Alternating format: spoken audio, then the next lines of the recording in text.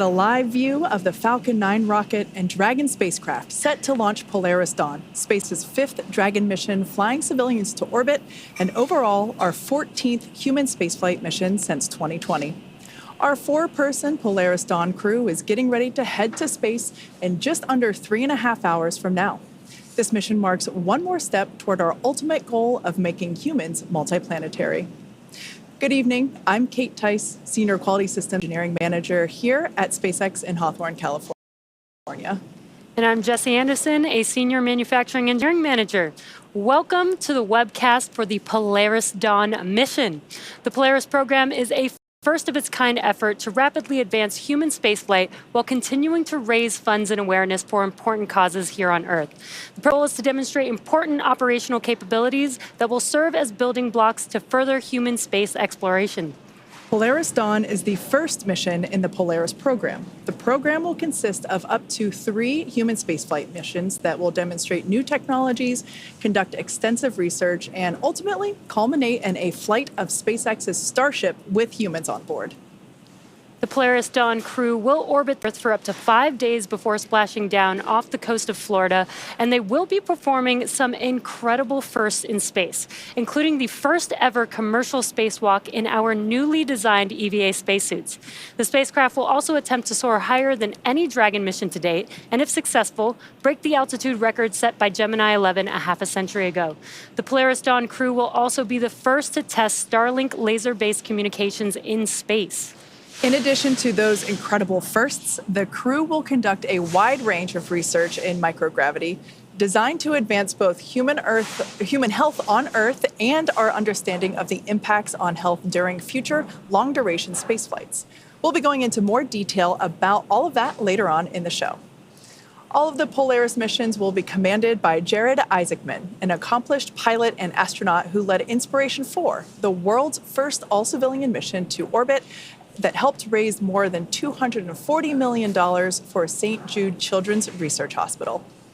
Building on Inspiration 4, Polaris Dawn will continue to raise funds and awareness for St. Jude while partnering with the organization to provide healthcare in underserved communities around the world. As the Polaris program expands our understanding of what's possible in human spaceflight, St. Jude will continue to strive here on Earth to improve global survival rates for childhood cancer. It is a really exciting day for us here at SpaceX, and it's already been a very busy day for the team. Now, we are currently awaiting walkout of the Polaris Dawn crew from the suit-up room. So while we wait, let's take a moment to meet our crew. As I mentioned, Mission Commander Jared Rook Isaacman served as commander of Inspiration 4, the world's first all-civilian mission to space. He holds several world records, including 2 speed around the world flights in 2008 and 2009 for the Make-A-Wish Foundation. He has flown in over 100 air shows as part of the Black Diamond Jet team, dedicating every performance to charitable causes. In 2011, Jared co-founded what would become the world's largest private air force, Draken International, to train pilots for the U.S. Armed Forces. In addition to his role as CEO of Shift 4, Jared is an accomplished pilot and astronaut with over 7,000 flight hours. Mission pilot Scott Poteet served as the mission director for Inspiration. There it is, your Polaris Dawn crew. As you can see, an incredibly impressive group with a diverse range of expertise that will certainly serve them well over the next 5 days in orbit. Working here at SpaceX, we've been fortunate to spend time with the crew. You'll see them walking around, getting lunch, feeling that we have a personal connection with the people we'll be sending to space and back. So let's take a moment to meet our Polaris Dawn crew in their own words. Hi, I'm Jared Isaacman. I'm Scott Kid Poteet. I'm Sarah Gillis. And I'm Anna Menon. And we're the Polaris Dawn crew. I love this crew. I mean, all of them are just so hardworking, so smart. Kid Poteet over here is our mission pilot. Talk about a career in the Air Force, doing every job as a pilot that anyone would aspire to achieve. And having somebody who has been there before and can bring that perspective to our training, but also when we're on the mission is just so important. We are what we are as a crew because of you. You hold us together and you are always there. Glue. You are always there predicting what every person needs. and he's needy. What? Our commander, Jared, I think he is incredibly sharp. That's right. Something I have just witnessed over and over is that he's always like 5 steps ahead of everybody else. He's a visionary. He wanted to make it bigger than just himself going to space. It was about how we could contribute and support organizations here on Earth, as well as continue to push the envelope for space exploration. So Sarah Gillis, the technical competence, we don't get out of any engineering update or brief or go through a procedure or debrief without getting into the weeds and making sure every T is crossed, every I is dotted. She holds my feet to the fire when we need to understand the systems and the operations. It's her intellect. Every time she speaks, every word is so thoughtfully prepared that served her in her role as core. It served her in her role as a trainer. Anna, you have this incredible joy that you bring to everyday life. It is infectious. It makes us all smile. Feels like she always has this big picture. Doesn't necessarily always speak up on it, but when she does, it's like time for everybody to stop and listen. And then as a biomedical engineer and a background like that inspires like a ton of confidence that when you go up there, if people aren't feeling right, that she's going to be there to take care. I cherish all the moments that we've had in these experiences, and we're just so excited to go to space. Hey everyone, I'm Atticus Federa, a propulsion engineer here at SpaceX in Hawthorne, California. You just heard from the crew while sitting inside their Dragon trainer, which is an exact mock-up of the Dragon that they will be living in for the next 5 days. Dragon is the first private spacecraft to take humans to the International Space Station, and it's currently the only vehicle capable of returning significant amounts of cargo to Earth. It's also the first private spacecraft to take an all-civilian crew to orbit during the Inspiration 4 mission in 2021. Over the last 4 years, the spacecraft has supported 13 human spaceflight missions and flown 50 crew members representing 14 countries. Through missions like Inspiration 4 and Polaris Dawn, Dragon is helping lay the groundwork for deep space exploration, rapidly expanding our knowledge of how humans will adapt, live, and work in space. Dragon can also help discover more about our home planet, and with the upcoming mission like From 2, we aim to do exactly that. Named in honor of the ship that helped explorers first reach Earth's Arctic and Antarctic regions, the crew of From 2 will be the first to explore Earth from a polar orbit. From 2 will be SpaceX's 6th commercial astronaut mission and will allow the crew to observe Earth's polar regions through Dragon's cupola at an altitude of 425 to 450 kilometers. Over the years, Dragon has proven to be quite a versatile spacecraft. It can autonomously dock to the space station when outfitted with the ISS docking adapter. In free flyer mode, the docking adapter can be swapped out for a cupola for the best views while in orbit, and that's going to be the case with the upcoming From 2 mission. Finally, we have the newest option, the Skywalker hardware, to support a spacewalk, and that'll make its debut on Polaris Dawn. Atticus, now let's take a moment to see what the Polaris Dawn crew and SpaceX teams have been up to today and what we can look forward to in the mission. The crew's wake-up call took place at about T-7 hours. After that, they went straight into checkouts with the medical team. And then they had an opportunity to sit down with their families for their first meal of the day before heading off to the suit-up room. Next, the crew climbed into the Tesla transport vehicles and made their way to the Falcon support building. Once they arrived, the SpaceX team briefed the crew on weather and launch details and also gave them their tablets that they'll be bringing with them on the flight. At T-3 hours and 45 minutes, the crew began suiting up in our brand new EVA spacesuit, which brings us to the current point in their events for the day. Now, once they are fully suited, they will then exit the Falcon support building and get into their Teslas again. We will have 2 astronauts in each vehicle, led by a support vehicle. And then from there, the crew will head to the launch pad. And once they arrive, they will ascend the crew tower in an elevator up to the 255. Countdown. Advanced team is complete with their steps and ready for crew arrival on schedule. Great news there. Sounds like the crew is tracking right on time with our planned countdown.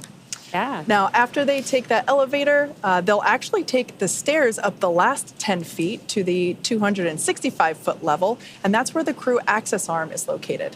That's where they will stop and make one final phone call before walking down the crew arm to the white room.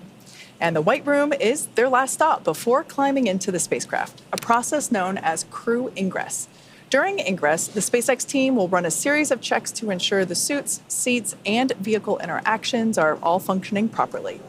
After all the vehicle and crew checkouts are complete, the SpaceX closeout team will close Dragon's side hatch and depart the pad. At T-minus 40 minutes, the crew access arm will retract away, followed by the arming of the launch escape system. And once the arm is retracted and the escape system is armed, propellant loading on Falcon 9 will begin. At T-minus 5 minutes, Dragon will be configured for terminal count. This is when Dragon's onboard computers take control of the spacecraft. And then finally, at T0, Dragon and Falcon 9 will lift off. While we wait for the crew to finish getting suited and make their walkout, let's get a quick status check on the countdown. How's it going, John? Well, Jesse, the good news is it's going well right now. I'm John Innsbrucker, Falcon 9 Principal Integration Engineer here at SpaceX. We're currently just under T-minus 3 hours, 10 minutes, and everything, as I mentioned, is going well. Just over an hour ago, the crew received their weather briefing. Currently, it's a 60% probability of violation. While the local winds are good, we're looking at scattered showers, thick clouds, possibility of flying through rain, and that's what's got the constraints as high as 60% violation. The good news is for the ascent corridor and around the world, conditions are looking better. It's actually the best weather forecast overall we've had since we started scheduling the launch. The challenge we have is a forecast has to predict good weather in the splashdown locations throughout the 5-day mission. And that's what's caused delays since late August up until this evening. Now, currently at Space Launch Complex 39A, you can see there on the screen, Falcon 9 and Dragon vehicles, they're quiet. The SpaceX ground support team, as we heard a minute ago, they're in the tower and they'll be awaiting the crew whose walkout is coming up. Now, we're currently on schedule to launch at 7 hours, 38 minutes, and 5 seconds universal time. We have the advantage today of nearly a 4-hour launch window. Now, if we're flying crew to the International Space Station, our window would be 1 second long. We have a very short window to the ISS to maximize performance of the Falcon 9 based upon when the space station passes overhead. But Polaris Dawn isn't going to the ISS. We don't need to use a 1 second constraint. Instead, if we do have weather or an issue that might crop up and take some time to clear up, we can delay the launch up until about 11 hours, 15 minutes universal time. But as always with Falcon, once we start propellant loading at T-minus 35 minutes, that will commit us to launching. If we had to hold the countdown at that point, it would be a launch scrub. We would not launch later in the window. But at T-minus 3 hours, 8 minutes and counting, everything is go for launch. As John mentioned, we are getting close to the T-minus 3 hour mark. We are standing by for crew walkout. This view here is one of the doors of the Falcon Support Building, or FSB, and that is part of Launch Complex 39A at Kennedy Space Center. And right behind those doors is where our SpaceX suit-up room is located. Yeah, super exciting. You can see the Polaris Dawn logo there on your screen. But again, this is where the crew will walk out. They'll get to say, some final goodbyes before they get into their Teslas and make their way to the launch pad. So very exciting. I can't wait to see them walk out in their new suits. Yeah, like I said, this is at 39A, and they will be getting into the Teslas to ride up to the pad. Even though it's just a little bit less than a mile, they could do the walk, but we're not going to do that in the Florida humidity. Yeah. We want to keep them nice and cool. It's a little bit of a walk, as you say. It's not that far, but it's a 3% grade or a 5% grade going uphill. So that's a little bit to do in your suits, even if they're flexible EVA suits. They are made for walking, but walking in space. Yeah, not on the ground. Good point. That's an excellent point. I was actually at Cape Canaveral a couple weeks ago for some work, and I actually did that walk, John, that you just mentioned.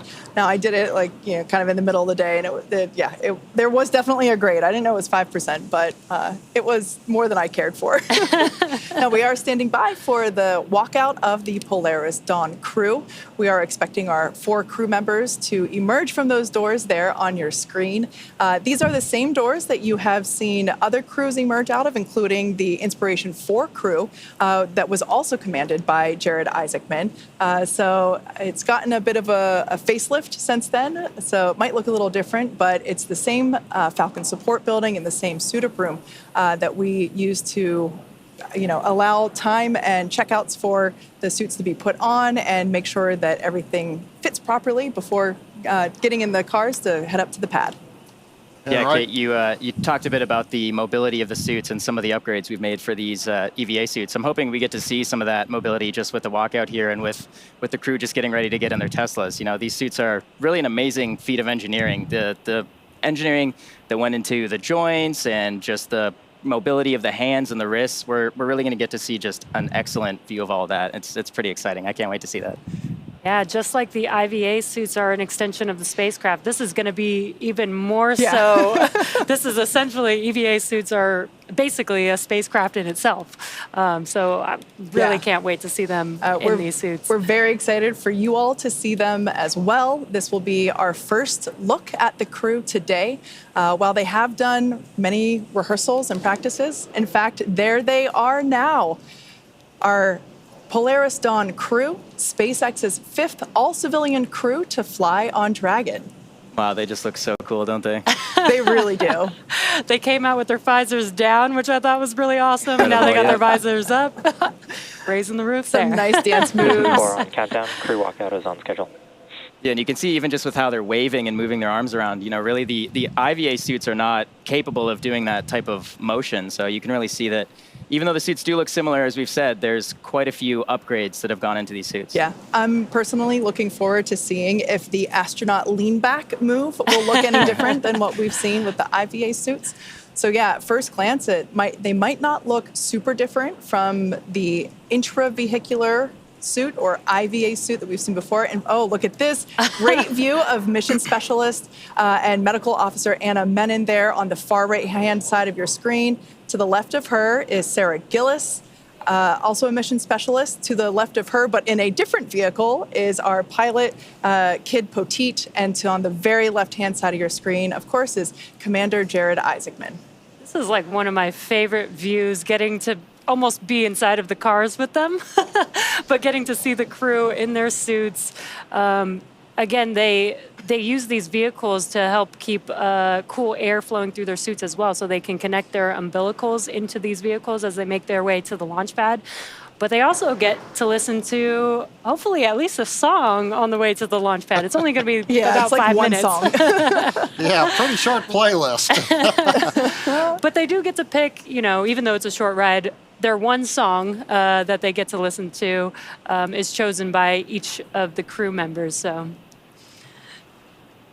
it looks like the SpaceX suit-up team has assisted the crew into the Teslas. The door's closing now, and the crew will be departing up to Pad 39A momentarily.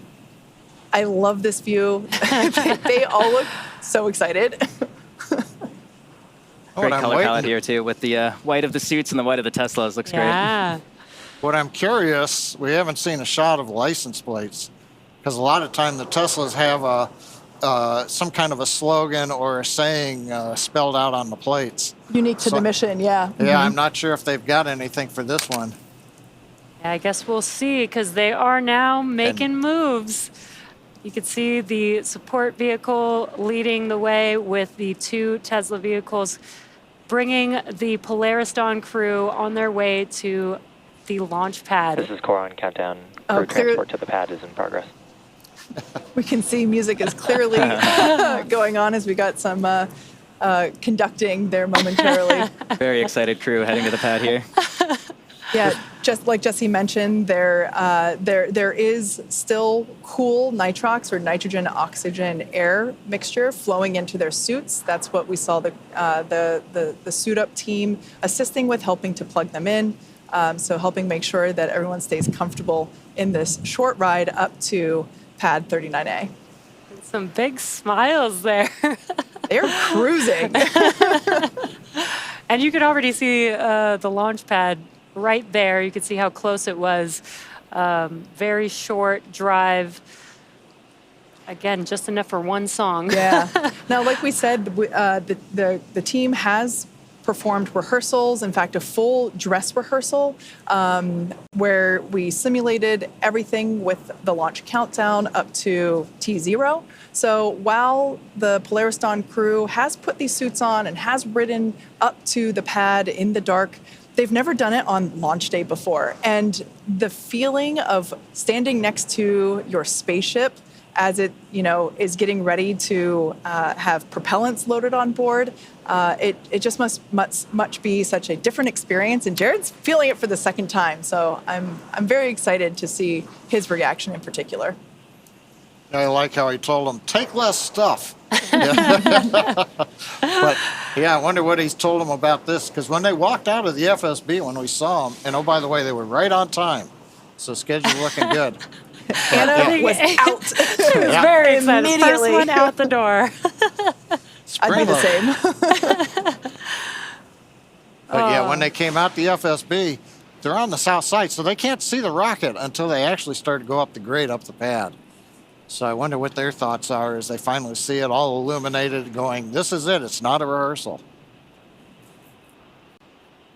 So while we don't have a close-up shot back there, we were just barely able to see the license plates. They say for St. Jude, and they have original artwork from St. Jude patients, which is so cool. I love that. I love that St. Jude has the patients do a lot of art and they utilize the art. Yeah. Oh, here's a great view. Oh, there we go.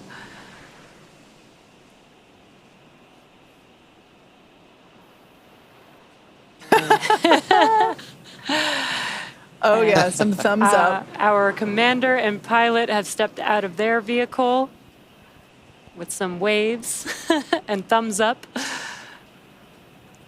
So you can see the machine there, which provides the cool air in the transport vehicle.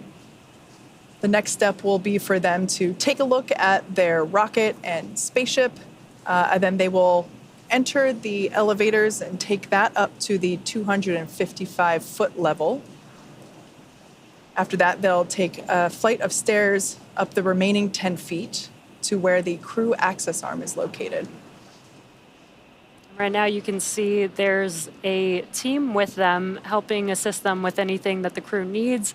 Even though these suits are very mobile, we do want to make sure that the crew is able to easily function, and you can see that they're helping with the umbilicals on each suit as they're going to make their way into the elevator and up the crew tower.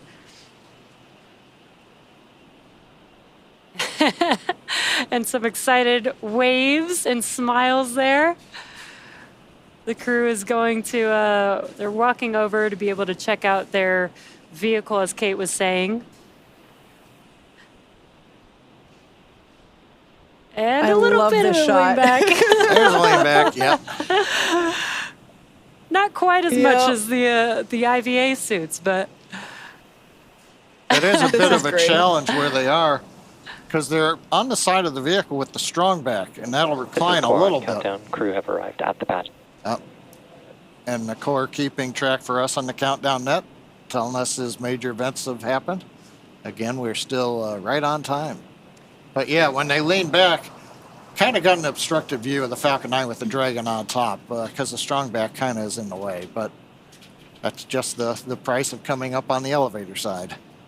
oh yeah, they've got a long way to look up. It's over 200 feet to the top of that rocket, so. Nice moment here to get some photographs with the entire crew in front of their Falcon 9 rocket. Now the Falcon 9 that's flying today is making its fourth trip to space. It previously supported the Crew 8 mission as well as 2 Starlink missions. And the Dragon spacecraft that they'll be flying in is Dragon Resilience, which first flew with the NASA Crew 1 mission and was followed about a year later with the Inspiration 4 mission. And as we mentioned, this will be Jared's second time not only flying with SpaceX, but also this capsule itself. Yeah. And we can see there that the first pair, I believe, was Anna and Sarah. have entered the elevator. Right about now, they're hitting the button labeled space on that elevator panel. Once again, that goes up to the 255-foot level. Once they get to that 255-foot level, they will walk up some stairs, and that'll take them to a very traditional telephone. Well, they'll get to make a phone call to whomever they wish, and they'll be able to, And there they are. They've arrived at the 255-foot level. They've exited the elevator, and we'll see the stairs here momentarily. A lot of people coming out of that elevator. Yeah. And we can see these arrows on the ground marking the direction for emergency egress. So you will notice that they'll give a little wave there, some fist bumps. Like we've mentioned, there's been a lot of training that goes into these missions, and so they have close relationships with the crew members. And speaking of crew members, like we've mentioned before, Jared Isaacman was the commander of the last mission to fly with this Dragon capsule, which was Inspiration 4. The Inspiration 4 crew walked the very same steps that you see the Polaris Dawn crew making now. And they also had an opportunity to make this phone call that we're going to see take place here. So we got a chance to talk with the Inspiration 4 crew. Here's who they decided to talk to for their last phone call before flying to space. When we got to the top of the launch tower, Jared and I came out of the elevator and went around and up the stairs and had a chance to make that final call with that really old push-button phone. And they still pay the phone bill, so it works. It's great. I chose not to call my wife because we had decided together that we had said our goodbyes after breakfast, and there was no need to kind of repeat that.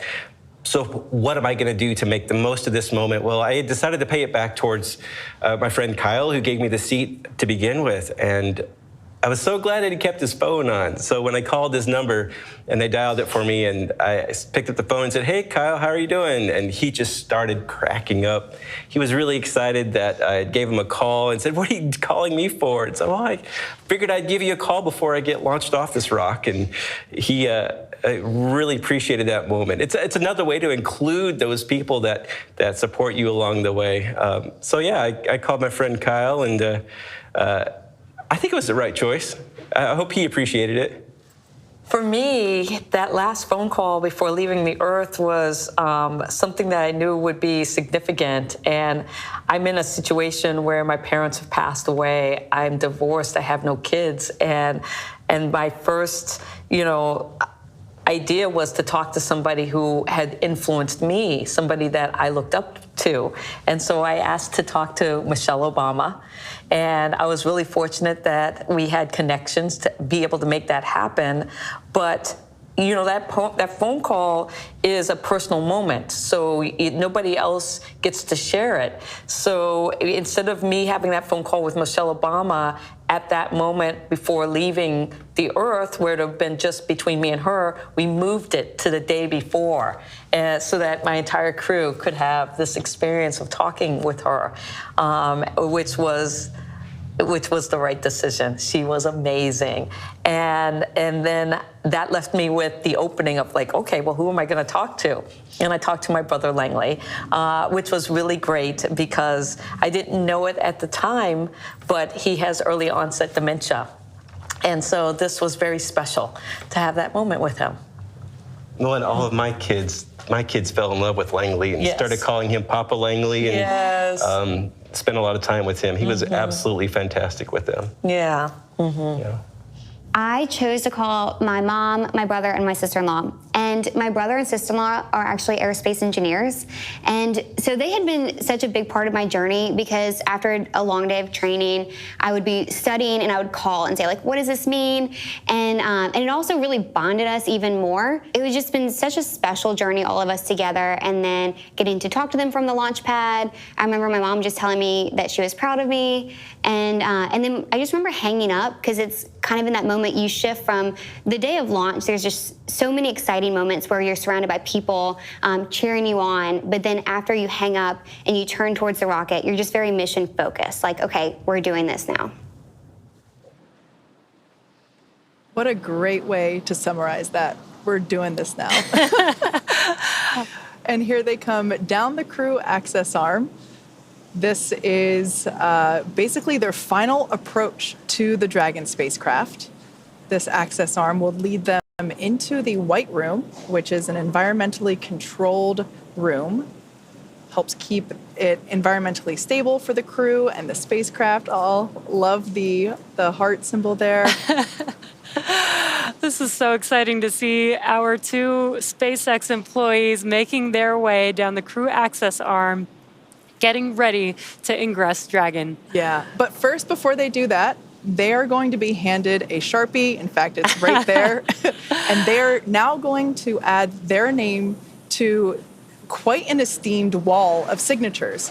They're going to sign it next to the X logo, of course, which is for our astronauts that fly with our private missions, next to the NASA meatball for the NASA astronauts. This is Core on countdown. Crew have arrived at the White Room and expecting ingress imminently. It's quite incredible just to see the number of signatures around that X. You know, we talked about Inspiration 4, which was only a few years ago, and now here we are with Polaris Dawn, which is our 5th all-civilian mission to space. You know, Yeah. so we're just really getting the numbers up in terms of private civilians going to space. Yeah, I love this. I love this tradition that you get to sign the wall when you get to fly and basically be able to leave a mark at least somewhere right before you lift off to outer space. And what's also super cool is this process of ingress that we're seeing. You'll notice crew members in the basically their black onesies, the ninja suits, and these are all part of the closeout crew. You can see a tablet there in action. They're following along with our electronic procedures, or EPROCs. And what I think is so cool about this mission in particular is that the 2 women that you see on your screen now are part of the larger space operations team that helped to develop these procedures that the closeout crew are using now. So I think that's such a very cool full circle moment. Also awesome. note in the White Room, you know, it's a FOD, foreign object debris. Make sure there's not anything that you're tracking in. You don't want to bring it into the capsule. And the tablets are an example of that. You know, when I came up in the business, everything in the clean room was still paper. And you'd watch somebody actually using a pencil and eraser and trying to erase something, and then all of the little rubber shavings are going down on the ground. You're going, oh, wait a minute, that kind of violates the concept of no FOD. Yeah, that's a good point, John. The White Room is actually a clean room environment. So the crew arm is actually pressed up against the Dragon spacecraft to create a seal to make sure that, you know, it's environmentally controlled inside of the crew access arm as well as the White Room before they ingress to prevent, you know, FOD and any exterior weather entering inside the White Room. This is a great view of the crew access arm in its entirety. We can see that they are now entering the capsule very carefully. There are some protective pieces around the hatch that helps protect the hatch itself, as well as the suits and helmet. We can see now that Jared and Kid have entered the White Room and are about to add their signature. I have a feeling that Kid may have just pointed to Jared's original signature from his Inspiration 4. And I think Jared's probably trying to figure out what to do now. Yeah, where does he put his second signature? He's our second frequent flyer after MLA. Michael Lopez Alegria, who flew twice on Dragon, and now Jared gets to be a frequent flyer on the same spacecraft that he flew on before with Inspiration 4. Yep, very cool. I don't think we have an Air Miles program set up yet, but maybe one day we will. We got to work on that, yeah. So inside the capsule, Sarah and Anna are getting situated in their seats. There is a closeout team member inside the capsule helping them get buckled in with their safety harness. Oh, actually, we can see there now our first live view inside Dragon Resilience. Sarah and Anna occupying the window seats, as it were, which is absolutely the seat I would also want if I were flying a Dragon. And But this, more importantly, mission specialist seats go in because that'll still leave the center line open for when Jared and Kid go on in. So there is kind of an order to how you get into the Dragon spacecraft. Absolutely. And as we mentioned before, our procedures document all of this down to a T, even down to the fact that the pad preparation crew that arrives in advance of the astronauts, they actually have it in their procedures to make sure there is a Sharpie ready to go in the white room. So we can see now Scott, or he actually goes by his call sign Kid Poteet, now making his way momentarily, getting a final check for zipper fitment and the finer adjustments of the spacesuit before ingressing into the capsule. Jared waiting so patiently. yeah. And the crew is there again to help them. They're also helping check for FOD, but you'll also see them as they ingress to protect their helmets from hitting the hatchway as they enter, making sure they don't damage the suits, making sure they don't hurt themselves while they're entering. And that's what that crew is there for, is to help them with every and anything in preparation to get into their seats and get ready for liftoff. We can see the suit up, the closeout team there assisting Kid, make sure he doesn't bump his helmet as he enters. If you're wondering what that green flashing light is, that's actually a hazardous operation indicator used at all of our facilities around Cape Canaveral and Kennedy Space Center. Green means go, as you can see. We will, of course, right about, whenever we have a pad clear period, that status indicator will change to yellow and red, of course. Yeah, Jesse talked about the clean room, the white room, and the seals around the spacecraft. You get a little bit of a look as Jared gets ready to ingress. But the seals are in place. Later on, we ought to see, they'll retract the seals, and then you can see daylight, or in this case, night, around the spacecraft as we get ready later on to retract the arm. And there goes Jared into Dragon. The last Polaris Dawn crew member to ingress the Dragon spacecraft. I can't wait to see an up-close photo of what Jared decided to do with signature number 2. We can see all 4 crew members now in their seats, Sarah and Anna. So just a quick rundown on the far left side of your screen. In seat number 4 is Anna Menon. Then to the right, we have Kid Poteet, our pilot, followed by Jared Isaacman, our commander. And then on the far right side, Sarah Gillis, now getting strapped into her 5-point safety harness as well. A nice view of the vehicle from the exterior as well as the interior.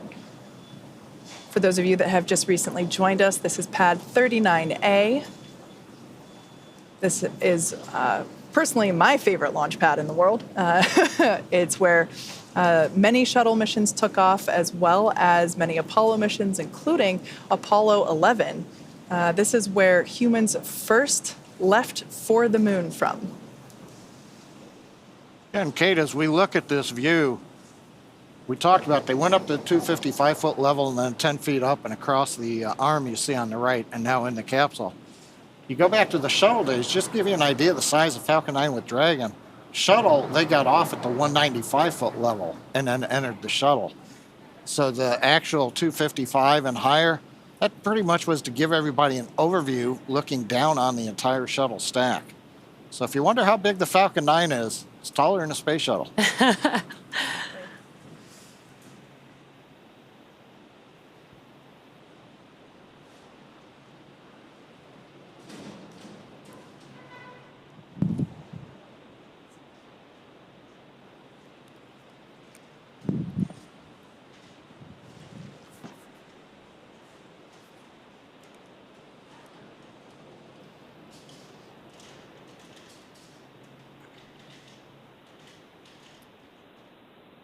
Now, while the crew gets situated in Dragon, Let's just take a moment to get familiar with the spacecraft that they will call home for the next 5 days.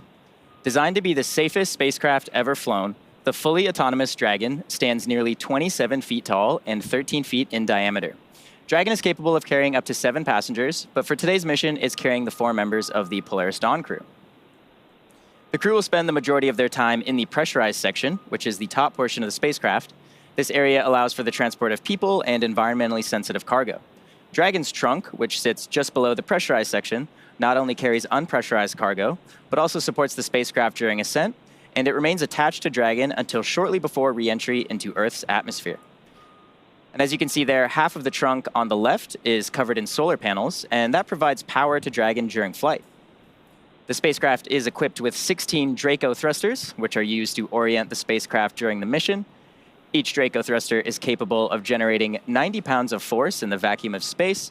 These engines are as important to Dragon as the Merlin engines are to Falcon 9. In addition to the 16 Draco thrusters, there are 8 Super Dracos that power spacecraft's launch escape system. In the unlikely event of an emergency, the Super Draco engines can power Dragon half a mile from the launch vehicle in less than 8 seconds. And just like Falcon 9 first stage, Dragon is also reusable. In fact, Polaris Dawn crew is flying today in the same spacecraft that supported NASA's Crew 1 mission and Inspiration 4. There are a few changes that we've made to Dragon for this mission. In order to accommodate a spacewalk, this is the first Dragon to be outfitted with a Skywalker in place of the cupola observation dome. The Skywalker is a structure that is mounted to the top of Dragon, as you see there on your screen, and the astronauts will use this to assist in exiting and re-entering the spacecraft during their spacewalk. This Dragon is also carrying Starlink, making this the first mission to attempt to use the Starlink network in orbit. Inside of Dragon is a router connected to a user terminal in Dragon's trunk. This terminal will be linked to a new device known as the Plug-and-Placer, which will enable the spacecraft to communicate with Starlink satellites that will be in orbit below Dragon. We're excited to see all of this in action, but Dragon has to get there first. So let's take a look at the rocket that will be taking our crew to space. Dragon will be delivered to orbit today by SpaceX's Falcon 9, the first orbital-class rocket capable of reflight. Reusability allows us to refly the most expensive parts of the rocket, and that drives down the cost of spaceflight. To date, Falcon 9 has performed 369 orbital launches, 326 landings, and 300 reflights. Standing about 65.5 meters, or about 215 feet tall, Falcon 9 is a 2-stage rocket that provides 1.7 million pounds of thrust on its first stage, thanks to its 9 Merlin M1D engines. Today's mission will be the 4th launch and landing for this booster. It previously supported NASA's Crew 8 mission to the International Space Station in March earlier this year. It's also supported two SpaceX Starlink missions. After stage separation, when the first stage has done the bulk of its job for the day, it will initiate 2 burns as it makes its way back down towards Earth. First burn is the entry burn to help slow Falcon 9 down as it prepares to re-enter Earth's atmosphere. And finally, on the first stage, we have the landing burn, which will further decelerate the rocket just enough to perform a precision landing on our drone ship. Just read the instructions. And that drone ship is currently stationed in the Atlantic Ocean.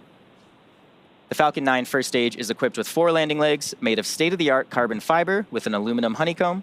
Placed symmetrically around the base of the rocket, they're stowed during ascent, and they will deploy just before landing. Moving up the rocket, Falcon 9's second stage. This engine ignites just a few seconds after stage separation and can be restarted multiple times to place multiple payloads into different orbits. The second stage is powered by one single Merlin vacuum, or MVAC engine, and this engine is capable of more than 220,000 pounds of thrust. The MVAC features a significantly larger expansion nozzle to maximize the engine's efficiency in the vacuum of space. At full power, the Merlin vacuum engine operates with the greatest efficiency ever for an American hydrocarbon rocket engine. And let's not forget the unsung inner stage, a composite structure that connects the first and second stages. It also houses the pneumatic pushers that allow the first and second stage to separate during flight. That's also where you'll find Falcon 9's 4 hypersonic grid fins, which are at the base of the inner stage, and these help orient the rocket during re-entry. Here in Hawthorne, you can actually have lunch in the cafe while watching the inner stages be made just across the aisle. All right, while we continue to count down here, how are things going, John? Well, Atticus, things continue to go well. We're mostly watching the weather. We're just over T-minus 2 hours, 36 minutes. We saw the crew ingress into Dragon less than 15 minutes ago. They're currently in their seats. They're going through the process of settling in. They're getting the tablets stowed, their umbilicals hooked up. They're going over the final preparations with the SpaceX closeout team that's both inside and outside of the Dragon spacecraft. Now, with the umbilicals connected and everyone complete with their initial setups, the SpaceX core, we ought to initiate a communications check with the crew. That'll happen somewhere in the next several minutes. We should hear that over the countdown net. Now, once those comm checks are complete and everybody has checked through Dragon, made sure everything underneath the seats of the crew is clear out of the way, and then the ground team backs away, the crew seats will rotate into a launch position, and then the SpaceX ground team will begin the work to close the hatch. That'll include suit leak checks, closing the hatch, doing hatch leak check, working our way through until what eventually becomes about T-minus 1 hour when everything's buttoned up and the ground support team heads out of the pad area and we count down to launch. Speaking of launch, right now the launch vehicle, the Falcon 9, is in a fairly quiet state. You can see on your screen Falcon 9 Dragon, crew access arm in position as we're counting down. Not a lot has been happening with Falcon 9 lately. The SpaceX countdown engineers, they'll be conducting some checks as we hit the 2-hour mark. They'll be going over mostly data that's been collected during checkouts over the past 6 hours as we started the master countdown sequence for the launch vehicle. Now, shortly before the T-minus 1 hour point in the countdown, we're going to evaluate conditions again, determine if we are go to continue towards launch. Now, that launch time is currently scheduled for 7 hours, 38 minutes, 5 seconds universal time, or the very early time of 3:38 a.m. Eastern Daylight Saving Time. So right now, it is early morning for the SpaceX ground support team, the launch team, as well as the 4 crew members on board the Dragon spacecraft. Now, also at T-minus 1 hour point, we load a small amount of the RP-1 fuel, the kerosene fuel that we use in the Merlin engines. That's a process known as engine bleed-in. The fuel is used to cool the thrust chambers before we burn it in the engine. We want to make sure that those engine walls that have fuel in them prior to engine ignition, which occurs at about T-minus 2 seconds right before liftoff. Propellant loading will begin at T-minus 35 minutes, and then we'll count down to 0, standard Falcon 9 countdown. But before we get into propellant loading, we'll have a couple extra events. One's going to be the removal of the crew access arm. You can see they're stretched out from the fixed service structure. Nice shots from, I believe, drone or helicopter. And you can see the arm extended out, and right now the support team's at the end of it in the white room. We'll retract the arm. As soon as the arm's out of the way, it takes a couple of minutes, then the crew will arm the launch escape system on board the Dragon spacecraft. That enables the Super Draco thrusters, should we need them, both during the last half hour of the countdown. Dragon SpaceX for umbilical comm checks. Go, SpaceX. Dragon, looking for a comm check from Commander, Pilot, MS-1, and MS-2. Copy that, SpaceX. Commander, comm check.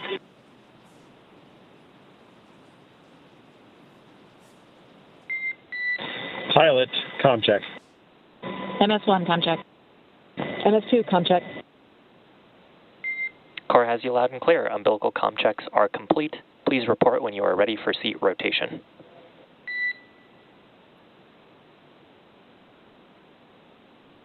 SpaceX Dragon, we're ready for seat rotation. SpaceX copies. I will report when we are initiating.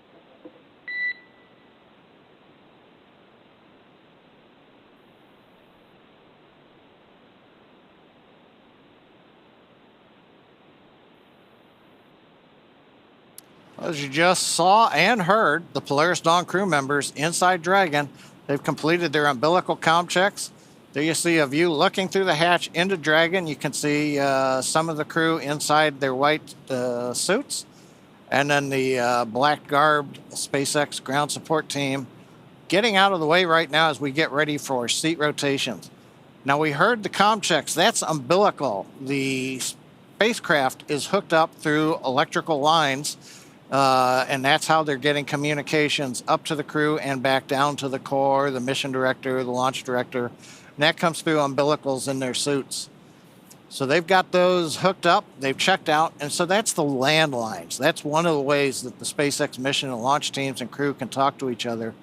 Now, once in space, we obviously don't have a long electrical umbilical or any physical connection to Dragon. So instead, to talk to the crew, we use ground stations and NASA's relay satellites. We'll be checking those out a little bit later in the countdown, and we'll bring that to you when that happens. Right now, the crew waving. Dragon SpaceX, we are beginning seat rotation. And here comes seat rotation.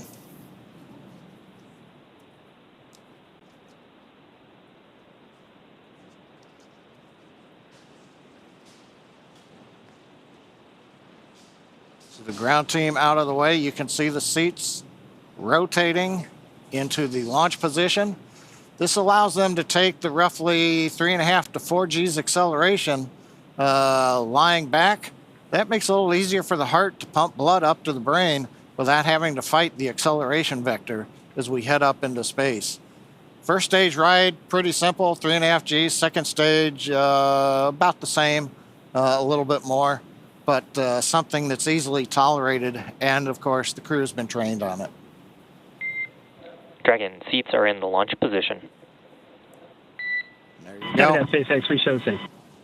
Their seats have been rotated upright, and they are rotated from the upright position. They're now in that reclined launch position.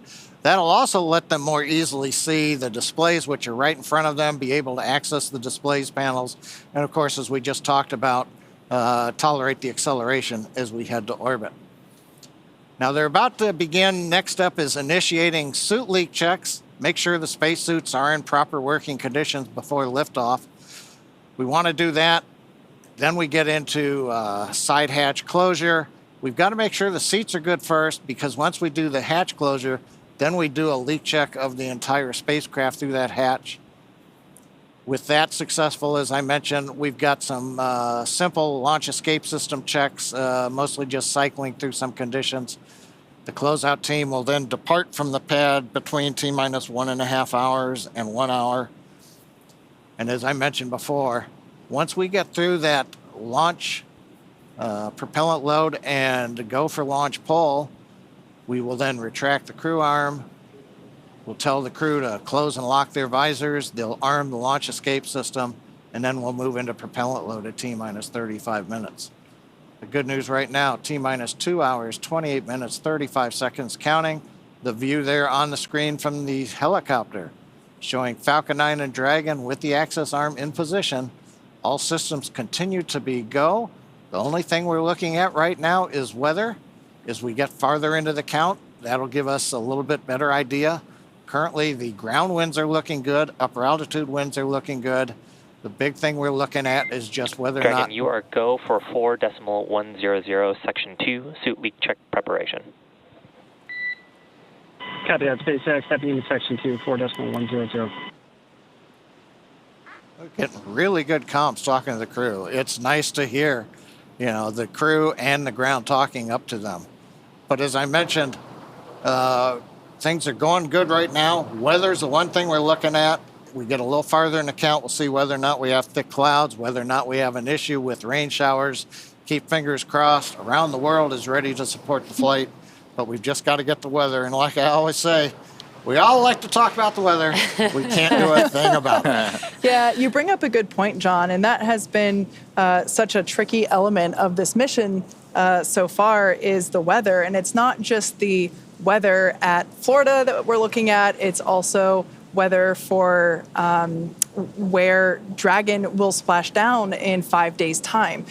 We have to be sure that we can bring Polaris Dawn back safely within the weather bounds. And so this time of year is a little challenging in that part of the world. And we're really hoping that we can stick it out in terms of the... SpaceX Dragon, Terra complete. We're ready for leak checks.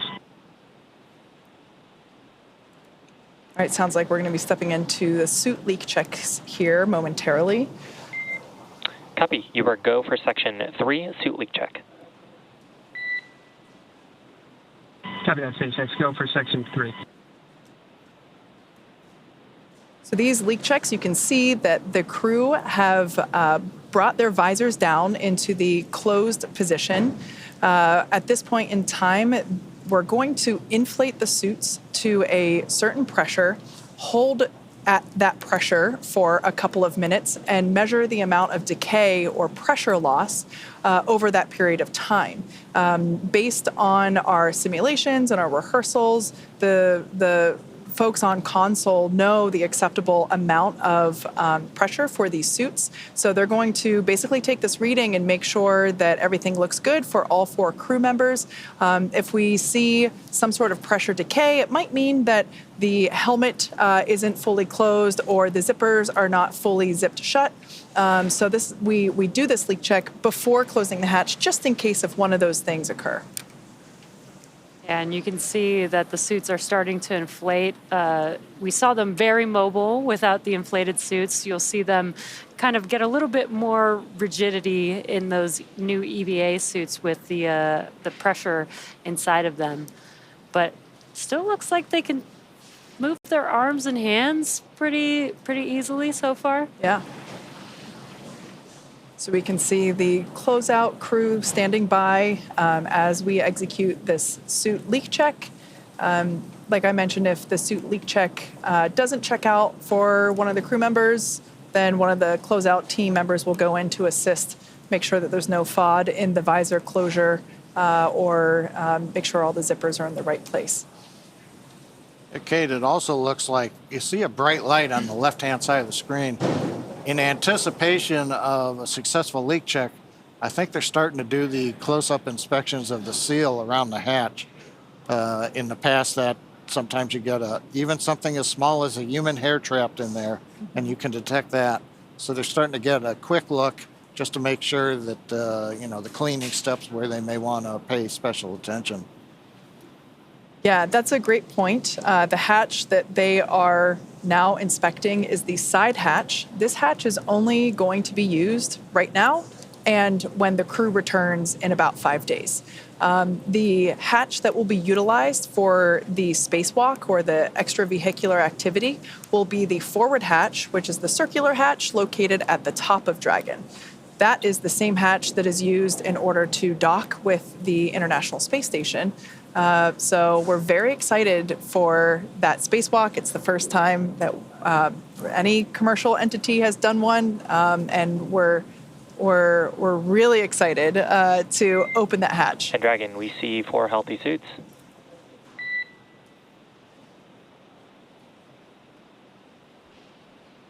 You might recognize that voice and that face. That is our fellow webcast host, Shiva, doing his real job as SpaceX, 4 good suits. As a space operations engineer. He is our crew operations and resource engineer on console tonight. Some good news there. We got some good suit leak checks, which is very exciting. Next up, they will also do some comms checks to make sure that the umbilicals in their suits are working properly and that they can get communications through all the loops that they're using between the crew and all the supporting teams. We can see the 2 pilots are now starting to use the screen in the Dragon. I think this is actually one of the coolest things about Dragon is the entire interface that pilots the vehicle, if needed, is actually a touchscreen. And this is, quite a big development since some of the older eras of spaceflight, right, where we would see lots of physical knobs and switches and all kinds of different interfaces. But Dragon has really innovated kind of across the board, and that includes things like our user interface here. Yeah, absolutely. That's a great point, Atticus. The design teams, when designing not just the suits, but the spacecraft itself. Dragon SpaceX closeout team has performed their final closeout steps. Please proceed to section 4 for side hatch close and report when you are ready for side hatch closure. Copy that, SpaceX, stepping into section 4. Yeah, the design team, wanted to build a vehicle that was robust and safe. And so not only did they want to make it function like a spaceflight vehicle of the future, but also look like one as well. And one glance inside the capsule, and even to this day. SpaceX Dragon in section 4.100, we're ready for side hatch closure. Core copies, ready for side hatch closure. Even to this day, almost 10 years here, I still get so excited and giddy stepping into a Dragon capsule. It's just so otherworldly in itself. Well, you think about it. If you've been to the Smithsonian or some of the other museums where the Apollo command modules are from the flights in the late 60s, early 70s, there's about 450 switches in there. So 3 people had to know where everything was. But it also meant that if you were on the left side and your switches were yours, it wasn't like the person in the middle or the right could do the same function. Whereas with the touch panel displays, worst case, your screen goes bad, just use the persons next to you, or have, in this case, Jared can take Kid or Kid can take Jared's functions over, and vice versa. So you can just shift capabilities back and forth across the screen. So it's something that we didn't have decades ago, even in the shuttle, where they went to glass cockpits partway through the life, but a lot of mechanical switches. Yeah, John, that's a great point, that if you have the mechanical switches, it's a lot harder to, make any updates or be even more flexible. It's almost like those switches are just what they are, whereas the display screens, you can kind of make whatever updates you need to, pending the hardware of the displays, but a lot more flexibility. So we saw some waves happening with the Polaris crew. It looks like the closeout team is preparing. Yep, they're removing the protective paneling that they put around the side hatch to protect the hatch itself during ingress. And it looks like they're removing that now in anticipation of side hatch closure. Now, once we close the side hatch, we will do something very similar as we just saw with the suit leak checks. We will perform a hatch leak check where we inflate the seal around the hatch itself, hold it at a certain pressure for a couple of minutes, and do the same thing, measure that it holds the correct amount of pressure over that period of time. As John mentioned before, the smallest piece of FOD can prevent that successful leak check. So we can see many panels being removed, and this helps to protect that side hatch, and we're going to see them do another inspection before enclosure. What's exciting about this mission is typically we usually say when that side hatch closes, it's the last time that the Dragon capsule will be opened until they return back to Earth. But in this case, we will be opening up a different hatch during this mission for them to do a EVA spacewalk. And it looks like they are taking some closeout pictures. Again, they do an inspection of that.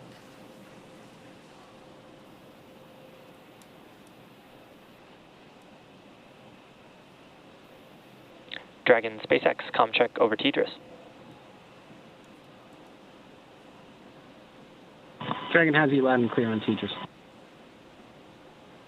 Core has you loud and clear. Tidris comm checks are complete. Please stand by for comm checks with the DC, MD, and LD in the launch configuration. Dragon DC on countdown 1, comm check.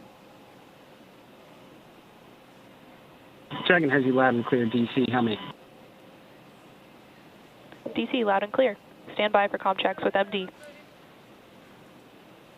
Dragon MD on countdown 1, comm check. Dragon has you loud and clear, MD. How many? MD loud and clear. Stand by for comm check over Dragon to ground. Dragon MD on Dragon to ground, comm check. Dragon has you loud and clear, MD. How many? MD loud and clear. Stand by for comm checks with LD. Dragon LD on countdown 1, comm check. So the crew does still have a little bit more work.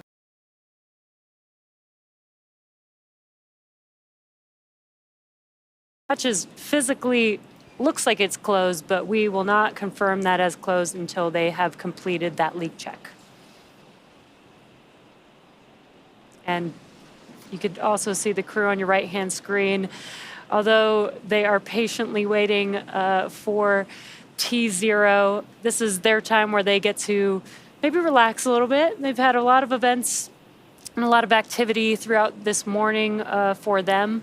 And now they get to, monitor how the vehicle is doing and read through any procedures that they want to on their tablets and prepare for that T0 in just about a couple hours from now. Great shot of the pad there. You can see Falcon 9 standing tall at Launch Complex 39A. Just about T-minus 2 hours away from liftoff. Of course, we do have our 4 members of Polaris Dawn in the Dragon at the top of the vehicle right now. So far today, everything has gone according to plan. We are on time with all of our procedures.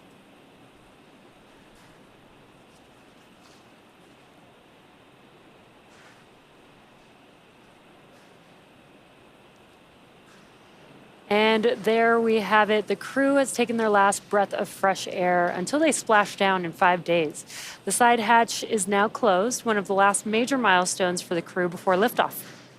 As we mentioned before, this is actually Jared's second time flying on Dragon, but for Scott, Sarah, and Anna, this is the first time that they're experiencing what it's like when that hatch closes right before liftoff.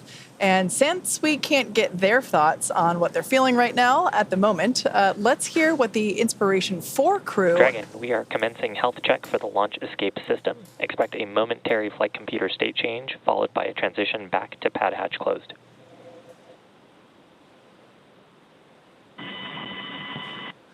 Copy that, SpaceX. We're tracking.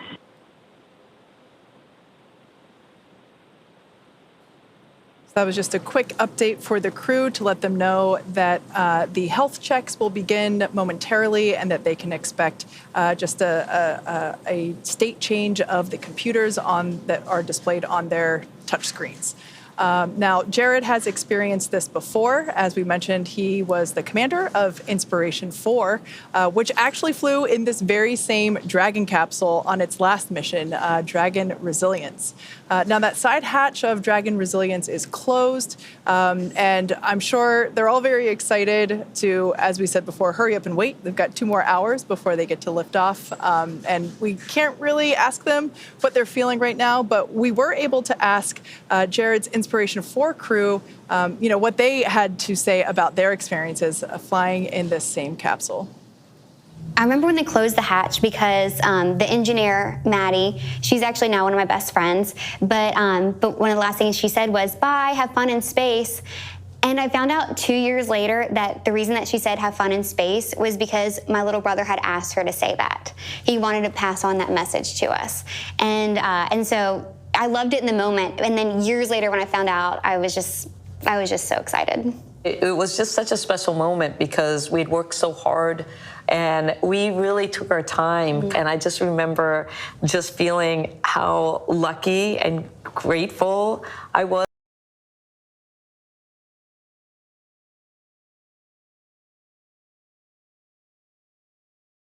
Go on this journey. For me, being the mission pilot, I was like, in my head, I'm like, don't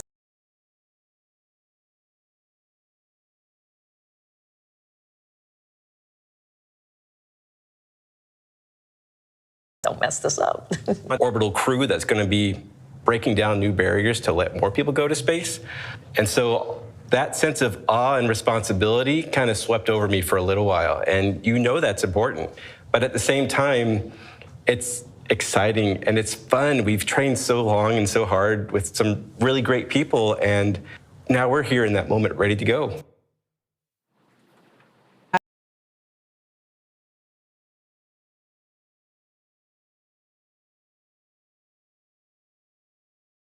And Falcon. Now, while we wait for those final checkouts to complete, let's take a look.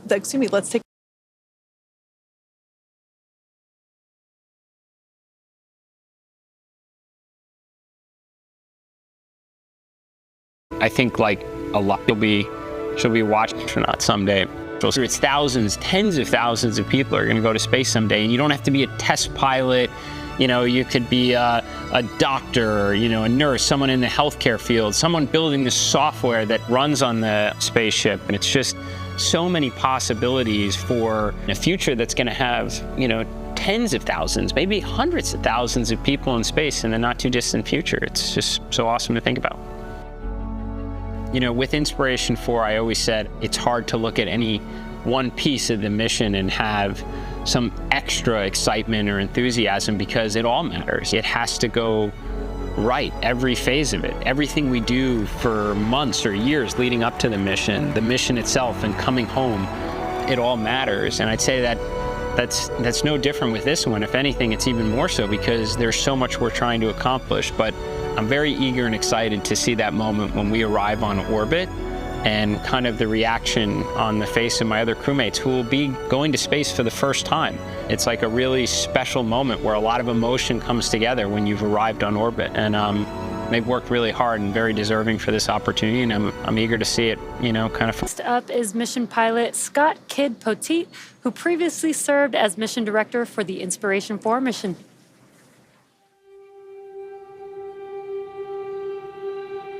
So my love for aviation and space, it started in the 80s. That's when I grew up.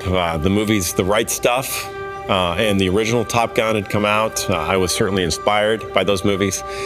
But honestly, I struggled as a kid. I was a C and D student. The only reason why I got into college was I was recruited to run. I even struggled in college. I ended up with a degree in outdoor education.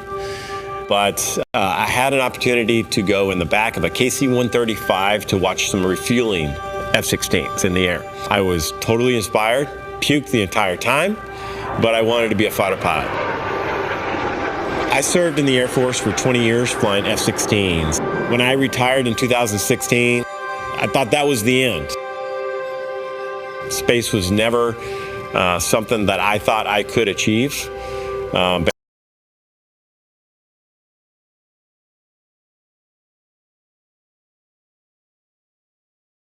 Those with advanced degrees.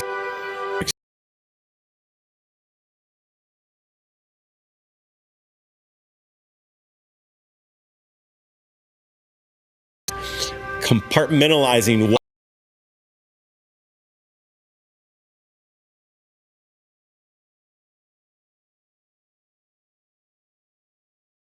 aha moments. I think about what it's going to be like for this moment.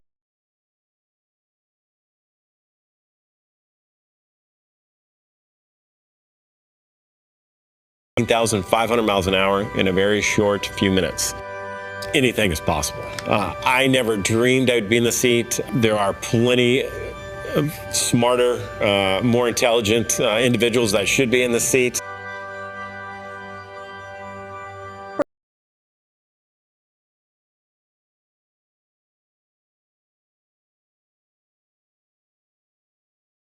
Who also happens to be a member of the SpaceX team.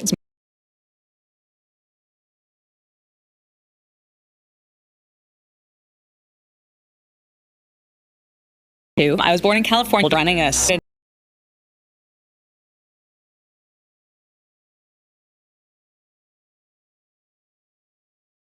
and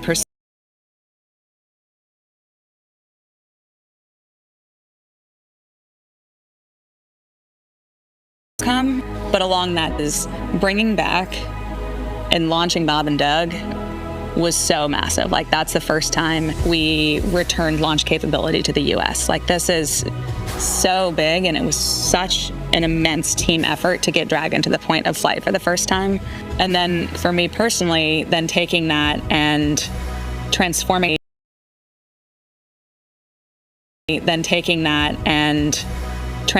that. When I got a job out of graduate school at NASA, transitioned over to SpaceX, and I have been here ever since.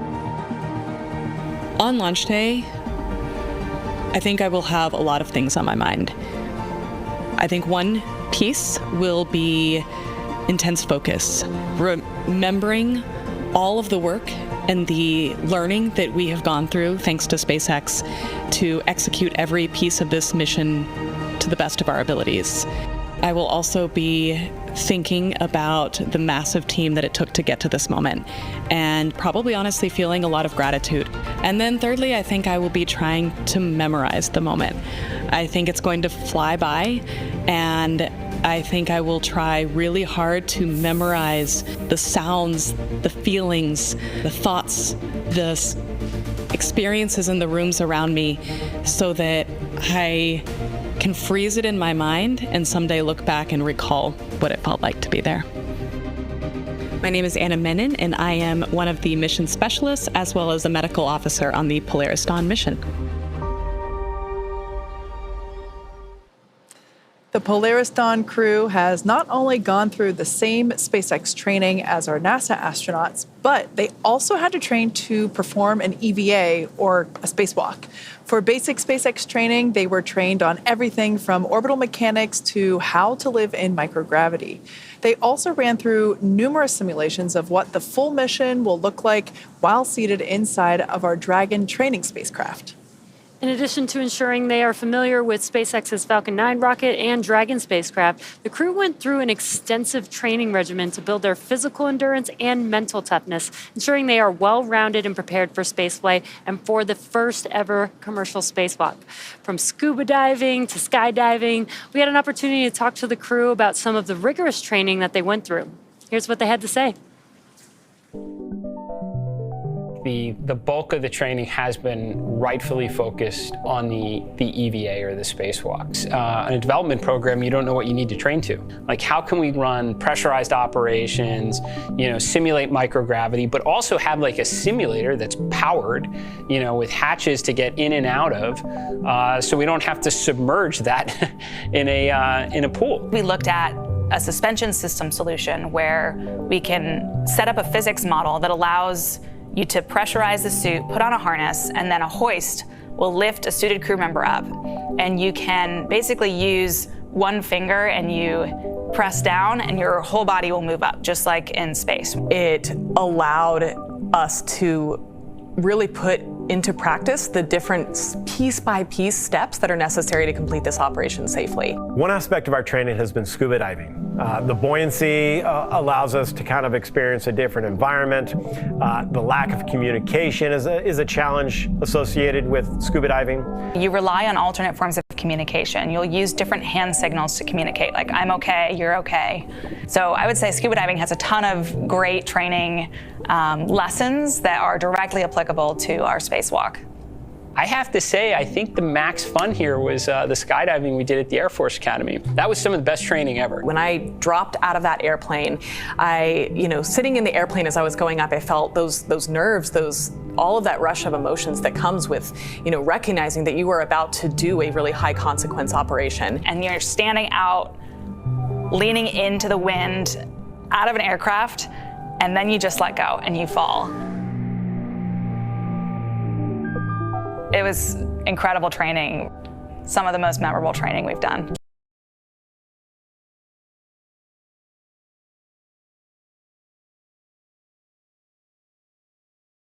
That's spinning you around and imparting forces on your body that are similar to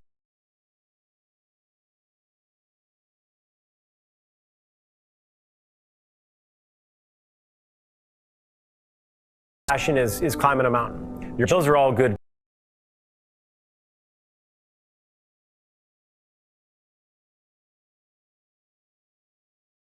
And we've had like lows. It's just been a great 2 years of growth. Some of the best times of my life. We are fortunate today to be joined by former NASA astronaut Mike Hopkins, who has participated in 5 spacewalks and spent a total of 333 days in space. Mike also served as commander for Crew 1, which was SpaceX's first post-certification mission on Dragon, also the second crewed flight for that vehicle, and his second long-duration mission aboard the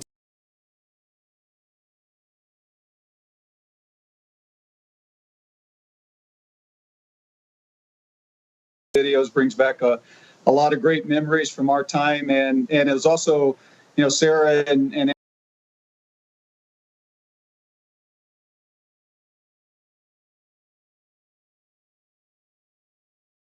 You were already a seasoned NASA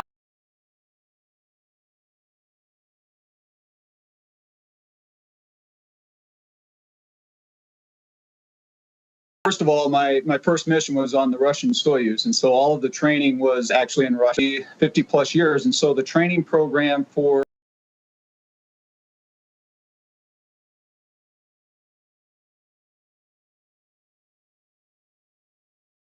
whereas on the SpaceX side, we were going through that training for the first time. A lot of times that when the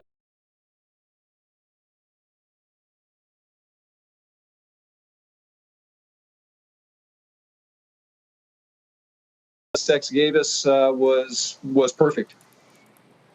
It was almost like you guys worked here full time. But I know you were all here mainly for training for your mission. Can you tell us about some of the more rigorous training that our teams put you through? Yeah, you bring up the opportunity to walk around and all that, and that was pretty special because you get to see the people that have designed, that have built, that are making the vehicle that you get to go into space with, and so that was certainly special. But remember as well, when we got ready for our launch, that's when the pandemic hit, and so that world that we were in got a lot smaller. We were actually kind of confined to the training area, and so it certainly changed a lot. And I have to give a lot of thanks and kudos to SpaceX, to NASA for getting us through that training during that very difficult time.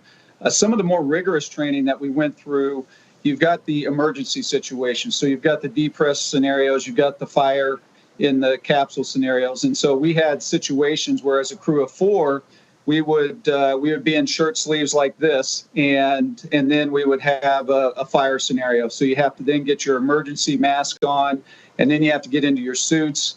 And at the same time, you're working procedures on the screens and all of that. And so those activities, trying to get all of that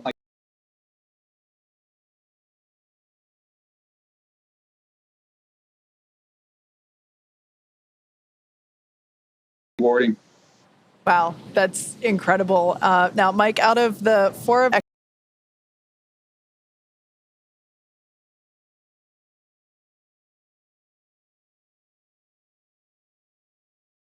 this mission.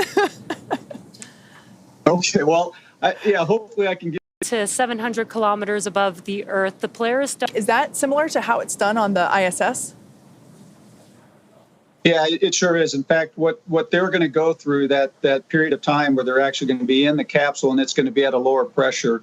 We used to do a technique very, very similar on board the International Space Station. We called it a camp out. And so the astronauts would actually go inside the airlock and crew lock and close the hatch, bring it down to a lower pressure, and they would actually sleep overnight in it.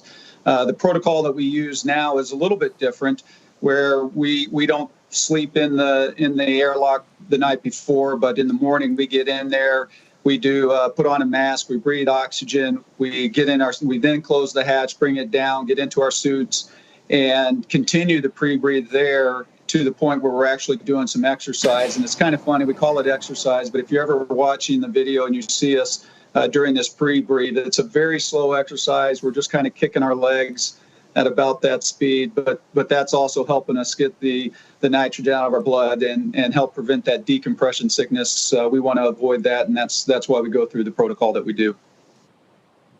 Yeah, thanks, Mike.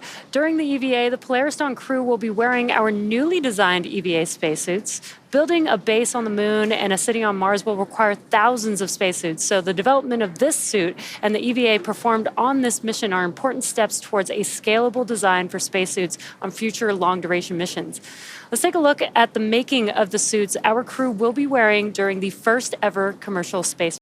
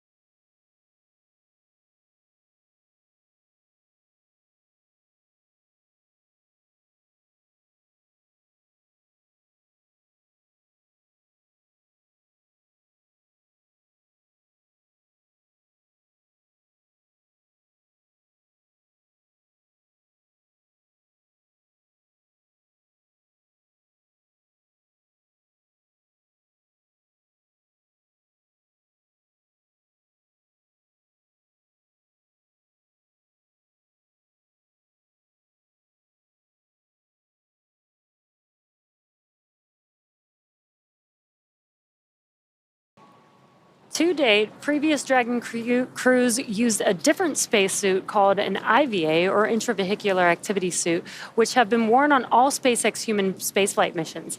Now, as commander of SpaceX's Crew 1 mission, Mike, I know that you're definitely familiar with that suit. So can you tell us how your experience with the IVA suit was? Yeah, I love the suit. I thought it was a fantastic suit. It was very comfortable. I thought it was easy to get into. I thought easy to close up and get it into a sealed condition. I don't ever remember us in any of our training or while we were on the mission itself when we had to do a suit leak check. I don't ever remember us having a case where we failed that leak check. And so I thought the suit was very reliable, again, very comfortable and very effective for what we needed it for. That's awesome feedback. Now, both the IVA suit and the EVA suit, great suits, both of them. And we might be able to immediately notice some differences. Since the original suits were only intended for use inside of Dragon, SpaceX designed this new suit to perform both in and outside the spacecraft. Some of the upgrades include new joint designs that remain soft until pressurized. We saw that a little bit during the suit leak checks. And all this is done while maintaining mobility as well as improved thermal management. Now, Mike, in your opinion, what is the most important feature of an EVA suit? Yeah, I think that you heard Chris and Maria and Eric talking about that, and that's the mobility.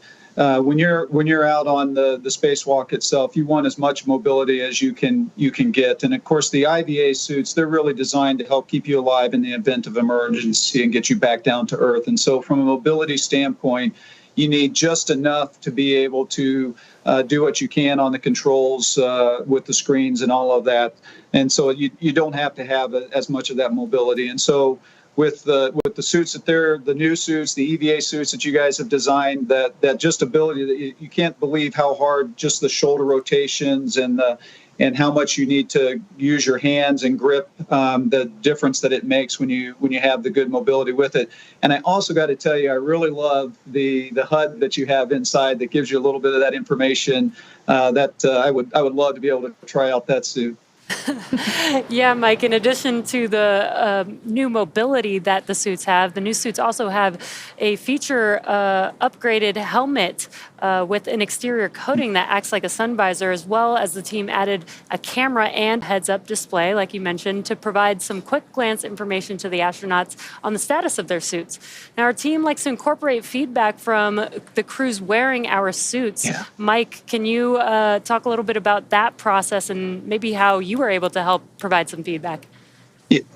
Yeah, it was kind of fun because when we were going through our training, they were also initially designed in the suits. So the feedback that we were giving was kind of like what the Polaris Dawn crew has gone through with the new suits, the new EVA suits, is you're getting actually to help design the suits that all the crews that come after you are going to get to wear. And so that was fantastic, and they were just wonderful about taking our inputs and trying to design the suits that fit us in the best way possible. And then, of course, the other thing that I don't know if a lot of people realize, that each suit is custom made to each astronaut, and so you go through an individual sizing with it.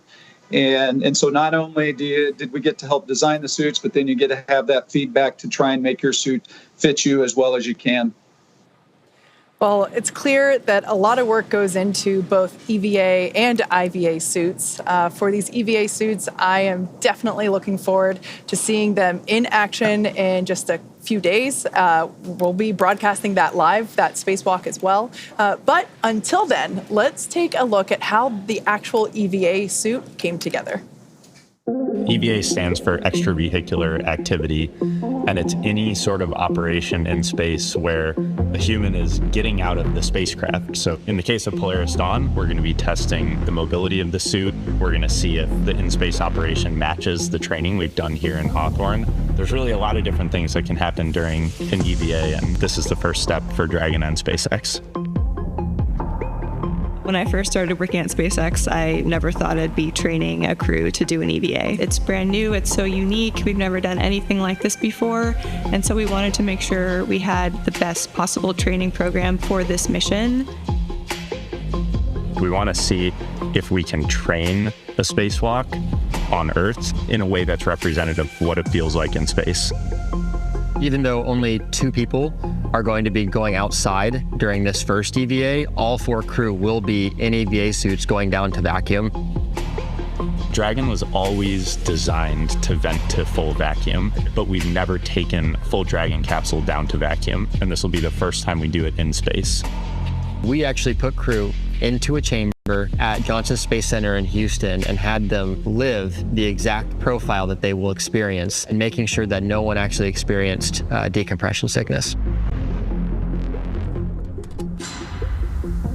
We have a couple new training assets for Polaris Dawn to train the EVA specifically. The suspension system that we have is situated on top of the platform of our capsule simulator.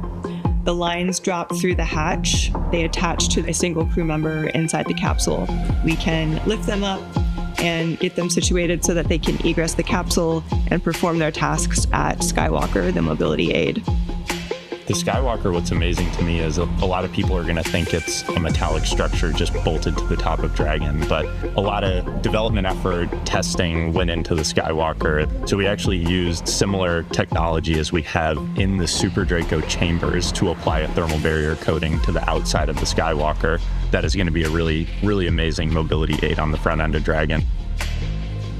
We also developed a sideways simulator, so we flip the hatch on its side. In the event the hatch fails to close, they can manually close the hatch. We had them do that in a sideways suspension system, so gravity isn't helping them close or helping them open that hatch mechanism. It's new development for Dragon, it's new development for SpaceX and the industry as a whole. So this is a great example of where Polaris Dawn is forcing the team to innovate in a way that adds safety and reliability to every Dragon mission going forward.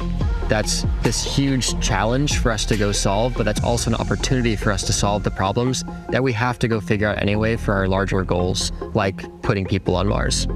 The Polaris Dawn objectives are the first step towards that ultimate flight with humans inside of Starship, which is right on the SpaceX development path that we have towards getting to the moon and Mars. It's just so cool to see how the EVA is coming together with the EVA suits. Now, as we mentioned earlier, Mike participated in 5 EVAs during his career with NASA. Now, we know you had to go through a lot of training and preparation, but what was your first EVA like?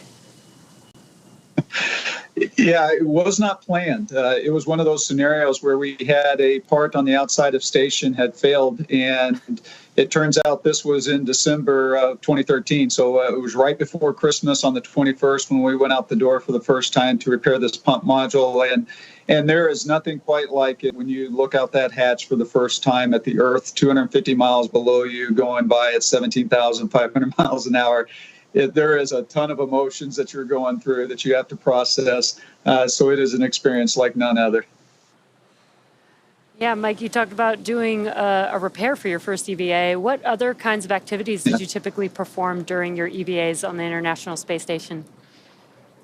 Yeah, during the course of the five spacewalks that I've done, it ran the gamut. So the pump module that we had to repair on that first one, that was one of those what we call contingency EVAs, and we have a series of those where we've trained for them, but we just don't know if we're going to have to do them. It depends on what happens. And then some of the other ones we are repairing, we replace. That's actually Ike right there on the screen. That's one of I guess that was probably my fourth spacewalk right there. But anyway, there we're actually adding a new antenna to the outside of the space station. And so we really ran the gamut, prepping for adding new things, doing repairs, and then also just doing some normal maintenance outside. So what we're hearing is that in a lot of ways, you had to be a jack of all trades out there, an astronaut, a mechanic, a scientist, handyman, all wrapped into one. Is that a good way to describe it? Yeah, sure. A jack of all trades with a heck of a view. Yeah, that must be pretty incredible, Mike. But changing gears a bit here, the Polaris Dawn crew will attempt to fly higher than any Dragon mission to date. At 1,400 kilometers, this would be the highest altitude orbit for a crewed spacecraft, breaking the record set by Gemini 11.5 a century ago. Now, looking down on Earth from above, from any altitude, is a sight that few have experienced, and there's even a term for the effect that it can have on someone. The author, Frank White, first coined the term in his book called The Overview Effect, Space Exploration and Human Evolution. Mike, can you talk about your experience when you first saw Earth from space?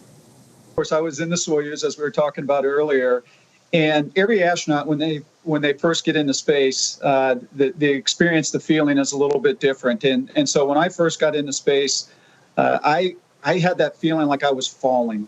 And so I have to admit that when I looked out the window for the first time and looked down at the Earth, there was a lot going on that I didn't quite have that same feeling of the overview effect. It was kind of pinch yourself. I can't believe I'm here, but then it was kind of like, what's going on with my body and trying to figure all of that out. But fortunately, I had some time to be up in space to experience that. And a lot of times the overview effect, people think of it in terms of it gives you answers. You see how we're all connected on Earth, and that is certainly true.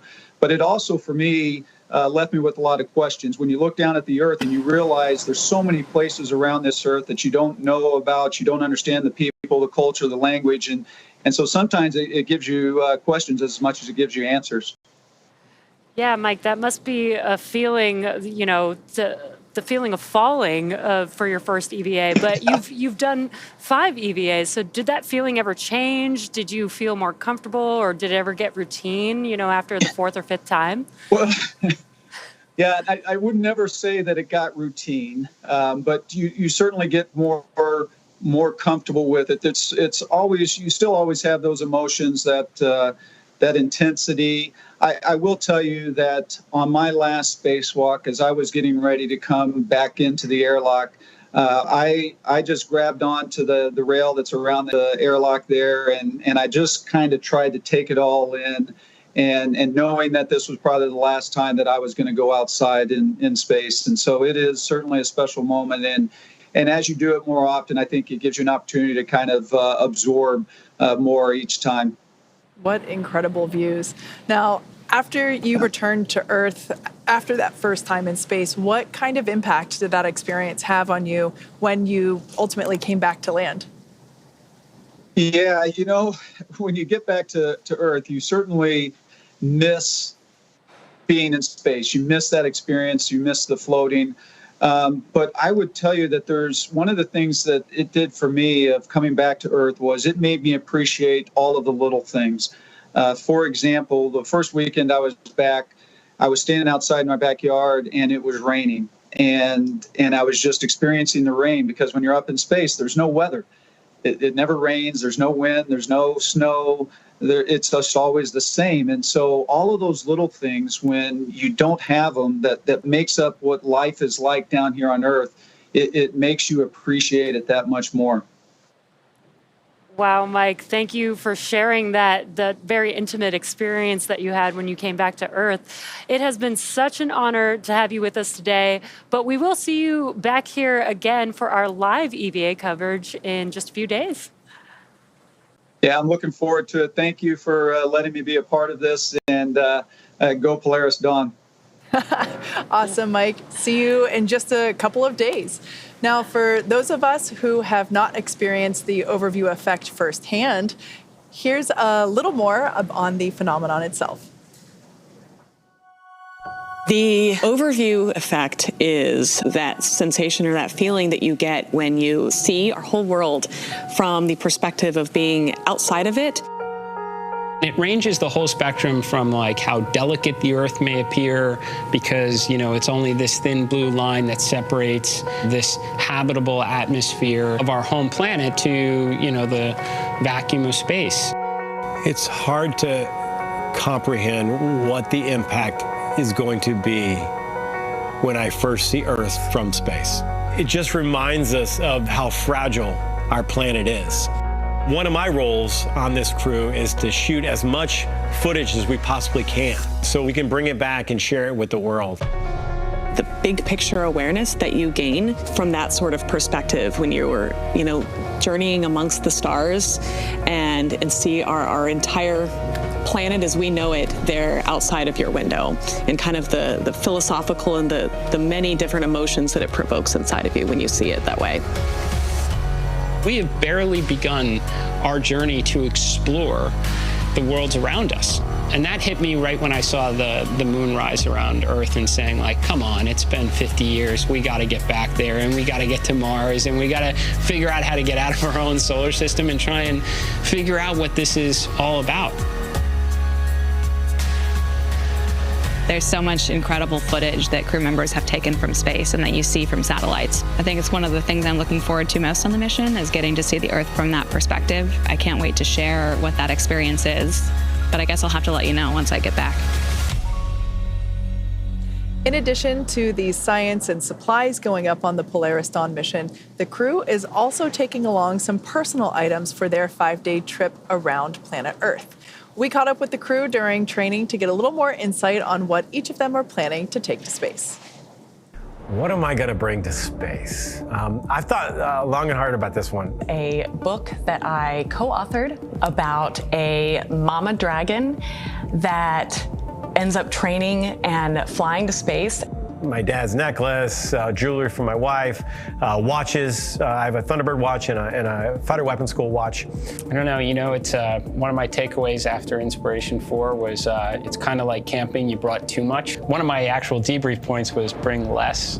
When I got married to my husband, we went to the store and picked up a Cat in the Hat book.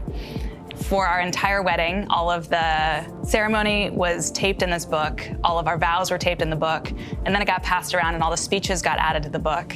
And so it's just a very fun collection of very special memories captured in a very endearing Cat in the Hat book. I'm going to bring this big hunk of metal that will go higher than anyone has ever flown in Earth orbit. I'd love to be able to have some sort of a memorabilia for everyone who contributes to this, of which it's pretty hard because there's 10,000 plus SpaceXers.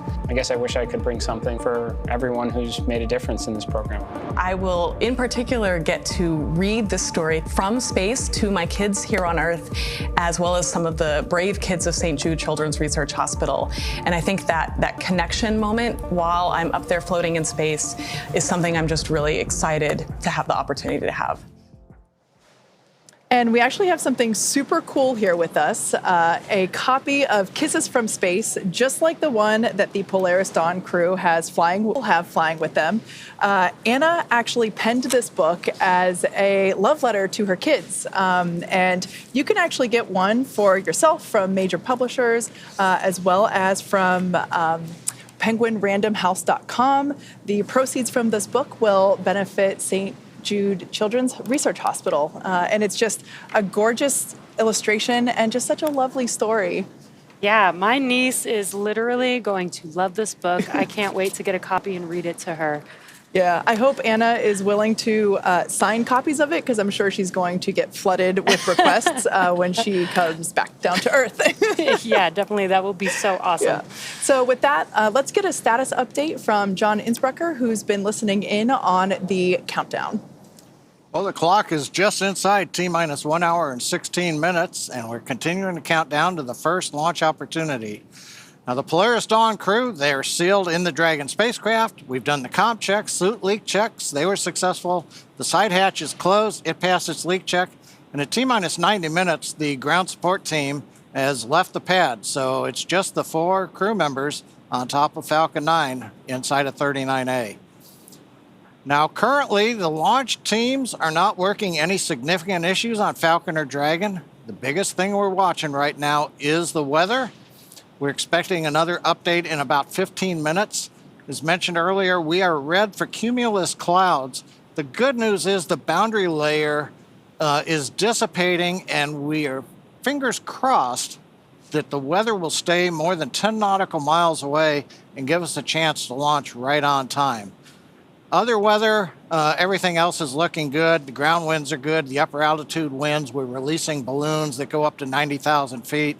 That gives us structural information, wind speed, wind shear information, nothing unusual that we're seeing there.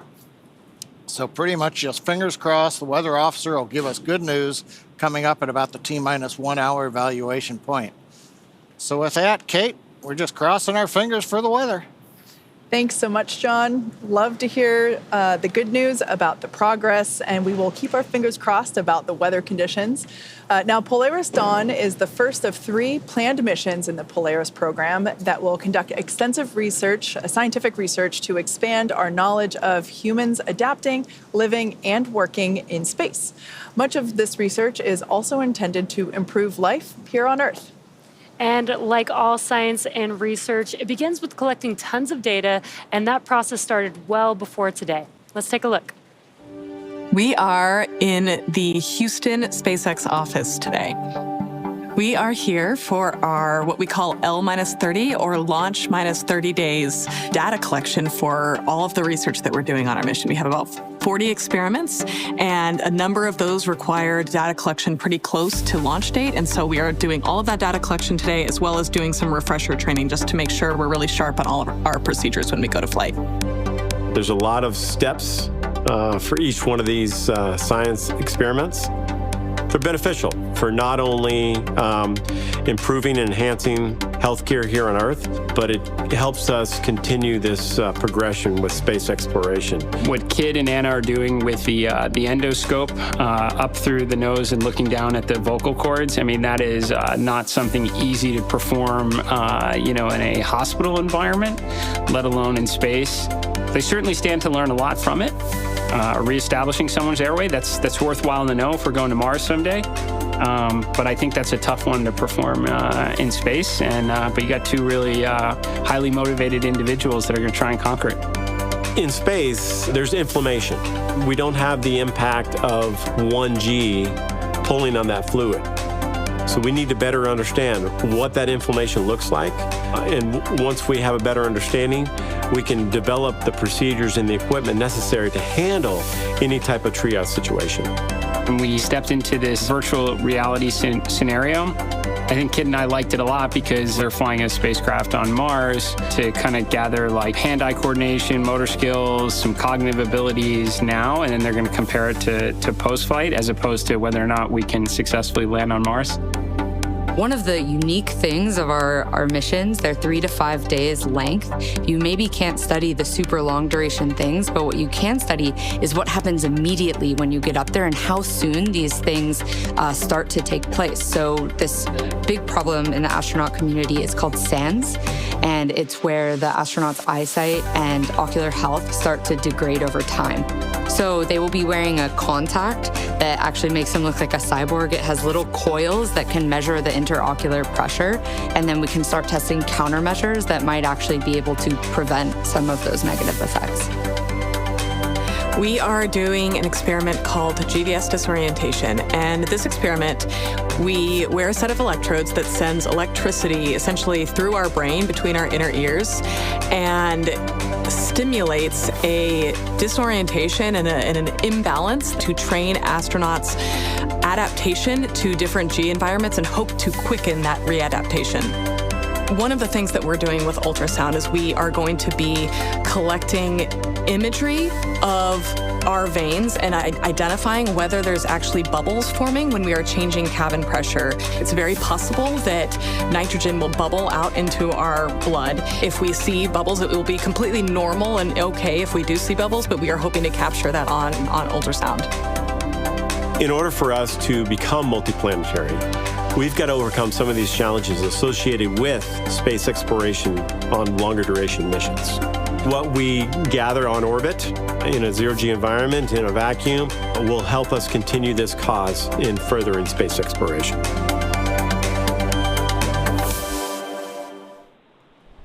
As the countdown continues to lift off, we'd like to introduce Dr. Samantha Weeks, Science and Research Director for the Polaris program.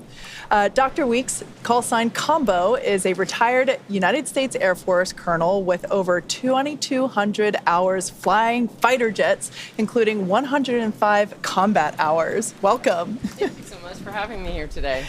Now, she spent the last 2.5 decades focusing on human performance in aviation, and now she's overseeing science and research for the entire Polaris program, starting with the Polaris Dawn mission. Super cool. Now, how did you get involved with the Polaris program? Well, I worked for Jared, and Jared actually worked for me when I was still in the Air Force, and he had Draken International. And he came to me in 2021 and told me about the Polaris program and asked me to be part of it as a mission director for science and research. And I was an aerospace physiology major at the Air Force Academy. Wanted to go fly first, but always loved medicine, and so this was a natural fit, and I jumped at the opportunity when he asked me to be a part of this great, amazing mission. That's so cool to see how you guys connected the dots. I'm sure there was a lot of things that went into, the research portfolio that you guys put together. Can you explain how the scientific research portfolio all came together? Absolutely. Initially, when the mission was announced in February of 2022, we had some experiments that were ready to go, but we wanted to pack as much science and research into the 5 days that the crew will be up as humanly possible. So we did a call for research proposal and projects and worked very closely with SpaceX to gather the best and the most feasible that were out there. And we have a complement of 36 different experiments with 31 partner institutions from across the globe going up with the Polaris Dawn crew tonight. Wow. It sounds like there was a lot of opportunity to participate. A lot of work went into that. Can you maybe share a little bit about some of the planned experiments? Yeah, you bet. You saw the crew and Marissa talk about a few of the experiments that they'll be doing while they're up in space. But another one is from the University of Dartmouth, and will focus on bone loss. We know that without gravity on our skeleton, our bones don't need as much calcium, so they begin to leach calcium into our bloodstream, which poses a risk to develop kidney stones. And from what I hear, nobody wants one of those, especially in space. So this will help us understand how early onset begins and maybe mitigate that risk of developing kidney stones as we go deeper into space, back to the moon, to Mars, and trying to make life multiplanetary. Another one focusing on bone health comes from the University of Calgary, and they're going to be trying to identify very early signs of bone loss and looking for any type of structural, physiological changes that occur in this relatively short 5-day mission so that we can once again begin to understand how early bone health and bone loss begins to take hold in an astronaut. Yeah, that sounds like very important research for spaceflight. And you talked about 36 different research experiments, but I really want to know, I'm going to put you on the spot, what is like the one or two experiments that's like very near and dear to you and the Polaris Dawn crew? Well, I went to the Air Force Academy, and the Air Force Academy has an experiment going up, and it's called SOFIA, which is Space-Optimized Plant Habitat in Array. And it focuses on the growth response of plant physiology in microgravity as well as in different orbital environments and exposure to different and varying magnetic fields. And that will help us understand potentially root growth and crop production in space. And it's kind of funny because I hated botany at the Air Force Academy, but that's what's going on. Irony. Absolutely. Well, thank you so much for joining us. It's been an honor to have you part of our broadcast, and we look forward to seeing all of these research opportunities come together throughout the mission. Thanks for having me here tonight. Yeah, thank you. To date, Dragon has carried more than 1,000 research experiments to and from low Earth orbit and the International Space Station since 2012. Whether it's returning time-sensitive experiments from the International Space Station or bringing back science performed inside the Dragon spacecraft while in orbit, Dragon safely returns at home. While docked with the International Space Station, Dragon can also act as a lab, providing extra room for astronauts to perform their work. And when the space station is fully booked, Dragon also serves as an extra bedroom when needed. Actually, NASA astronaut Michael Hopkins, who joined us earlier, slept inside of Dragon during his entire 6-month stay aboard the station. Dragon can also serve as a lab while orbiting Earth, as I mentioned. In fact, the Inspiration 4 mission in 2021, during that mission, the crew conducted research while traveling weightless at over 17,000 miles per hour. You can see see a photo of the crew there on your screen while they were on orbit. And what you see there is also what the Polaris Dawn crew will be doing over the next 5 days in their mission. Dragon's cargo capacity can be allocated for both crew essentials as well as scientific equipment dedicated to microgravity research and experiments. Yes, in fact, SpaceX is currently accepting proposals for research studies and experiments to fly on Dragon. This could be research to understand mental and physical impacts Dragon, while on SpaceX, orbit. We will be cycling the orbit tank isolation valves to equalize low flow pressure.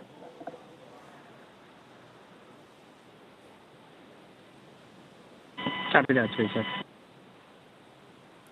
Just heard some comms from the core to the crew, letting them know that they will be cycling some air to equalize inside of the cabin.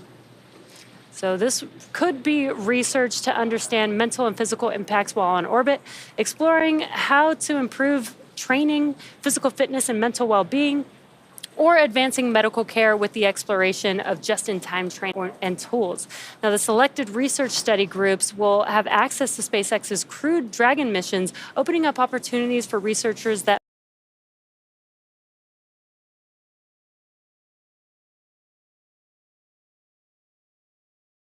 research program.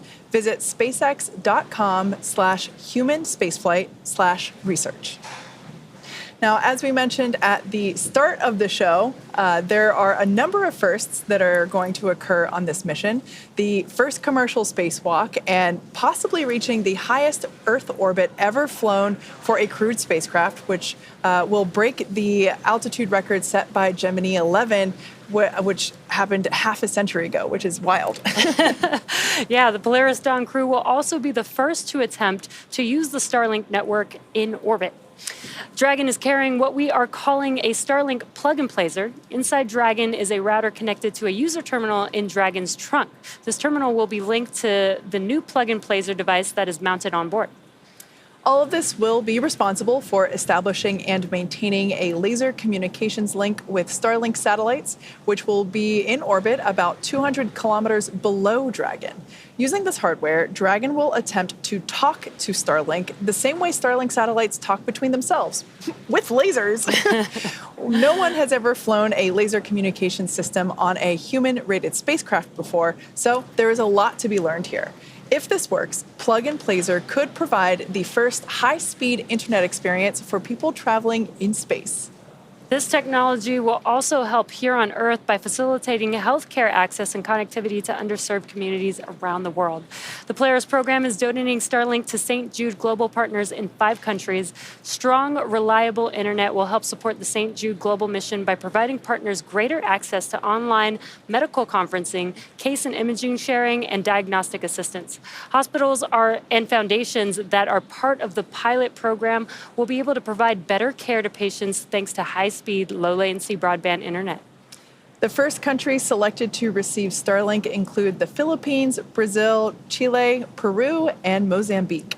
The Polaris team is also donating Starlink to 100 schools in Chile and Brazil, striving to increase internet connectivity, which can improve education and telemedicine efforts for communities in need. The Polaris Dawn crew had a chance to hear from students in Chile after Starlink was installed.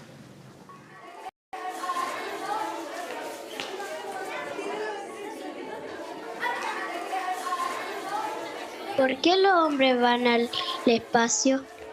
It's so important to go to space because there is so much of it and we know so little about it. How many of you would like to be an astronaut someday? There we go. How many of you want to go with us on our mission? They all want to go.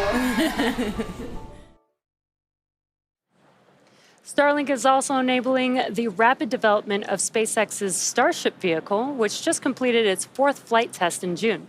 Starlink on Starship once again enabled real-time telemetry and live high-definition video throughout every phase of entry, with external cameras providing views all the way to the flight's conclusion. Down at Starbase, Texas, we're continuing to build, test, and fly the world's most powerful launch vehicle ever developed. SpaceX's ultimate goal is to make life multiplanetary, and Starship is the vehicle that will get us there. Starship is a fully reusable transportation system designed to carry a massive amount of cargo and large numbers of people to Earth orbit, the Moon, Mars, and beyond. Starship will be capable of carrying up to 200 metric tons to orbit and up to 100 passengers. Now, we're still in the testing phase, but major milestones like flying at a high cadence, full system reuse, and on-orbit refilling are key priorities. We're also building a second Starbase launch tower to further increase Starship's flight opportunities. This will also allow for continuous upgrades to the towers while continuing to launch. Also in testing, our engineers are proving out all systems necessary to make a trip to the Moon possible, such as propulsion, life support, and even the elevator that will take the crew and cargo from the Starship hatch opening down to the lunar surface. In partnership with NASA, Starship will put the first Artemis astronauts on the Moon. SpaceX for a weather update. Go, SpaceX. Dragon, we are tracking some rain near the pad and still monitoring the cumulus cloud condition from earlier. We're going to be taking the weather decision down to T-minus 50 minutes, and in the meantime, evaluating system readiness for LES arm. With that, we're going to have you start section 5 of 4.100 and report when you are go for launch. All right, copy that, SpaceX. For weather, you're tracking rain, and you're going to take this down to a T-minus 50-minute mark while you evaluate for LES arming. We are go to step into section 5 for LES arming preparation. That's a good read back, Dragon. All right, so quick update there for our Polaris crew, just continuing to monitor the weather, as we've been saying all evening. Unfortunately, just one of those things that we can't control. Now, thinking back to the crew that will be involved with the HLS program, the Starship vehicle will perform one uncrewed demonstration flight before that Artemis 3 mission, which will be the first human surface expedition of the Moon since 1972. With the ability to deliver cargo and people to the lunar surface, we'll be ready to help humanity build a sustainable presence on the Moon and learn how to live off-world before the next step to Mars. SpaceX Dragon in section 5. Crews go for launch. Copy. Crew's ready for launch. Thanks. And great news there. Crew just confirming that they are go for launch while we monitor weather for T0 tonight. When the time comes for humans to explore the Moon and beyond, they'll have to take everything with them for a surface mission. Building bases or even cities will require huge amounts of cargo and eventually crew, and that's where Starship comes in. This year is shaping up to be a busy one for Starship. As we mentioned, we recently completed the flight test 4 for Starship. That was on June 6th from Starbase, as you can see there on your screen.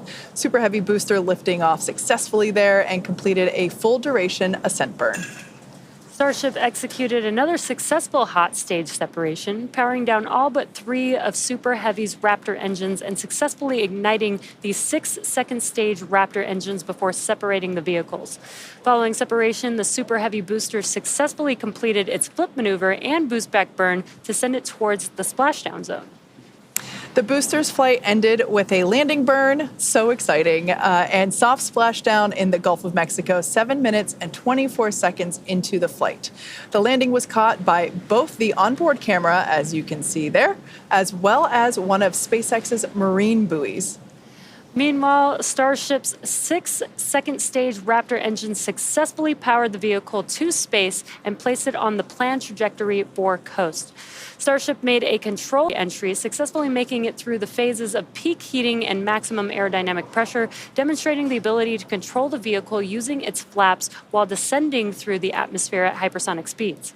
Speaking of the flaps, those incredible flaps, Starship provided live video of those flaps during that re-entry phase, via SpaceX's Starlink satellites. And it provided, as you saw, the most spectacular views as we all cheered on the little flap that could as it clung on for dear, dear life. Now, those Starlink-enabled views really just keep on giving. Flight 4 ended with the Starship igniting its 3 center Raptor engines and executing the first flip maneuver and landing burn since our high-altitude test campaign, followed by a soft splashdown of the ship in the Indian Ocean about an hour and 6 minutes after launch. Now, the 4th flight of Starship made major strides to bring us closer to a rapidly reusable future. Its accomplishments will provide data to drive improvements as we continue to rapidly develop Starship into a fully reusable transportation system. Now, coming up on Flight 5, which is the next flight, we're getting ready to attempt the first ever tower catch of a booster, which you can see that tower there on your screen. Returning the booster after a launch is a core capability to Starship becoming rapidly and reliably reusable. Yeah, that's going to be pretty exciting. And as of August 21st, both towers were fully stacked, which is pretty exciting to see. So stay tuned for exciting updates as we get closer to this next launch. And as always, excitement is guaranteed.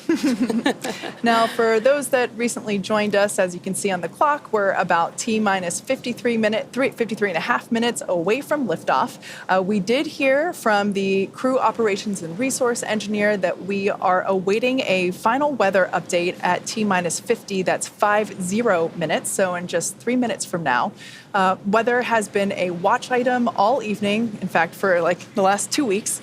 And we are hoping that some unfortunate weather close to the pad will dissipate in time.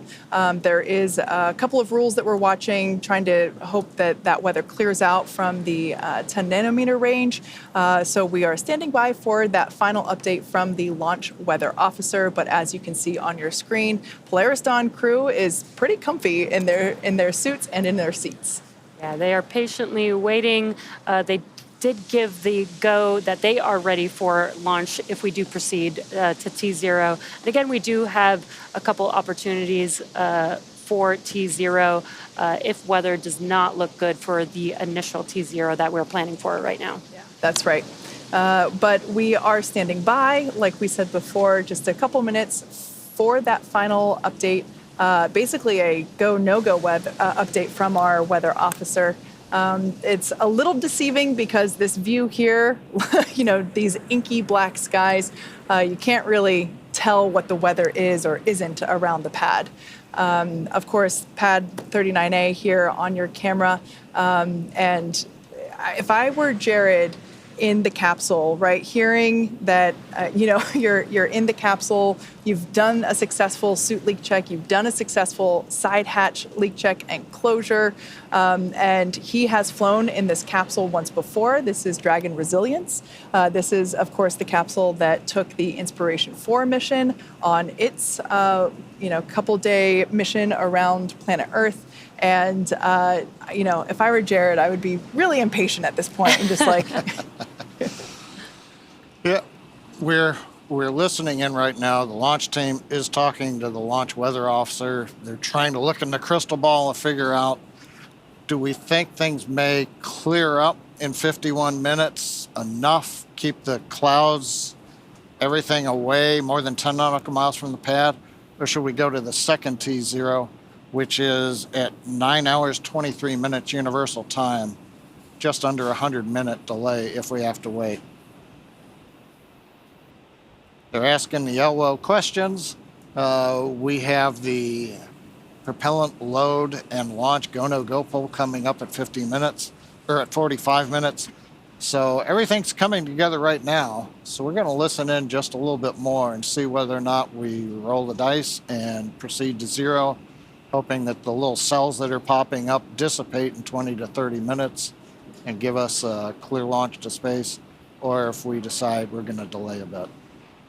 Yeah, we knew going into the countdown today that the probability of violation of the launch weather rules was 60%, i.e. only 40% favorable.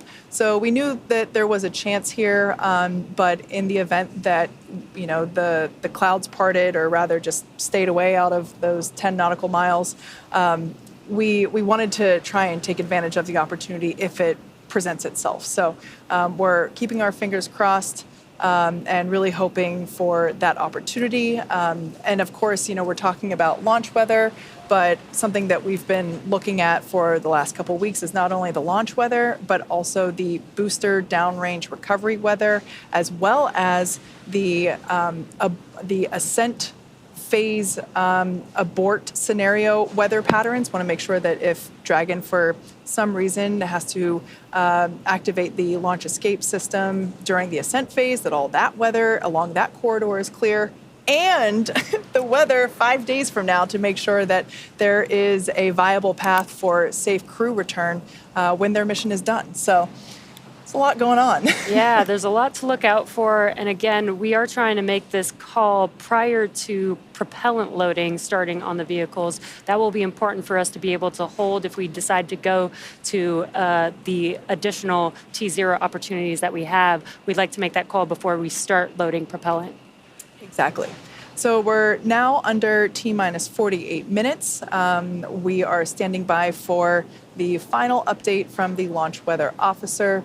We're hoping that we get the okay to proceed into propellant load. This is such a great view. It reminds me of Tron, really. This view with the crew access arm illuminated from the interior. I love daytime launches, but there is something even more futuristic about the nighttime launches. Operators proceed with 18.85, propellant load, go, no go, pull. And just a quick note, launch director telling the team to proceed with the go, no go pull. Car's going to talk to crew now.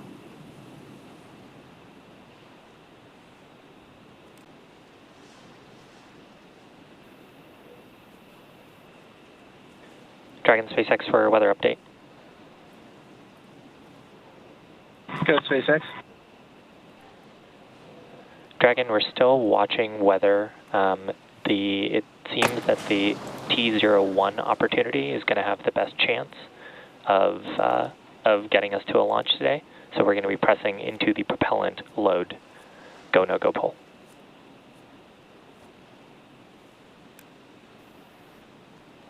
And copy that, SpaceX. And just for good readback, we are presently no-go for weather, but we are stepping into the prop load pull.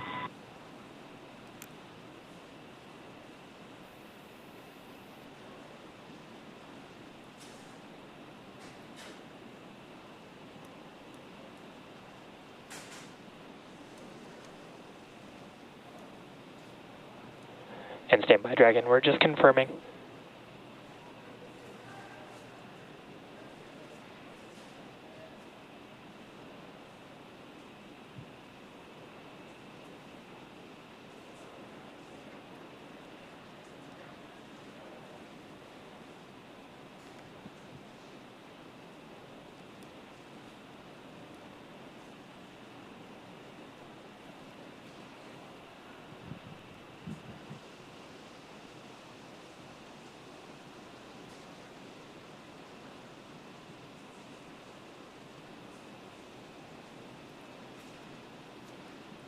Yeah, we're coming up on T-minus 46 minutes. They've made a determination to continue on, betting that the weather will be go in 46 minutes from now. We heard Core bring it up with the crew briefly. We're waiting now for the directions from the launch director to the launch team for the readiness for propellant load and launch pull. Currently, they are continuing to talk with the launch weather officer, but it looks like if you look at the upcoming T0 or the next one in about 100 minutes, it's about an equal opportunity. So we're going to move into propellant load, it appears. Now, right now, the launch director should be polling electronically. For awareness, we got one more radar scan. We're evaluating this radar scan. 7 members. We'll get back here.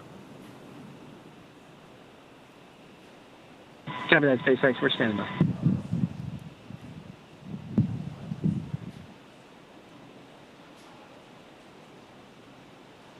There's some discussion on the weather net about a cell to the northwest and whether or not it's exceeding constraints.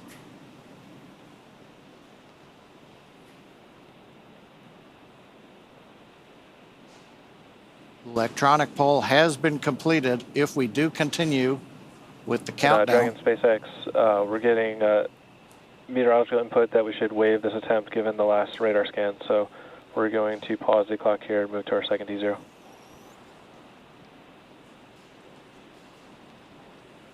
Copy that, SpaceX, and we are standing by for the second T0.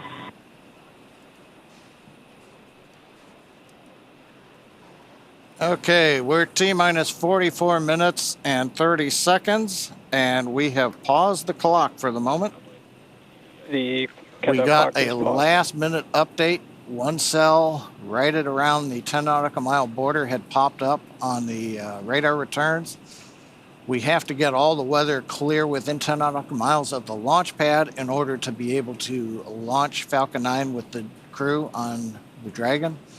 And launch control. The weather LD was on countdown iffy. one, If it would clear in time for the original T0. 092349 UTC.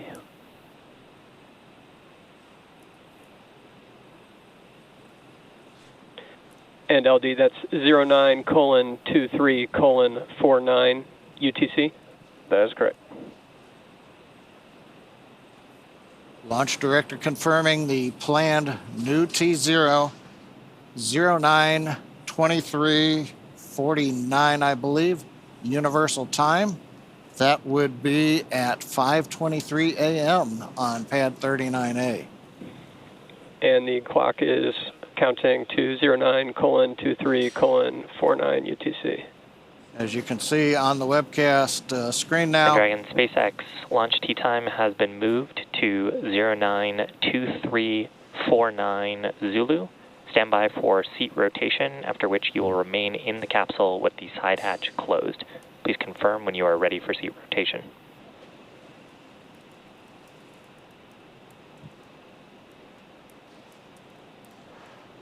Copy that, SpaceX, new T0 092349, and we'll get back to you on that seat rotation.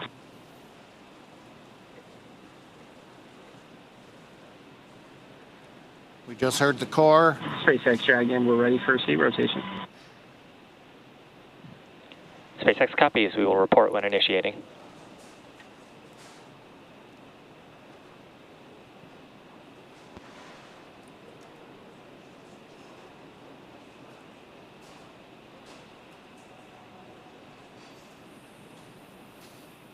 Okay, it sounds like we are now in the middle of seat rotation.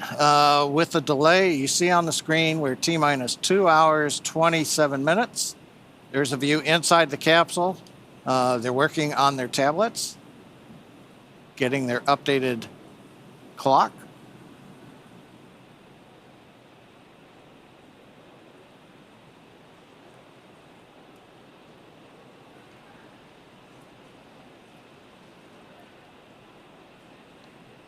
Okay. Updating for those who are watching right now. We got down Dragon, to SpaceX just is initiating seat rotation. a lot going on here. Seat rotation being initiated. We ought to see that on our screen coming up. And seat movement begins.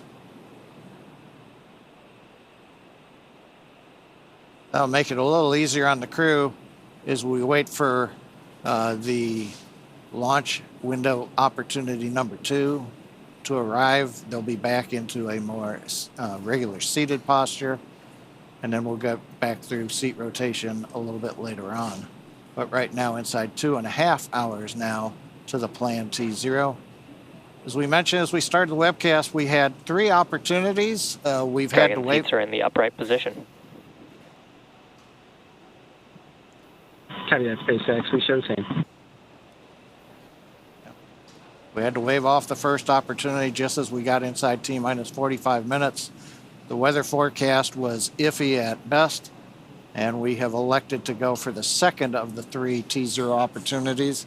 Next launch opportunity at 9:23:49 universal time. We'll have a third opportunity if need be at 11 hours 50 minutes Universal Time.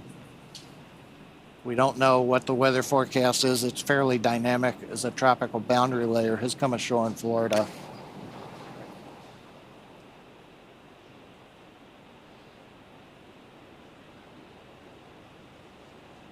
Now, just before we had the hold, the launch chief engineer had pulled both the Dragon and Falcon 9 teams, verifying that if we were to hold at this point in the count, just at T-minus 45 minutes before we began propellant load, that both the Dragon and the Falcon teams were in a good position to hold the clock and then recycle back to the T-minus 2 hours and 25 minutes that you see on the screen now.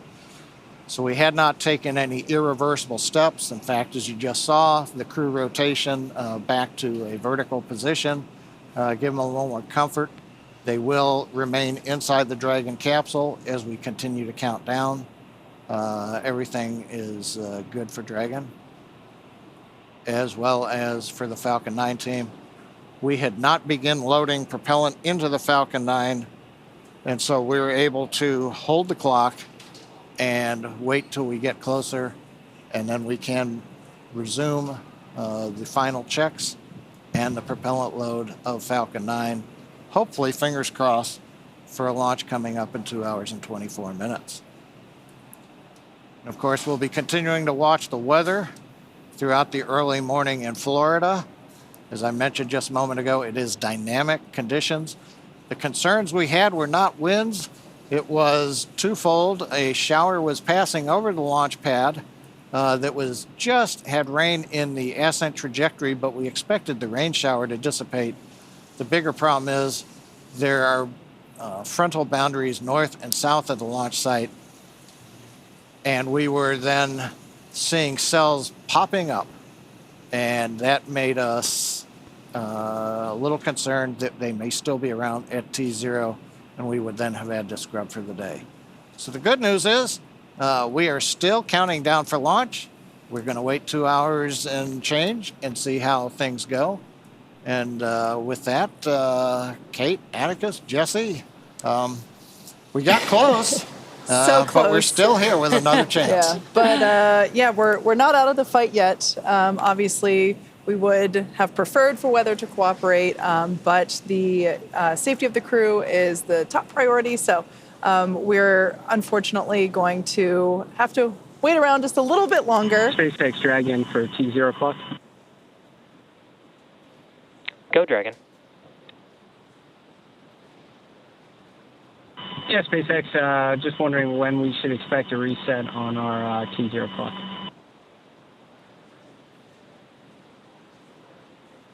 That's in work, Dragon. I'll let you know when we have that updated. Yeah, Core just working through some housekeeping And cut that SpaceX. with the Dragon displays. Yeah, so we're obviously sad we don't get to go to space in 50 minutes like we were hoping, but I'm sure there's nobody more disappointed than the crew on board. But let's take this opportunity to learn a bit more about them. The Polaris Dawn mission has many first-time objectives, so the Polaris program, of course, chose a crew of experts who know each other well and have a foundation of trust that they can build upon as they undertake the challenges of this mission. So we've seen him before on Inspiration 4, Mission Commander Jared Rook Isaacman. As I mentioned, he was the commander of Inspiration 4, the world's first all-civilian mission to space. Jared holds several world records, including 2 speed-around-the-world flights in 2008 and 2009 for the Make-A-Wish Foundation. He has flown in over 100 air shows as part of the Black Diamond Jet Team, dedicating every performance to charitable causes. In 2011, Jared co-founded what would become the world's largest private air force, Draken International, and that trains pilots for the U.S. Armed Forces. In addition to his role as CEO of Shift 4, Jared is an accomplished pilot and astronaut with over 7,000 flight hours. Here's a little bit more about Jared. I think like a lot of kids dreamed of becoming an astronaut since kindergarten. I still remember checking out just big color picture books of the early days of the space shuttle. I remember talking to my kindergarten teacher, telling her that someday I was going to go to space. And I still remember she said to me that she'll be watching in her rocking chair. And then I think you just build on it with like just awesome movies like, The Right Stuff and Top Gun, the original, and Space Camp, the movie, for sure. All you had to do was go to space camp and a robot would accidentally send you into space.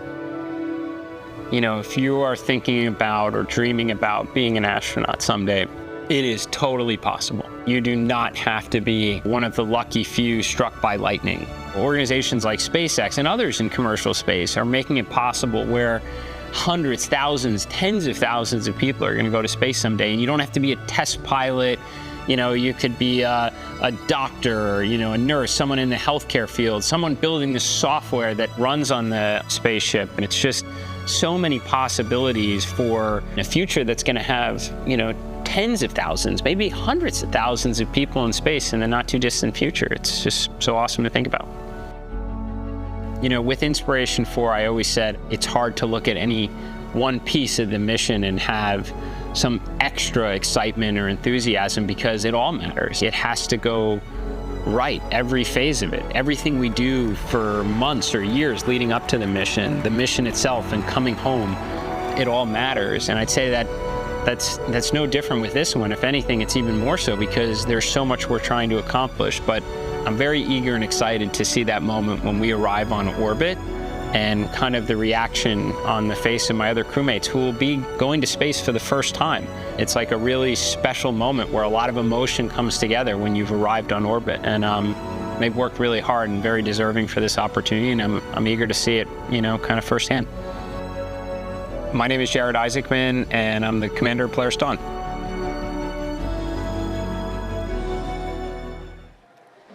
Mission pilot Scott Poteet served as the mission director of Inspiration 4, and he goes by his call sign, Kid.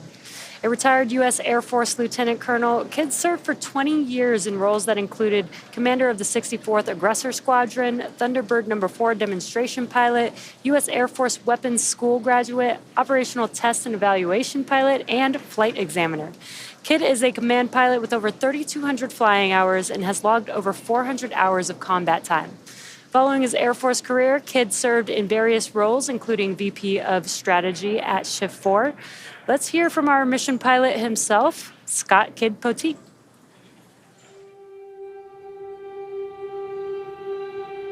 So my love for aviation and space, it started in the 80s. That's when I grew up.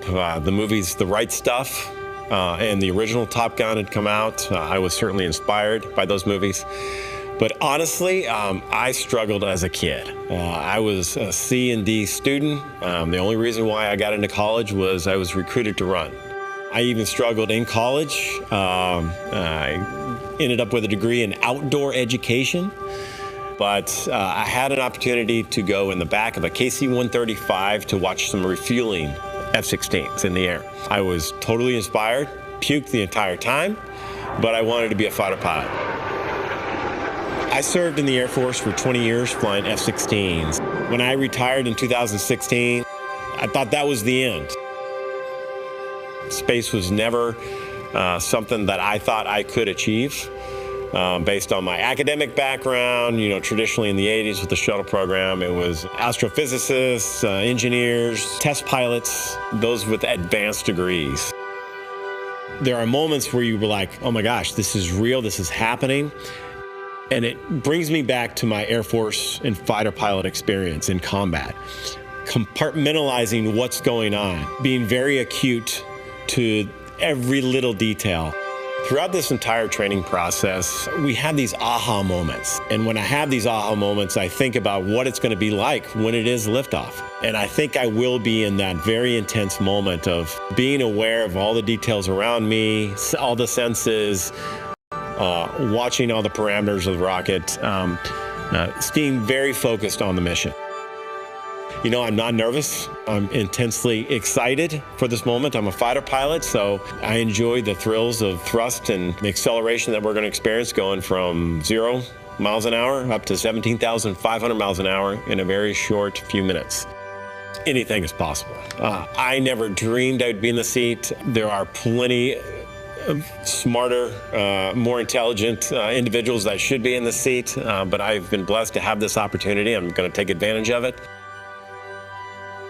My name is Scott Kid Poteet. I'm the mission pilot for Polaris Dawn.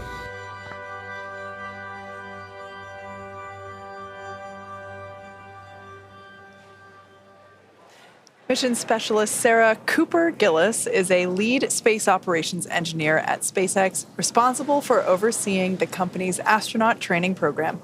She helped prepare NASA astronauts for the Demo 2 and Crew 1 missions, and most recently directly trained the Inspiration 4 astronauts.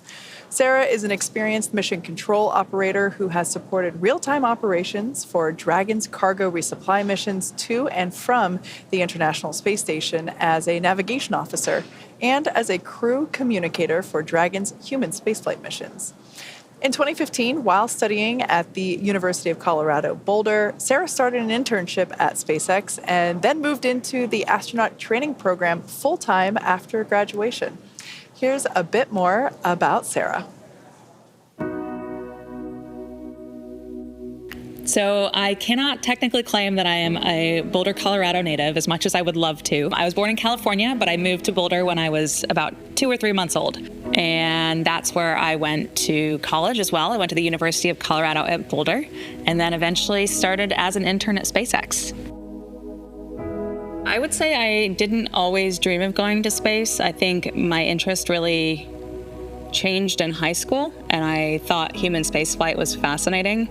I think I heard of the concept of this future job of running a space hotel, and I was like, wow, that's wild and cool. If that could be the future, that's something that I would like to think about. So I just started looking and pursuing human spaceflight topics and doing things that really interested me, because I didn't think going to space was necessarily a possible outcome. But along that journey, got to help with some really cool things, and that obviously led to going to space today. One of the professional accomplishments that I'm most proud of is bringing back and launching Bob and Doug was so massive. Like, that's the first time we returned launch capability to the US. Like, this is so big, and it was such an immense team effort to get Dragon to the point of flight for the first time. And then for me personally, then taking that and transforming that and growing our training program to support the first all-civilian crew with Inspiration 4. Those 2 missions certainly stand out for me.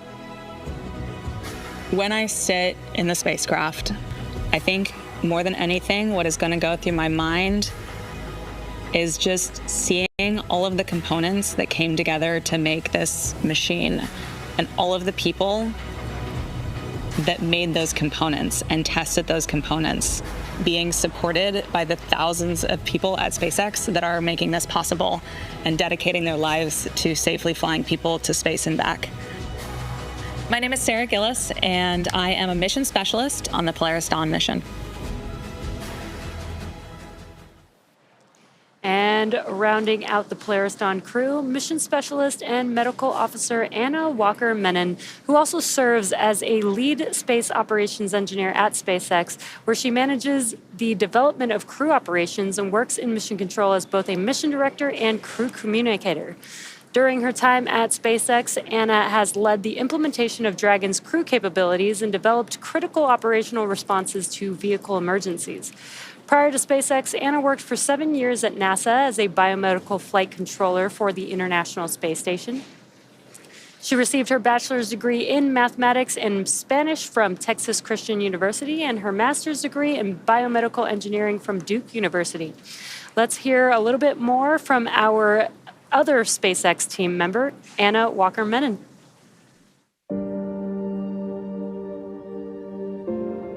I did always dream of going to space. I think I was captivated by the beauty of our universe and the perspective and learning you can gain from that vantage point. So while I recognized it was a distant likelihood to ever end up getting to be there, I have always dreamed of getting to be there. I fell in love with space on a field trip in the 4th grade. I got to experience a day in the life of an astronaut as well as a flight controller in mission control, and I knew from that moment that this was an industry I wanted to be a part of. I studied math and engineering in college and graduate school, but the whole time just kept avidly pursuing the space industry. I was so thrilled when I got a job out of graduate school at NASA, and after about 7 years there, transitioned over to SpaceX, and I have been here ever since. On launch day, I think I will have a lot of things on my mind.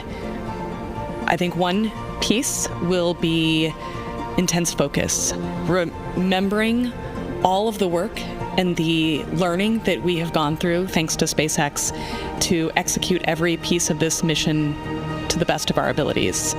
I will also be thinking about the massive team that it took to get to this moment, and probably honestly feeling a lot of gratitude. And then thirdly, I think I will be trying to memorize the moment. I think it's going to fly by, and I think I will try really hard to memorize the sounds, the feelings, the thoughts, the experiences in the rooms around me, so that I can freeze it in my mind and someday look back and recall what it felt like to be there. My name is Anna Menon, and I am one of the mission specialists as well as a medical officer on the Polaris Dawn mission. Well, Anna certainly got her wish in terms of having an opportunity to freeze the moment as we had to push off of our initial T0 due to weather conditions. But in those packages, you got some glimpses into the training that the Polaris Dawn crew had to undergo. They not only went through the same SpaceX training as our NASA astronauts, but they also had to train to perform an EVA, or an extravehicular activity, or spacewalk, as it's better known as. For basic SpaceX training, they were trained on everything from orbital mechanics to how to live in microgravity. They also ran through numerous simulations of what the full mission will look like while seated inside our Dragon training spacecraft. Yeah, and in addition to ensuring they are familiar with SpaceX's Falcon 9 rocket and Dragon spacecraft, the crew went through an extensive training regimen to build their physical endurance and mental toughness, ensuring they are well-rounded and prepared for spaceflight, and especially for the first ever commercial spacewalk. From scuba diving to skydiving, we had an opportunity to talk to the crew about some of the rigorous training that they went through, and here's what they had to say. The bulk of the training has been rightfully focused on the EVA, or the spacewalks. In a development program, you don't know what you need to train to. Like, how can we run pressurized operations, simulate microgravity, but also have like a simulator that's powered, with hatches to get in and out of, so we don't have to submerge that in a pool. We looked at a suspension system solution where we can set up a physics model that allows you to pressurize the suit, put on a harness, and then a hoist will lift a suited crew member up. And you can basically use one finger and you press down and your whole body will move up, just like in space. It allowed us to really put into practice the different piece-by-piece steps that are necessary to complete this operation safely. One aspect of our training has been scuba diving. The buoyancy allows us to kind of experience a different environment. The lack of communication is a challenge associated with scuba diving. You rely on alternate forms of communication. You'll use different hand signals to communicate, like I'm okay, you're okay. So I would say scuba diving has a ton of great training lessons that are directly applicable to our spacewalk. I have to say, I think the max fun here was the skydiving we did at the Air Force Academy. That was some of the best training ever. When I dropped out of that airplane, sitting in the airplane as I was going up, I felt those nerves, all of that rush of emotions that comes with, recognizing that you are about to do a really high consequence operation. And you're standing out, leaning into the wind, out of an aircraft, and then you just let go and you fall. It was incredible training. some of the most memorable training we've done. For the centrifuge training, the purpose is to go through both a launch and a reentry as well as a launch escape mission profile in this human centrifuge that's spinning you around and imparting forces on your body that are similar to the ones that we will experience when we go through those operations actually in space. When you're in space, you have to deal with the circumstances that you're dealt. Similar fashion is climbing a mountain. You're on the side of a mountain, it's taken days to get to where you're at, approaching the summit. You're dehydrated, you're hungry. You learn to manage those stressors. And those are all good preparation techniques in getting ready for space exploration. We've had it all. We've had unbelievable, highs, and we've had, lows. It's just been a great 2 years of growth. Some of the best times of my life. Dragon is the first private spacecraft to take humans to the International Space Station, and it's currently the only vehicle capable of returning significant amounts of cargo to Earth. It's also the first private spacecraft to take an all-civilian crew to orbit during the Inspiration mission in 2021. Over the last 4 years, the spacecraft has supported 13 human spaceflight missions and flown 50 crew members representing 14 countries. Through missions like Inspiration 4 and Polaris Dawn, Dragon is helping lay the groundwork for deep space exploration, rapidly expanding our knowledge of how humans will adapt, live, and work in space.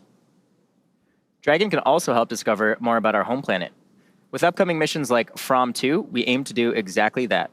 Named in honor of the ship that helped explorers first reach Earth's Arctic and Antarctic regions, the crew of From 2 will be the first to explore Earth from a polar orbit. From 2 will be SpaceX's 6th commercial astronaut mission, and will allow the crew to observe Earth's polar regions through Dragon's cupola at an altitude of 425 to 450 kilometers. Over the years, Dragon has proven to be quite a versatile spacecraft. It can autonomously dock to the space station when outfitted with the ISS docking adapter. In free flyer mode, the docking adapter can be swapped out for a cupola for the best views while in orbit, and that'll be the case with the upcoming From 2 mission. Finally, we have our newest option, which is the Skywalker hardware to support a spacewalk, and the Skywalker will be making its debut on Polaris Dawn. And in addition, who knows what else the future will bring. Now, while the crew gets situated in Dragon, let's take a moment to get familiar with the spacecraft that we will call home, that the crew will call home for the next 5 days.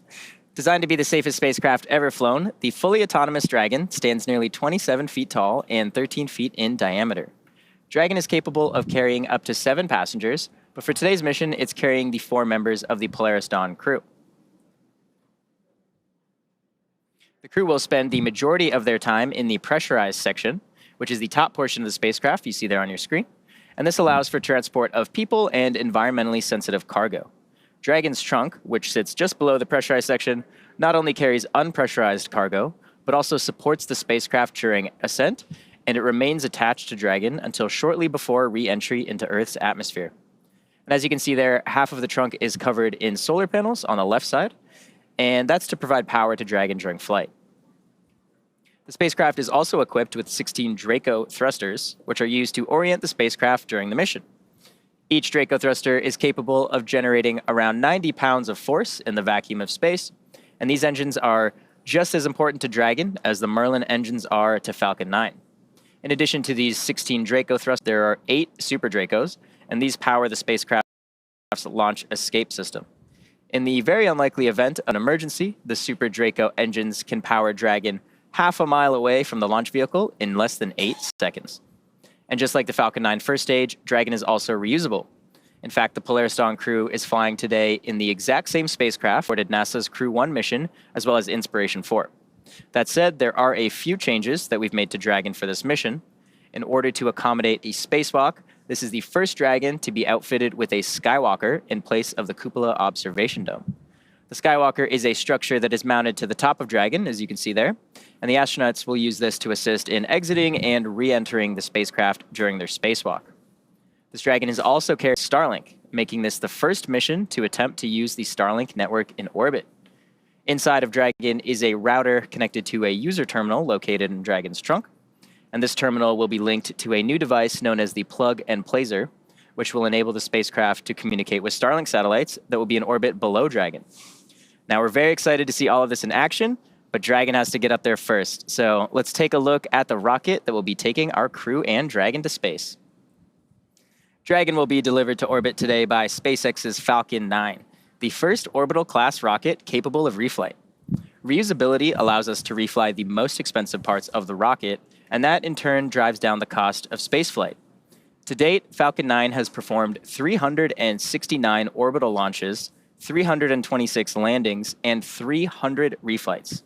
Standing about 65.5 meters tall, or about 215 feet, Falcon 9 is a two-stage rocket that provides 1.7 million pounds of thrust on its first stage, thanks to those 9 Merlin M1D engines. And today's mission will be the 4th launch and landing for this particular booster. It previously supported NASA's Crew 8 mission to the International Space Station in March earlier this year. It's also supported 2 SpaceX Starlink missions. Now, after stage separation, when the first stage has done the bulk of its job for the day, it will initiate 2 burns as it makes its way back down towards the surface of Earth. First is the entry burn to help slow Falcon 9 down as it prepares to re-enter the thicker layers of Earth's atmosphere. Finally, the landing burn will further decelerate the rocket just enough to perform a precision landing on our drone ship. Just read the instructions. And that drone ship is currently stationed downrange in the Atlantic Ocean. The Falcon 9 first stage is equipped with 4 landing legs, and these are made of state-of-the-art carbon fiber with an aluminum honeycomb. These are placed symmetrically around the base of the rocket, and they are stowed during ascent and deploy just ahead of landing. Now, moving up the rocket, Falcon 9's second stage engine ignites a few seconds after stage separation, and this engine can be restarted multiple times to place multiple payloads into different orbits. The second stage is powered by one single Merlin vacuum, or MVAC engine, and this engine is capable of more than 220,000 pounds of thrust. The MVAC features a significantly larger expansion nozzle to maximize the engine's efficiency in the vacuum of space. And at full power, the Merlin vacuum engine operates with the greatest efficiency ever for an American-made hydrocarbon rocket engine. And of course, let's not forget about the unsung inner stage, a composite structure that connects the first and second stages. It also houses the pneumatic pushers that allow the first and second stages to separate during flight. Inside of the inner stage, or rather outside of the inner stage, is where you'll find Falcon 9's 4 hypersonic grid fins, and these are at the base of the inner stage. They help orient the rocket during re-entry. Here in Hawthorne, you can actually have lunch in the cafe while watching the inner stages being made just across the aisle. Looks like we're just at about T-minus 2 hours or so. So while we continue to count down, how are things going, John? Well, Atticus, things are about where we left it before. Inside T-minus 2 hours, you can see with the live shot there of the pad deck, looking at the 2 elevators we used a few hours ago to bring the crew up and the view up on top of the fixed service structure. We do have that light rain shower that we're talking about. Actually, right now, we would be at about T-minus 3 minutes, and the weather would be red. So the good news is when we made the decision to pause the countdown and go to the second T0, we avoided what would have been a scrub right now. Because as you may recall, once we begin loading propellant onto the Falcon 9 at T-minus 35 minutes, you're committed then. You've got to get down to 0 and launch, or you're scrubbed for the day. Now, we did not start propellant loading at T-minus 35 minutes. A little bit of a status refresh. We got down to T-minus 44 minutes and 30 seconds approximately, and we called a pause or a hold in the countdown. We had just finished the electronic poll verifying that the Falcon team was go to load propellant into the Falcon 9, but we did not actually get that far.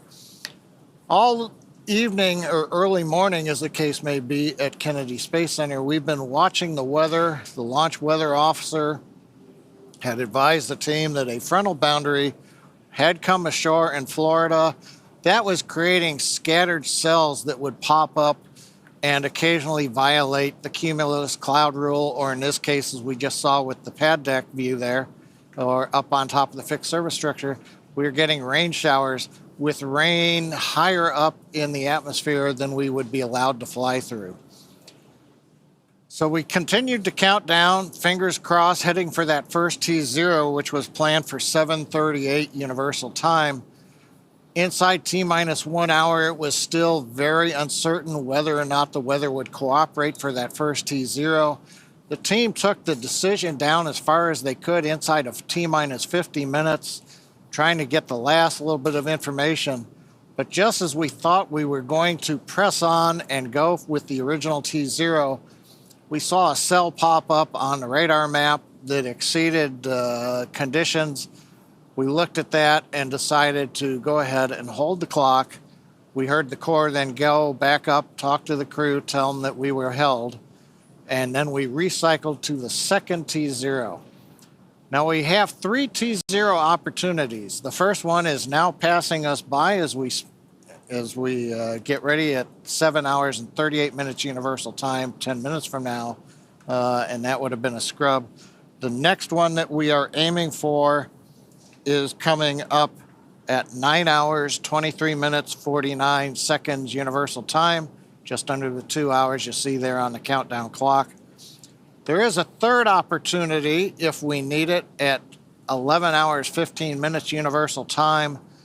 The problem we have is the weather is still uncertain enough that the team can't make a decision whether the second T0 or the third T0 is the best one. We're going to continue counting down, obviously, as you can see on the clock there. The scattered rain showers we see, those should clear out of the way. But we most recently had another no-go condition pop up.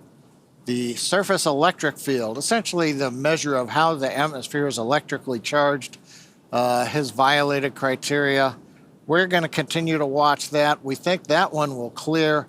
Primarily, we're continuing to worry about the cumulus clouds and the possibility of having to fly through rain on the way up the northeast coast of the United States as we head into the orbit at just over 51 degrees inclination. The Corps has talked to the crew on board Dragon. The mission director for Dragon, they have done their readiness polls. We've also checked with the SpaceX Falcon 9 team. They are go. Also, it appears that the next T0, there is no proximity warnings or concerns with any orbital satellites. Sometimes you have to move a launch window a minute or two if there might be a conjunction in space. Right now, it looks like we don't have any of those issues. The big question will be whether or not the weather is going to be go at the next T0. The other plan that we have is while we are in this hold for a little while, this is giving the Dragon and Falcon launch teams a chance to rotate people on and off console, take a few minutes break.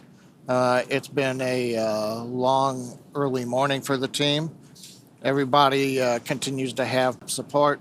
So, we're ready to support anything that may come up, but we are giving the crew a chance to refresh. The next major event is we continue asking the launch weather officer, what's the forecast look like? What's the forecast look like? The next big one coming up will be at T-minus 1 hour and 30 minutes, just over 22 minutes from now. That's when Dragon is going to rotate the seats back into the launch position. The crew right now is sitting upright inside the Dragon that you can see there. The crew access arm, and there's a view of the crew in their upright posture, and then we'll rotate to horizontal into the launch position to get ready. That'll be a little later in the count than we had done it the first time around, but that's fine. The hatch is closed, leak checks, everything is copacetic in Dragon. So they'll get ready in an hour and a half and go back into the launch position in their seats. We'll continue to bring it down. We'll get inside T-minus 1 hour where we'll do another evaluation on what the launch looks like. And then fingers crossed, we'll be able to press past T-minus 45 minutes and get into the prop load at T-minus 35 minutes. Everything continues to look good. One reminder, the only people on the pad right now are the Dragon crew themselves, the 4 people inside the Dragon. You can see that crew access arm. The seals have been deflated. They're retracted. All of the handholds are out of the way. Everything's been cleared. The only thing really waiting for everybody is ideally we get inside 45 minutes so we can retract the arm. So nobody's going back out to the pad right now. All the vehicles are cleared off. So we're going to just continue to give you status updates as we go along, but Kate? Yeah. Hopefully the second T0 is the winner. The first one turns out the weather is red right now, and we wouldn't have been able to go. Yep. Well, you know what? It's been a good rehearsal so far. And realistically speaking, while the Polaris Dawn crew, I'm sure, would be delighted to be closer to. Wait, how long have we been holding now? Would they be in space now? I'm not sure. My brain is a little mushy at this point. But the point is that they would still be in the Dragon capsule right now, regardless, in their seats, most likely. So they're not really doing anything significantly different physically anyway. Now, we did, as you heard John say, we did rotate the seats a bit so that they could kind of like stretch out a little bit more to be a little bit more comfortable. So yeah, I'm guessing there's probably some like charades happening or other games involving like hand signs and yeah, so whatever they can do while still strapped into their seats. Exactly. Right? Yep. Yeah, oh, look, there they are. There you can see them on their tablets. All four of them on their them. tablets. I wonder if we've equipped those tablets with any games. I hope so. I mean, they'd have a lot more mobility in these EVA suits to be able to play some more games in these suits versus the IVA suits. So. Yeah, that is definitely true. Gorgeous shot there of 39A.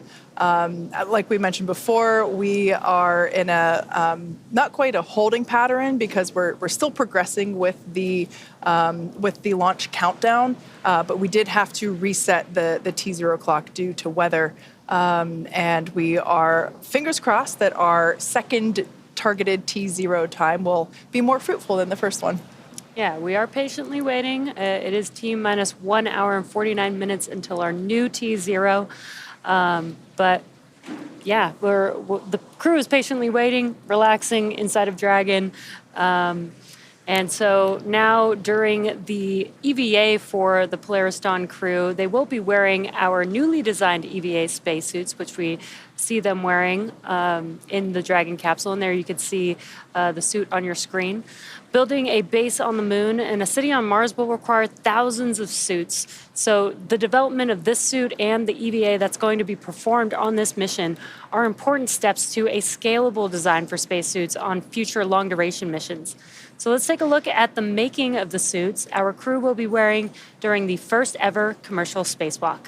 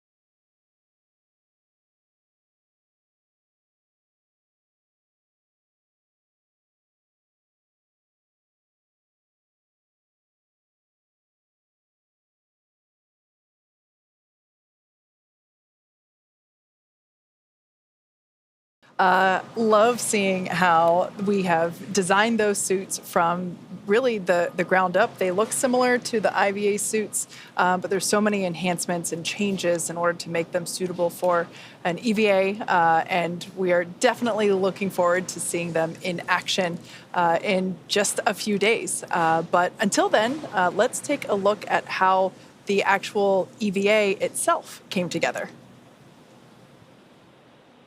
Stands for extravehicular activity, and it's any sort of operation in space where a human is getting out of the spacecraft. So in the case of Polaris Dawn, we're going to be testing the mobility of the suit. We're going to see if the in-space operation matches the training we've done here in Hawthorne. There's really a lot of different things that can happen during an EVA, and this is the first step for Dragon and SpaceX. When I first started working at SpaceX, I never thought I'd be training a crew to do an EVA. It's brand new, it's so unique, we've never done anything like this before, and so we wanted to make sure we had the best possible training program for this mission. We want to see if we can train a spacewalk on Earth in a way that's representative of what it feels like in space. Even though only 2 people are going to be going outside during this first EVA, all 4 crew will be in EVA suits going down to vacuum. Dragon was always designed to vent to full vacuum, but we've never taken a full Dragon capsule down to vacuum, and this will be the first time we do it in space.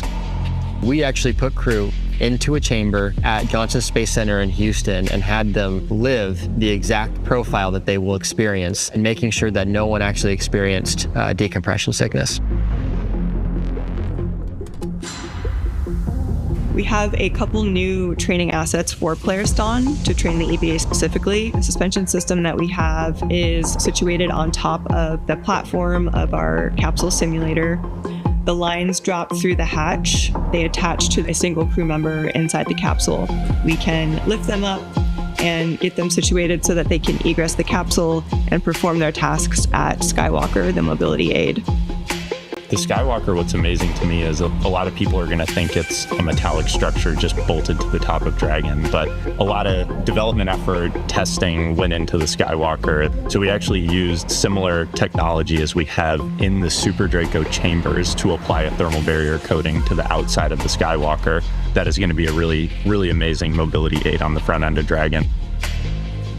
We also developed a sideways simulator, so we flip the hatch on its side. In the event the hatch fails to close, they can manually close the hatch. We have them do that in a sideways suspension system, so gravity isn't helping them close or helping them open that hatch mechanism. It's new development for Dragon, it's new development for SpaceX and the industry as a whole. So this is a great example of where Polaris Dawn is forcing the team to innovate in a way that adds safety and reliability to every Dragon mission going forward. That's this huge challenge for us to go solve, but that's also an opportunity for us to solve the problems that we have to go figure out anyway for our larger goals, like putting people on Mars. The Polaris Dawn objectives are the first step towards that ultimate flight with humans inside of Starship, which is right along the SpaceX development path that we have towards getting to the Moon and Mars.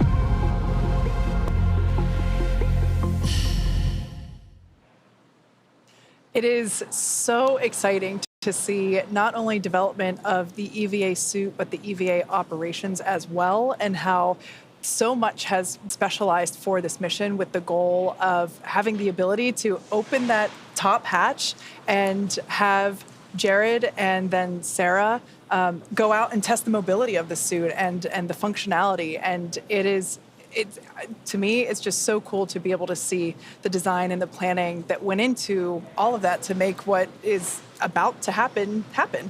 Yeah, what I think is super cool is that historically, they've done training and the crew has done, scuba diving, but typically training has been done in a swimming pool in their suits, right? But as we just saw, the training team got very creative and found different ways to not have to submerge, each crew member in their suits into water and have to deal with that, but be able to do this simulation training in a different way that made it a lot easier to maybe repeat the training and, keep the suits clean and be able to manage that, which I think is so cool. Yeah, I think we really just kind of innovate across the board, right? Just every aspect of the mission, from the hardware to the training itself to just our processes. So it's really great to see all of that. One thing that actually really stuck out to me is the mention of how these suits will sort of be used in the far future. I love how we always keep just the big picture in mind. The goal of SpaceX, make humans an interplanetary species, get to the moon, get to Mars, get beyond.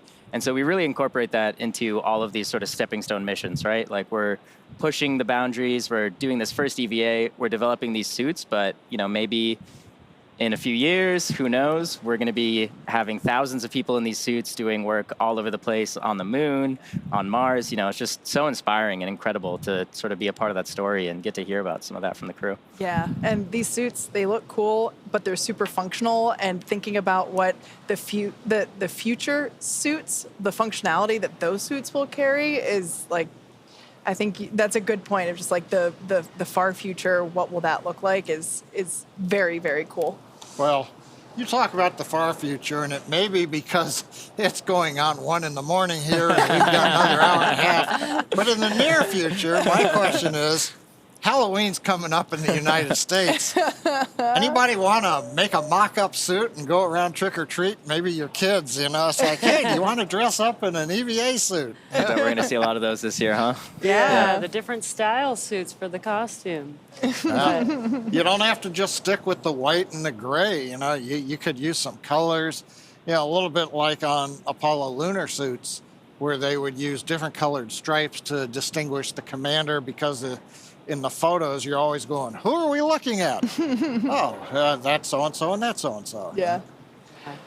I love that you guys were mentioning, the future and how we're trying to work towards that now. And they mentioned when they were making the spacesuit that they're thinking about the manufacturing.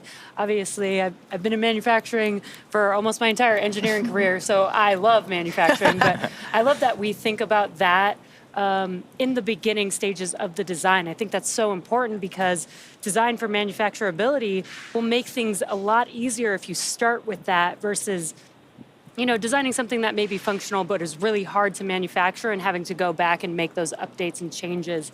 So I think that's so cool that the spacesuit team really, really focused on that with the suit. Yeah. It's been so incredible to see the progression from the IVA suit to the early versions of the EVA suit to the suit that we see there on your screen. My personal favorite element is not shield, the visor. There we go. That's the word. And the views that we will see of Jared and Sarah as they emerge from the top hatch. It's going to be incredible, and just the fact that just the visor itself, not only does it look cool, but it insulates them on the inside and the outside, depending, if they're looking toward the sun or away from it. It helps to keep them cool or warm, respectively. I think that's just, it looks awesome, but it has an important functionality to it as well. Yeah.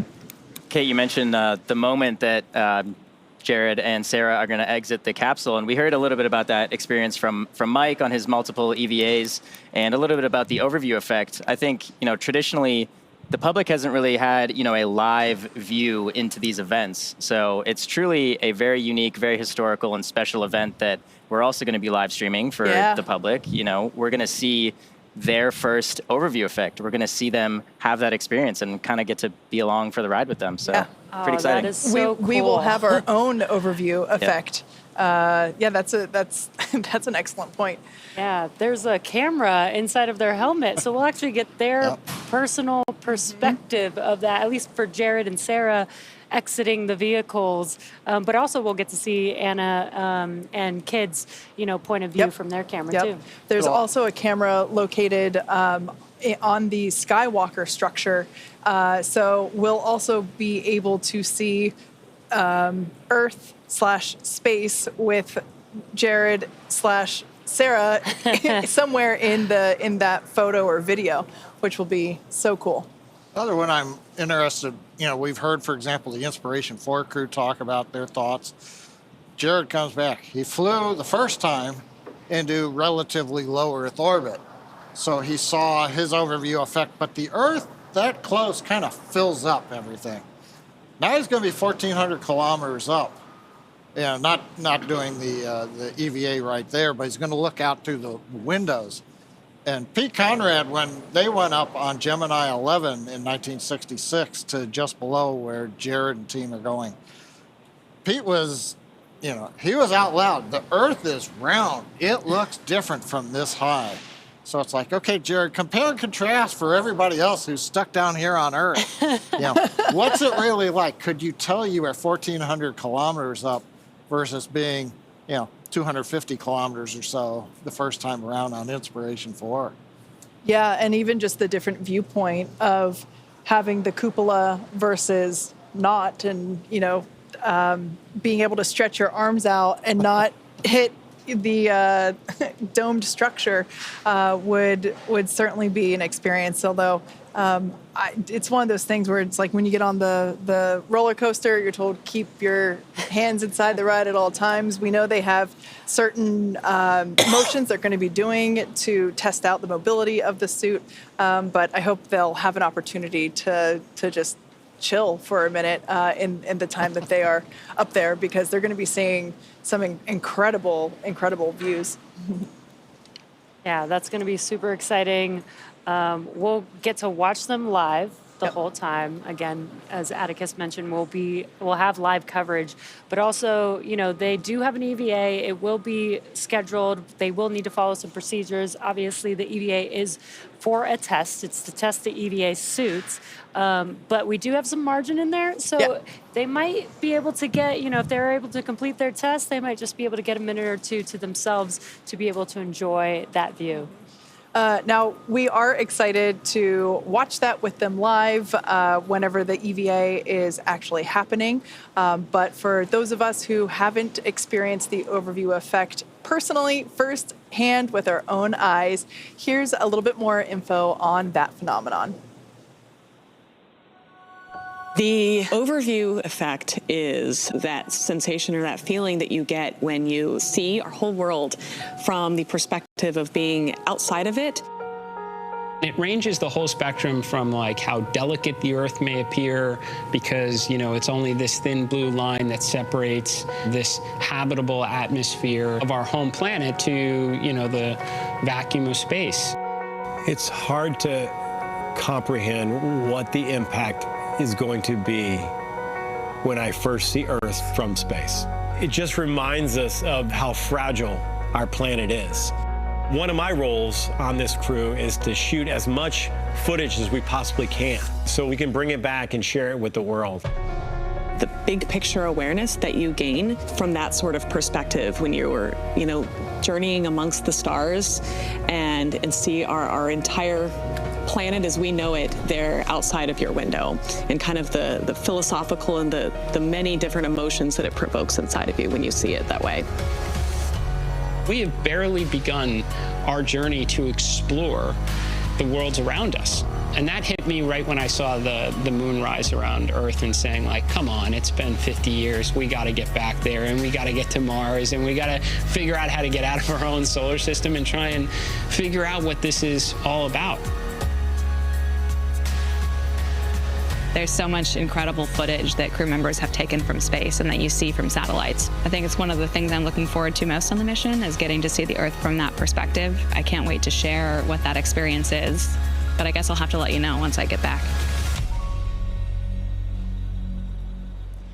As you might imagine, the Polaris Dawn crew has spent a lot of time together through all of the training and preparation for this mission, and naturally that fostered some great camaraderie. So let's hear what the crew had to say about their team bonding. I have so many wonderful memories working with this crew. One of the memories that stands out to me is back at the beginning of our relationship formation, and that was when we were climbing Cotopaxi together. The highs and lows of that experience and the mental toughness required really helped break down barriers and create a platform to form a trust. I mean, you want to talk highs and lows. literally jumping out of airplanes. I think it just taught us an awful lot about each other, and moments of like unbelievable happiness and super lows where things weren't going to plan. Mountains, flying fighter jets. Honestly, I think it's just the mundane moments that we have together to gel as a crew, and relying upon your crew, knowing when we need to ask for help. We each do have things that we're not going to be the best at. We're not going to need to do everything. We can distribute the load to maximize what each person is bringing to the team. It's been such an adventure learning with them, learning about them, learning how to work with them. I don't think 5 days is going to be enough. It is awesome to think about getting to live and work with each other for 5 days in this capsule. Getting to be with them while floating in space, doing work to contribute to long-term endeavors of human spaceflight. I am just so thrilled and excited and look forward to it.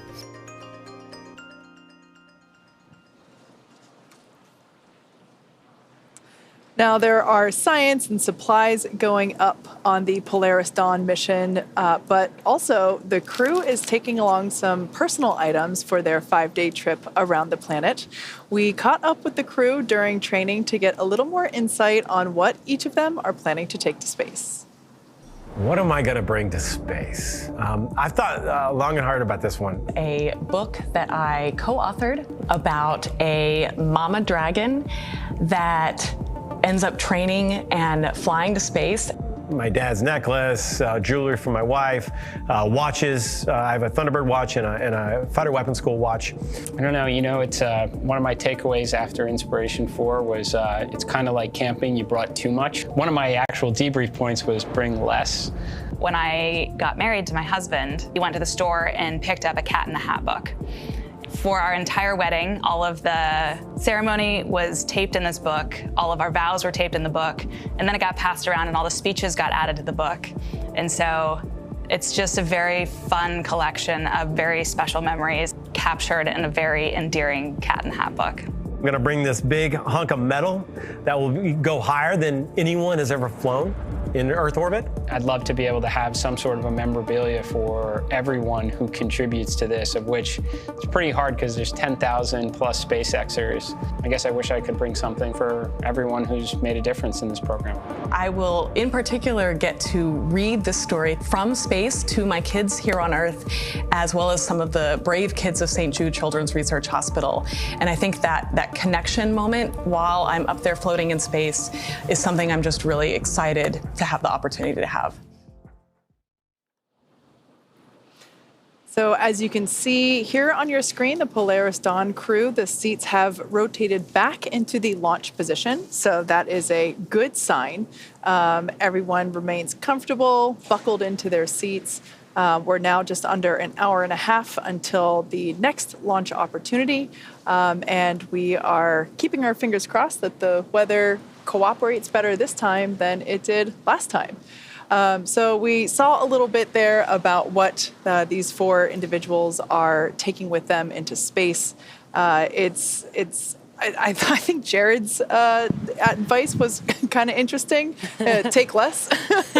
I kind of agree with that. I personally would probably just take my wedding ring, some flower seeds to plant, and my favorite book. Speaking of which, we already mentioned it earlier, but it's just such a beautiful book. This is a book that Anna actually co-authored, and it is basically just like a story for her children, and she's taking a copy with her to space. And I'm going to order one for myself and very kindly ask her to sign it when she gets back. Yeah, that's pretty cool that Anna gets to bring something that she wrote and created onto the vehicle with her. But Atticus, what would you take? I don't know, maybe just some popcorn, some candy, some soft drinks, some snacks. Yeah, some snacks. It's a long trip potentially. So. Would you save any for you to eat when you came back to Earth? Or Oh, that's a good idea. Yeah. Maybe share with my friends some space candy. There you go. Some Jesse, gifts. What about you? Oh, I would definitely have to bring a basketball. Of course. Basketball has made me who I am today, but what I really want to do is bring Space Jam to real life. That's my plan. Amazing. Yeah, John, your basketball will be your zero-G indicator. That is genius, Hey, John. or a Nerf ball. Yeah, Nerf basketball. There we go. Not for a mission with an EVA operation, though. Oh, yeah. John, what would you take? I'll be more of a sentimentalist. When I was in the Air Force, working Titan launch vehicles, not the ICBMs, but the above-ground launch vehicles, the Air Force only had one way to distinguish, and that was to give you a rocket badge that you would pin on to your uniform shirt. And so it said, yes, you're working launch vehicles.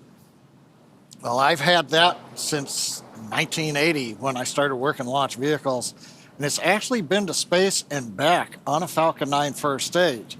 So I would take that well-worn and well-traveled badge, and I'd take it with me again, and away it would go. Yep. And then come back down. So it'd have 2 flights on it. Yeah. And it would be a rocket badge. It'd be pretty cool. I also thought of another one that you could do, your binder. The infamous webcast binder, just like I always have my my notebook. I think those would be 2 staples if we were to go. Yep. My brains.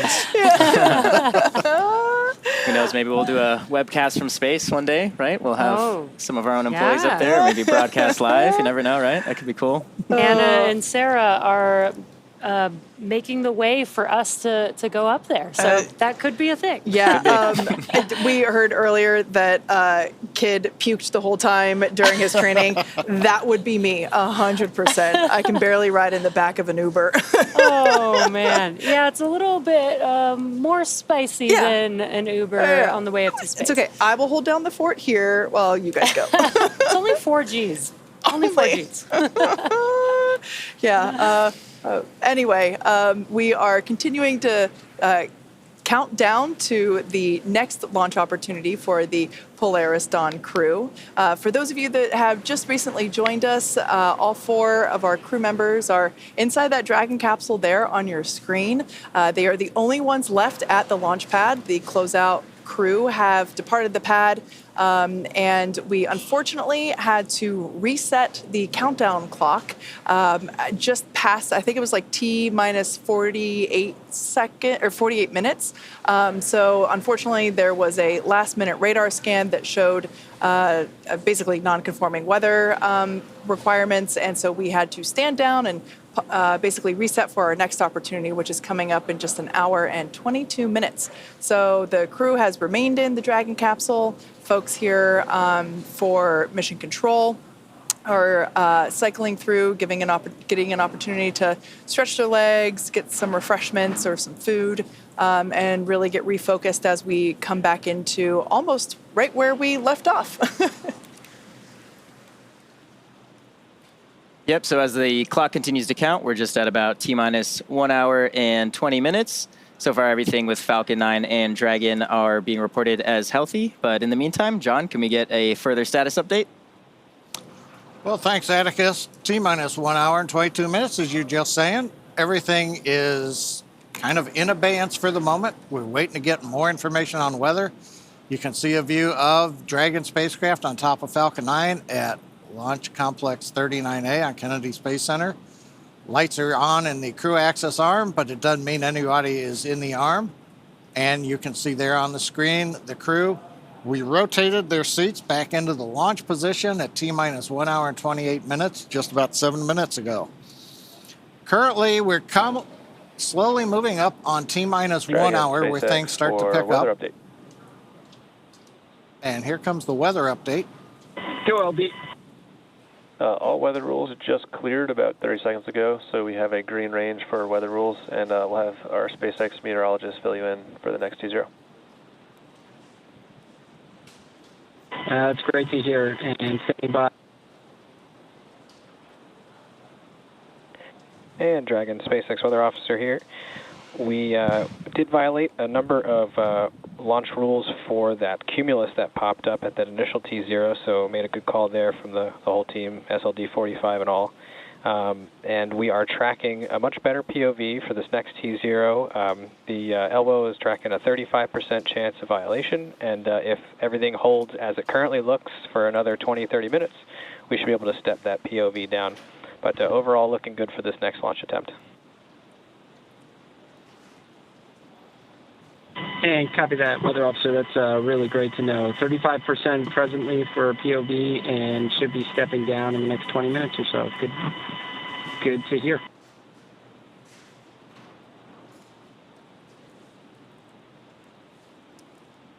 Okay, so they've told the crew that what we're just getting from the launch weather officer. The first launch attempt we had to hold as we got inside T-minus 45 minutes. A cell had popped up and it looked like we were going to be no-go at T0, which would have scrubbed us for the morning. So instead we held off before we began prop load into the Falcon 9. That preserved a second launch attempt coming up in just under 80 minutes from now.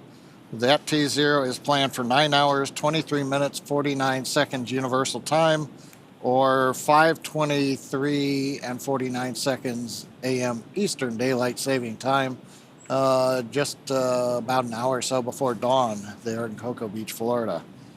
So hopefully they'll get a good view if the weather continues to dissipate. As I mentioned, we had the crew rotate seats back into the launch position at T-minus 1 hour and 28 minutes. On the SpaceX Falcon 9 side, the launch chief engineer is going through a technical readiness poll, making sure that the Falcon team is ready to pick up the count as we get inside T-minus 1 hour. Also, amplify a little bit on the launch weather officer. It's always interesting. A probability of violation, or POV as they call it, of 35%. So that means essentially 1 chance in 3 of violating the weather constraints that we would have for a launch. It's interesting. An optimist would say it's a 60% probability of good weather. You know, I don't know why we do the probability of violation, but that's the history. It's been that for as long as I have known it. The big thing that is changing is that the weather was fairly chaotic over the last hour. It's very hard to model and predict as the boundary layer was coming ashore. What they're seeing right now in the weather radar is the boundary looks like it's dissipating.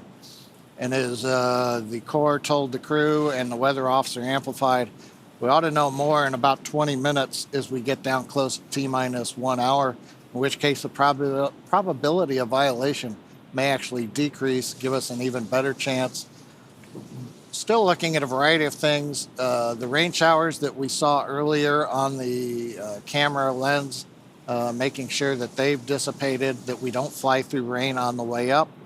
We also want to make sure the big one is cumulus cloud rules. We don't want any thick, high-altitude clouds in the flight trajectory. And then, of course, continuing to watch the winds, but that looks to be pretty good. And if the rain dissipates and goes away, then the electric field intensity, which is currently green and go for launch, should also stay that way. So fingers crossed that the weather will continue to improve and we get a go here to continue through T-minus 1 hour and then prop load and take it the rest of the way on down. But right now, Kate, things are looking a little more optimistic than they were an hour or so ago. Yeah, certainly better. Hearing that we've got a 35% chance of violating the weather requirements instead of 60, that's certainly a welcome improvement. So let's talk a little bit about the research that's going to be going up. So Polaris Dawn is the first of 3 planned missions in the Polaris program, and this will conduct extensive scientific research to expand our knowledge of humans adapting, living, and working in space. Much of this research is also intended to improve our lives down here on Earth. And like all science and research, it begins with collecting tons of data, and that process started well before today. Let's take a look. We are in the Houston SpaceX office today. We are here for our what we call L-30 or launch minus 30 days data collection for all of the research that we're doing on our mission. We have about 40 experiments, and a number of those required data collection pretty close to launch date. And so we are doing all of that data collection today, as well as doing some refresher training just to make sure we're really sharp on all of our procedures when we go to flight. There's a lot of steps for each one of these science experiments. They're beneficial for not only improving and enhancing healthcare here on Earth, but it helps us continue this progression with space exploration. What Kid and Anna are doing with the endoscope up through the nose and looking down at the vocal cords, I mean, that is not something easy to perform, in a hospital environment, let alone in space. They certainly stand to learn a lot from it. Reestablishing someone's airway, that's worthwhile to know if we're going to Mars someday. But I think that's a tough one to perform in space. But you got two really highly motivated individuals that are going to try and conquer it. In space, there's inflammation. We don't have the impact of 1G pulling on that fluid. So we need to better understand what that inflammation looks like. And once we have a better understanding, we can develop the procedures and the equipment necessary to handle any type of triage situation. When we stepped into this virtual reality scenario, I think Kid and I liked it a lot because they're flying a spacecraft on Mars to kind of gather like hand-eye coordination, motor skills, some cognitive abilities now, and then they're going to compare it to post-flight as opposed to whether or not we can successfully land on Mars. One of the unique things of our missions, they're 3 to 5 days length. You maybe can't study the super long duration things, but what you can study is what happens immediately when you get up there and how soon these things start to take place. So this big problem in the astronaut community is called SANS, and it's where the astronaut's eyesight and ocular health start to degrade over time. So they will be wearing a contact that actually makes them look like a cyborg. It has little coils that can measure the interocular pressure, and then we can start testing countermeasures that might actually be able to prevent some of those negative effects. We are doing an experiment called GVS disorientation, and this experiment, we wear a set of electrodes that sends electricity essentially through our brain between our inner ears and stimulates a disorientation and an imbalance to train astronauts' adaptation to different G environments and hope to quicken that readaptation. One of the things that we're doing with ultrasound is we are going to be collecting imagery of our veins and identifying whether there's actually bubbles forming when we are changing cabin pressure. It's very possible that nitrogen will bubble out into our blood. If we see bubbles, it will be completely normal and okay if we do see bubbles, but we are hoping to capture that on ultrasound. In order for us to become multiplanetary, we've got to overcome some of these challenges associated with space exploration on longer duration missions. What we gather on orbit in a zero-G environment, in a vacuum, will help us continue this cause in furthering space exploration.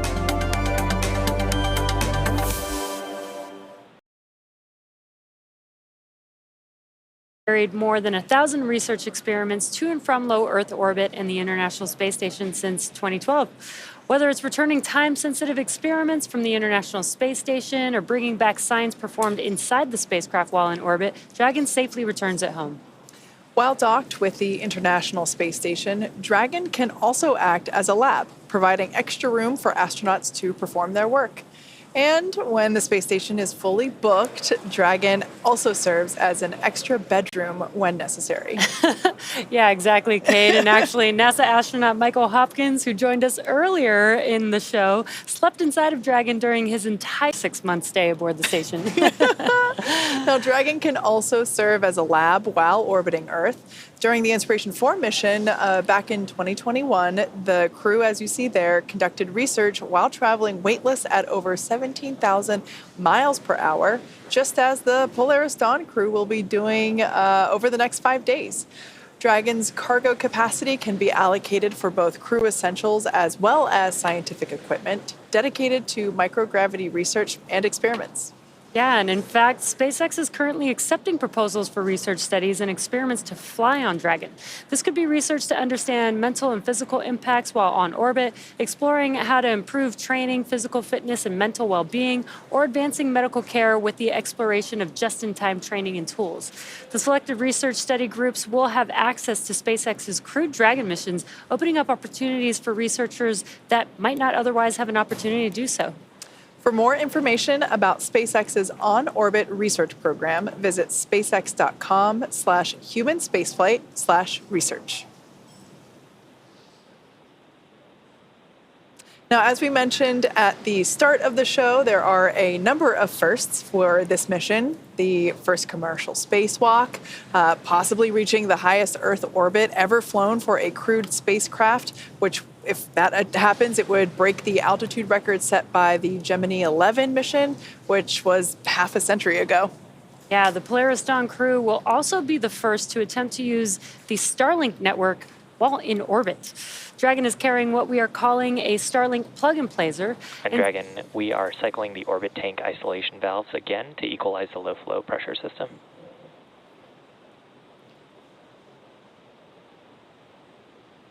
Copy that, SpaceX. We're following. And just a quick update from the core to the crew. Dragon is carrying what we are calling a Starlink plug-and-placer, and inside Dragon is a router connected to a user terminal in Dragon's trunk. Now, this terminal will be linked to the new plug-and-placer device that is mounted on board. And all of this will be responsible for establishing and maintaining a laser communications link with Starlink satellites, which will be in orbit about 200 kilometers below Dragon. Using this hardware, Dragon will attempt to talk to Starlink the same way Starlink satellites talk between themselves with lasers. No one has ever flown a laser communication system on a human-rated spacecraft before, so there's a lot to be learned. If this works, the plug-and-placer could provide the first high-speed internet experience for people traveling in space. Yeah, this technology will also help here on Earth by facilitating healthcare access and connectivity to underserved communities around the world. The Polaris program is donating Starlink to St. Jude Global partners in 5 countries. Strong, reliable internet will help support the St. Jude Global mission by providing partners greater access to online medical conferencing, case and imaging sharing, and diagnostic assistance. Hospitals and foundations that are part of the pilot program will be able to provide better care to patients thanks to high-speed, low-latency broadband internet. The first countries selected to receive Starlink include the Philippines, Brazil, Chile, Peru, and Mozambique. The Polaris team is also donating Starlink to 100 schools in Chile and Brazil, striving to increase internet connectivity, which can improve education and telemedicine efforts for communities in need. The Polaris Dawn crew actually had a chance to hear from the students in Chile after Starlink was installed.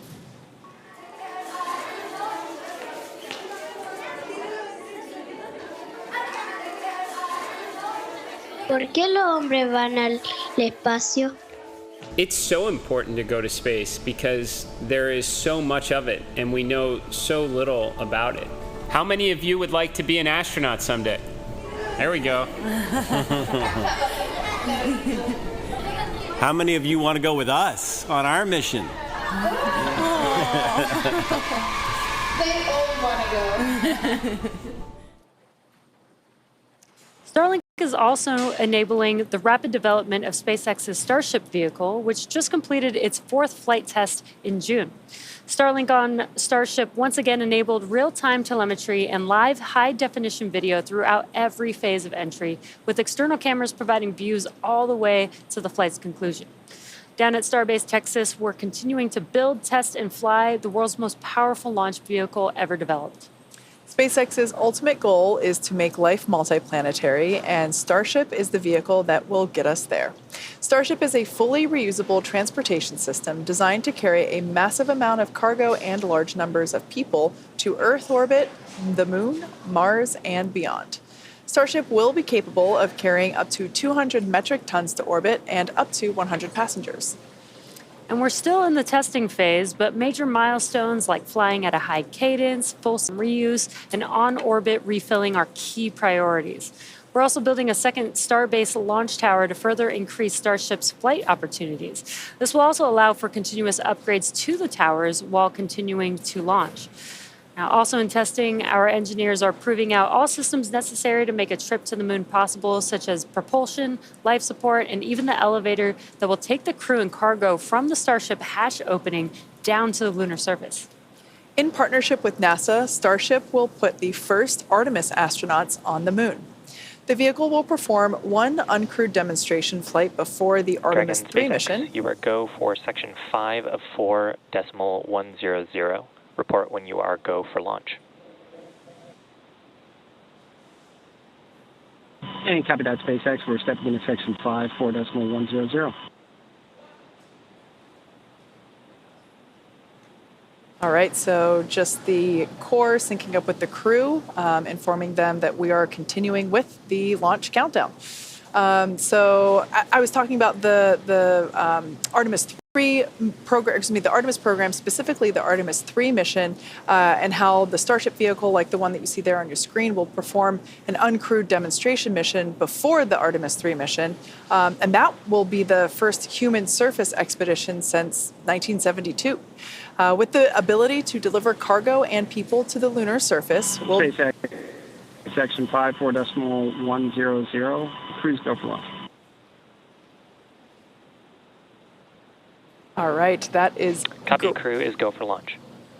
Music to our ears. Crew is once again still ready for launch. So with the ability to deliver cargo and people to the lunar surface, we'll be ready to help humanity build a sustainable presence on the moon and learn how to live off-world before the next step to Mars.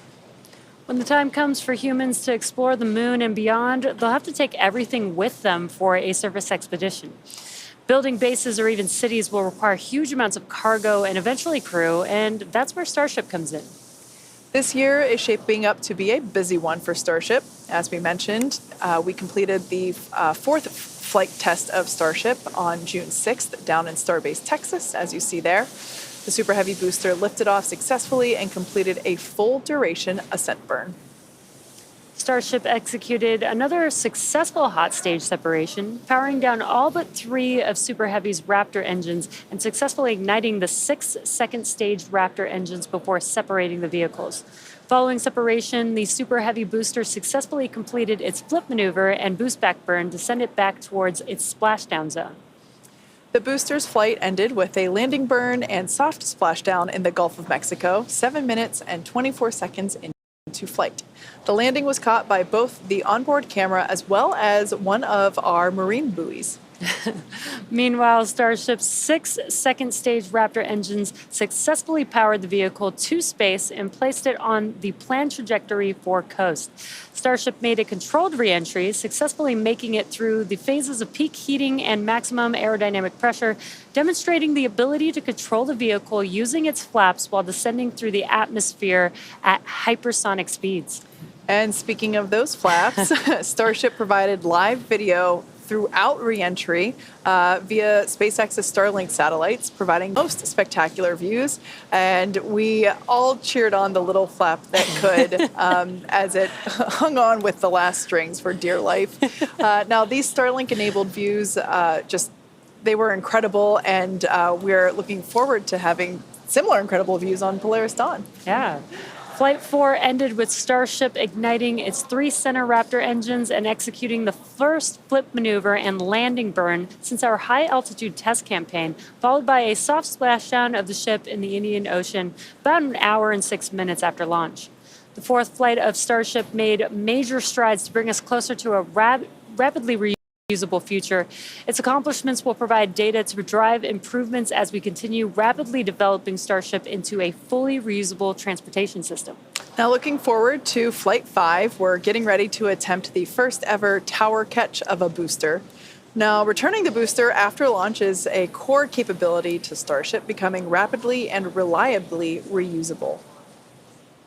And speaking of rapidly, as of August 21st, we had both towers fully stacked, which is so incredible to see. That's a real photo. That's yeah. Awesome.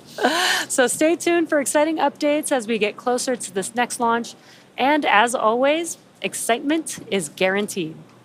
Now, for those that have just recently joined us, you picked a great time because we are exactly 1 hour and 1 minute and 13 seconds away from launch. Welcome back to the coverage for the Polaris Dawn mission. The Polaris program is a first-of-its-kind effort to rapidly advance human spaceflight capabilities while continuing to raise funds and awareness for important causes here on Earth. The program's goal is to demonstrate important operational capabilities that will serve as building blocks to help further human exploration to the Moon, Mars, and beyond. Polaris Dawn is the first mission in the Polaris program. The program will consist of up to 3 human spaceflight missions that will demonstrate new technologies, conduct extensive research, and ultimately culminate in the first flight of SpaceX's Starship with humans on board. The Polaris Dawn crew will be performing some incredible firsts in space, including the first ever commercial spacewalk. And this mission will fly higher than any Dragon mission to date, attempting to reach the highest Earth orbit ever flown for a crewed spacecraft, breaking the record set by Gemini 11 half a century ago. The crew will also be the first to test Starlink laser-based communications in space. They will orbit the Earth for up to 5 days before splashing down off the coast of Florida. And over the course of their mission in orbit, the crew will conduct a wide range of research in microgravity designed to advance both human health on Earth and our understanding of human health during future long-duration spaceflights. Now, liftoff time is still holding for 5:23 a.m. Eastern, and we're currently tracking no technical issues with Falcon 9 or Dragon. The range is green, and weather at the moment is cooperating, but the last POV that we had was 35%, and we heard that it was going to improve as we get closer to T0, so fingers crossed it stays that way. Now, over the last more than 3 hours, I think more like 5 hours at this point, the Polaris Dawn crew donned their SpaceX suits and were then transported to the pad where our crew entered Dragon spacecraft, the one that you see there on your screen. Since arriving at the spacecraft, the crew were helped by our closeout team to get in their seats, those seats that you see there, attach their suits to the special umbilicals that provide breathing air and communication link to Dragon systems. They conducted successful leak checks and communications checks with the core here in Hawthorne, and that is the person who they will be speaking to directly throughout the mission. That stands for Crew Operations Resource Engineer. Yeah, and the closeout team was able to seal the hatch, which also gets its own leak check. And the closeout team has already departed the pad. Once that hatch was sealed, they were able to clear the area and clear the pad. And now we've been doing some weather checks as we got closer and closer to T0. So again, we will be doing another final go, no go for launch. Before we get to that final go, no go, the next team will do an internal poll, making sure that conditions are right with Falcon 9, Dragon, the crew, the range, and the weather, of course. T-minus 1 hour until liftoff is the final evaluation checkpoint, or the last opportunity for the SpaceX team to adjust the launch time if it's needed. And with everything so far on track, let's take a moment to meet the crew that will be flying today. The Polaris Dawn mission has many time objectives, so the Polaris program chose a crew of experts who know each other well and have a foundation of trust that they can build upon as they undertake challenges of this mission. Mission Commander Jared Rook Isaacman served as commander of Inspiration 4, the world's first all-civilian mission to space. Jared holds for a weather update.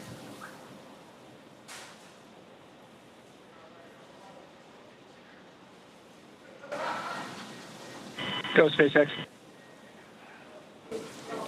Dragon, we are currently go for launch. Updated probability of violation is 20%. So with that, we are going to be pressing towards T02. We'll keep you updated if any other weather comes through. Hey, copy that, SpaceX.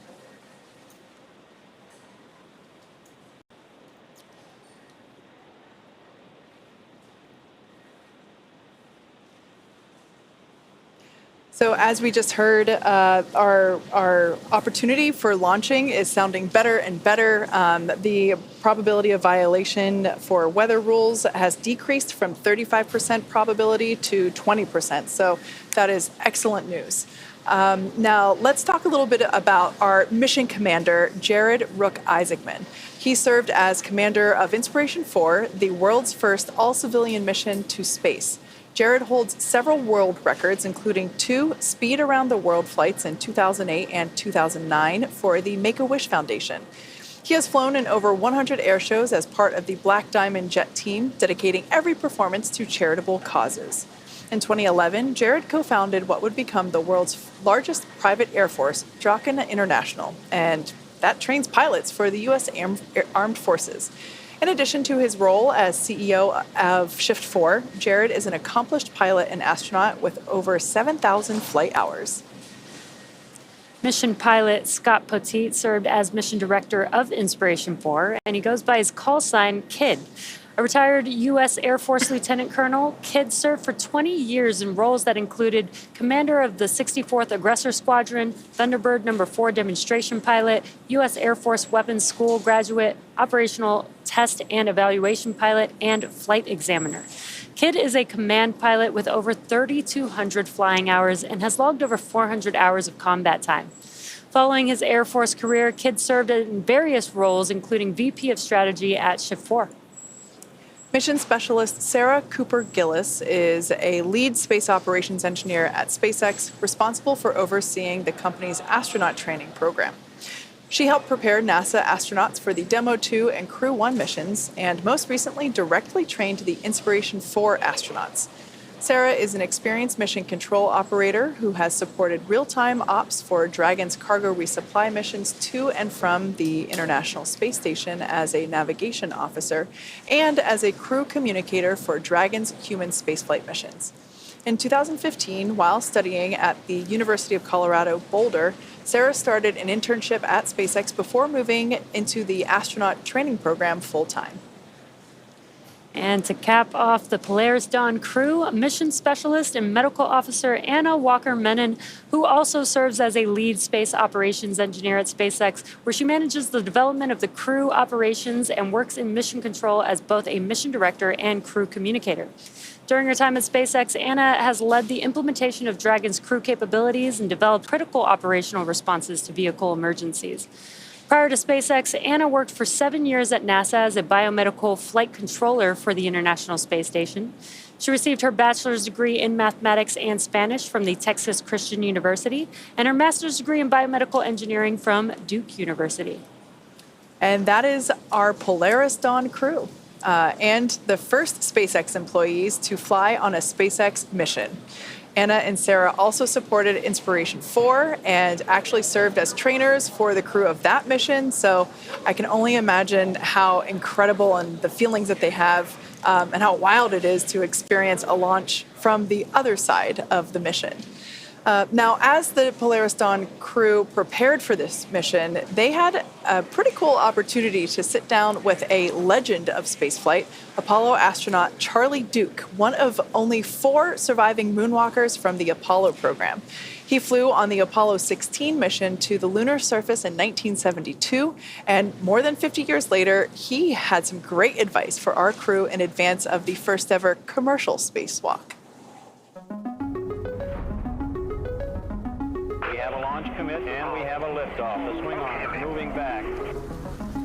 I can see all the way to the ground, just like flying the LTV. Piece of cake.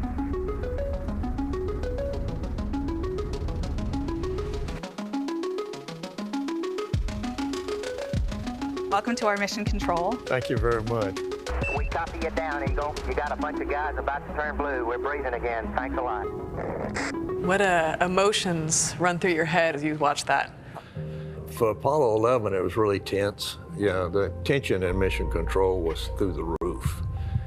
You know, I was more tense in that landing when I actually did it. Because, you know, in the spacecraft, you're seeing all the systems, whereas in mission control, you're just looking at a little screen, you know, and ours never were this big. They were just little things.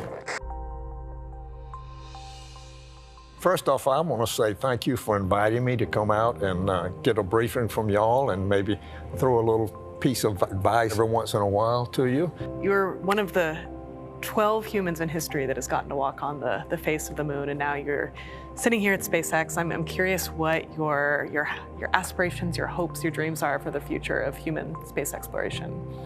Well, I'm excited about the privatization of space. When it first came about, I was a little dubious, but then it was quickly obvious that SpaceX knew what they were doing.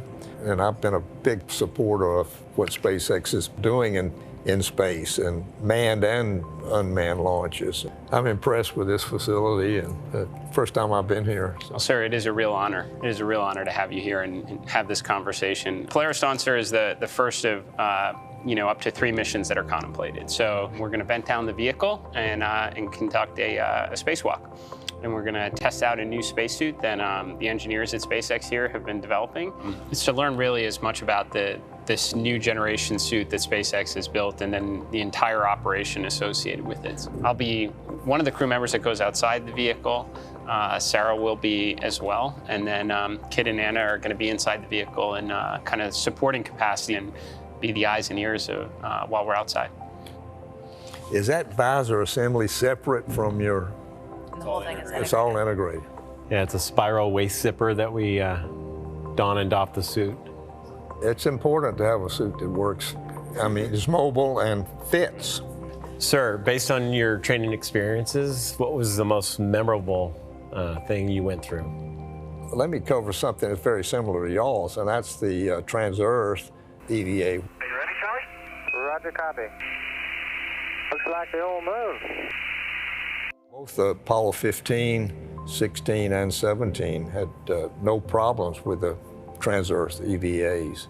It's very spectacular. I mean, the view, that was my most impressive memory, really, is to float out, and there was the Earth down here about 180,000 miles away. And my job basically was hook myself in so I don't float off and hold on. How long are you depressurized? So for the spacewalk, based on the vehicle design and what we can support, we have about 2 hours end-to-end for both depressurizing external operations and then repressurizing the spacecraft. But we'll all get suited up, depressurize the spacecraft, and then 2 people, one at a time, will go outside, come back in before we repressurize the spacecraft. My advice is don't let go. That's good advice. I wish you well, and thank you. The goal of SpaceX is to build technologies necessary to make life multiplanetary.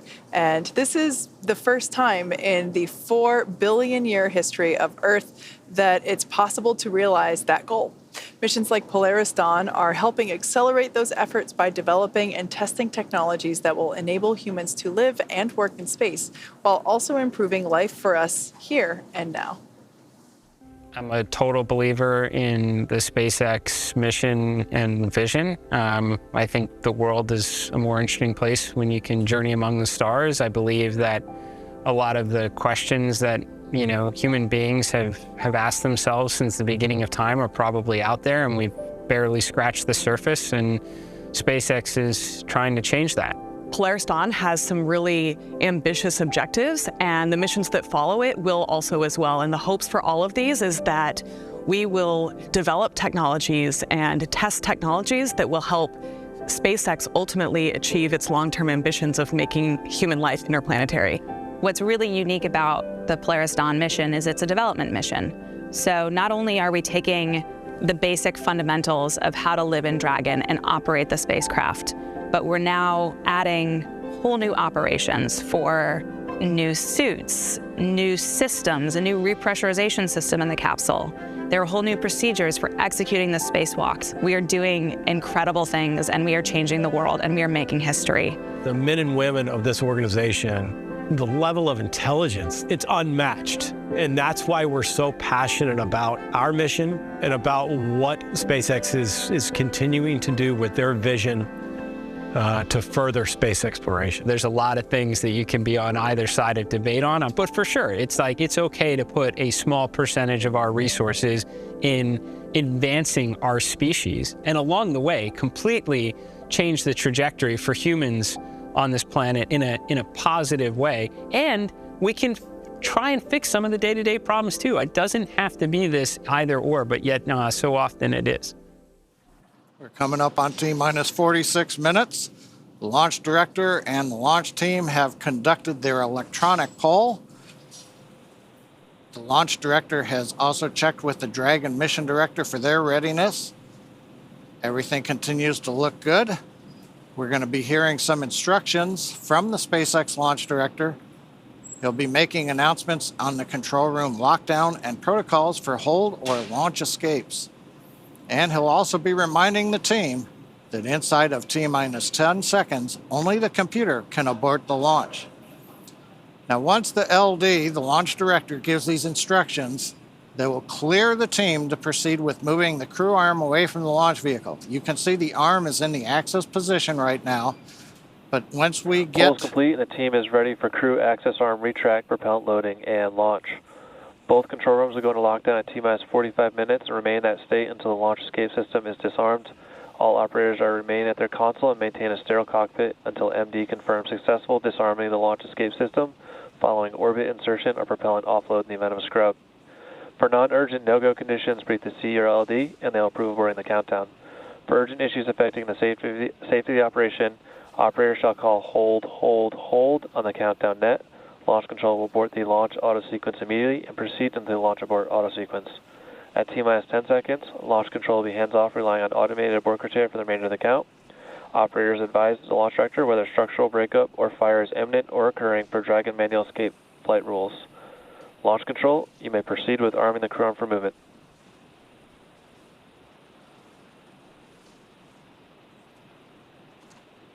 We've heard the instructions. We're waiting to hear them inform the crew that access arm retract has started.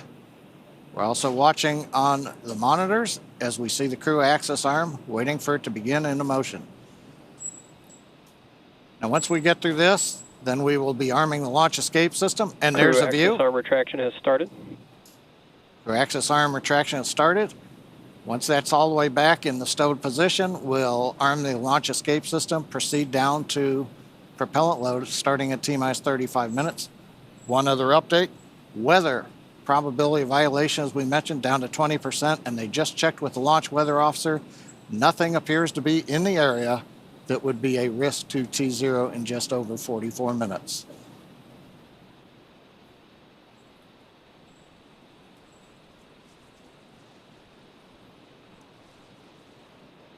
And Jesse, you can see crew access arm starting to come back now. Yeah, this is a very exciting moment here. This is one of the last major visual milestones that we'll see in preparation for liftoff. And soon we should also hear the call out that the Crew access arm retraction is complete. And great call there. That is the conclusion or completion of the crew access arm retraction. We should also hear the call out for the launch escapes. Dragon, you are go for section 6. Close visors and arm the launch escape system. Copy that, SpaceX. We are stepping into section 6. We're going to close visors and arm LES. And there it is. They're getting ready to arm the launch escape system. And the crew is closing their visors, which you can see there. This is in preparation for that arming of the launch escape system. And then also coming up will be Falcon 9 prop loading beginning. Yeah, we can see their tablets there on their legs, strapped on top of their SpaceX suits. Dragon, section 6.2, our visors are closed, and we are proceeding with arming LES. SpaceX copies. So those tablets that they have provide all the information that they need for the mission.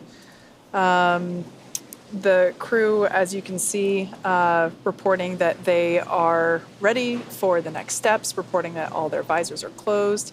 Arming of the launch escape system now coming up.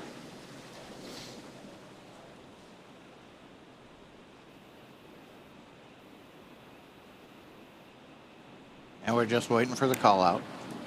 Launch escape system is verified armed. Copy that, SpaceX. We show the same. Yep, that's SpaceX good news. Dragon, we're closing out 4.100. 4.100, a reference to SpaceX copies closing 4.100. It's a procedure the crew is running on their tablets.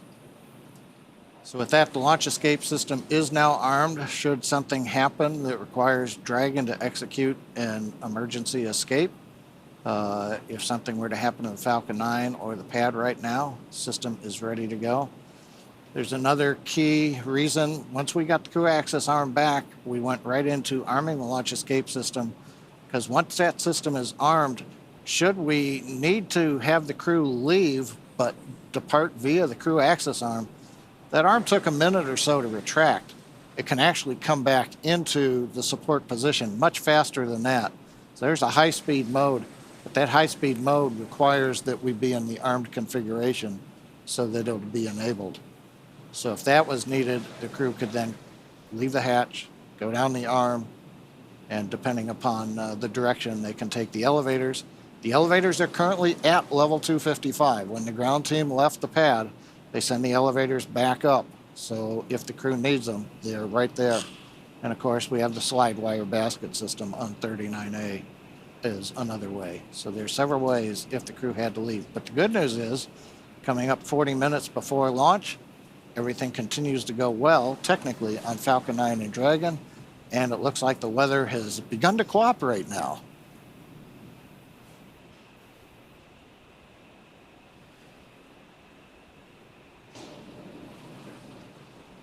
Now, next major event coming up at T-minus 35 minutes will be the start of propellant loading on Falcon 9. Once we get into that, then we're committed to the T0, even though there's still more time in the window and a third launch opportunity if we need it. We would not be able to take advantage of that if we get propellant going into the Falcon 9. Again, the views from 39A, the arm is retracted. You can't tell it, but launch escape system is armed on the Dragon spacecraft.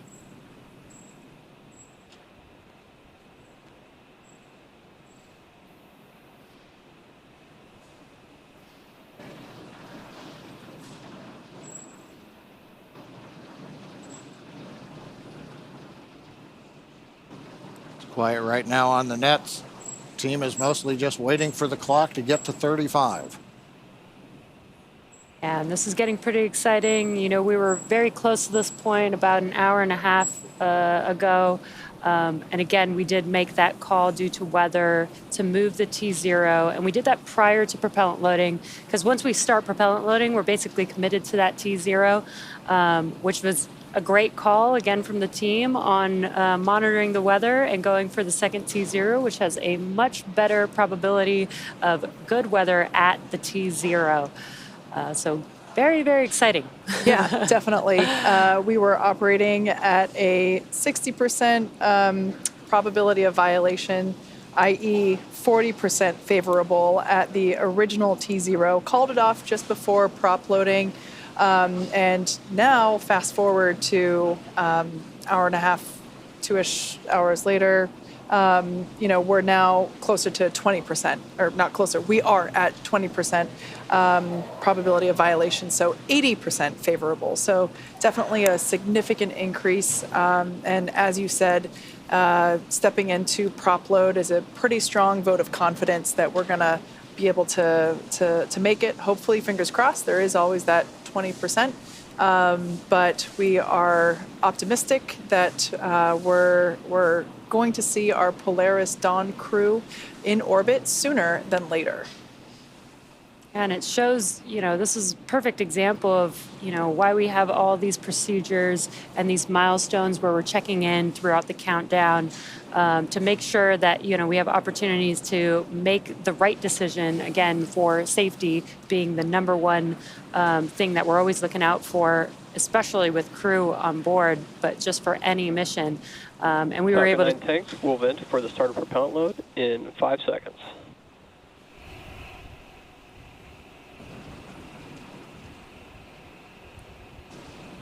Yeah, we'll be hearing call-outs throughout the countdown up to the crew to let them know what's happening, both Falcon 9 and Dragon.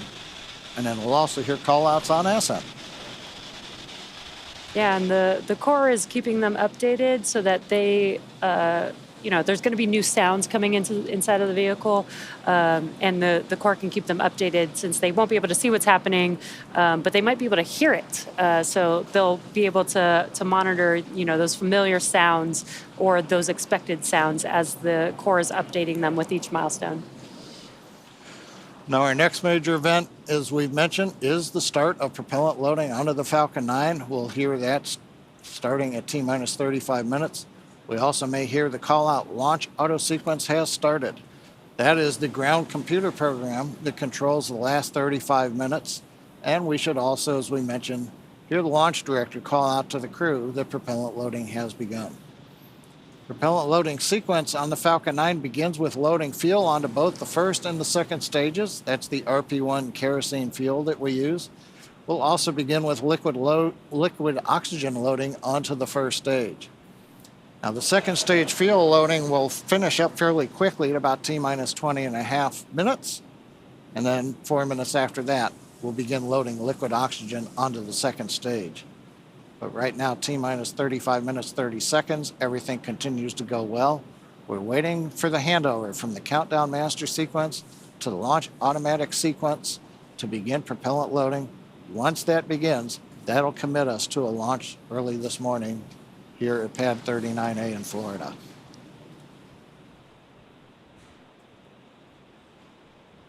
We'll listen in now for the start of propellant loading. The launch auto sequence has started. And great call out there. We just heard that the launch auto sequence has begun. This means that propellant loading has begun on Falcon 9.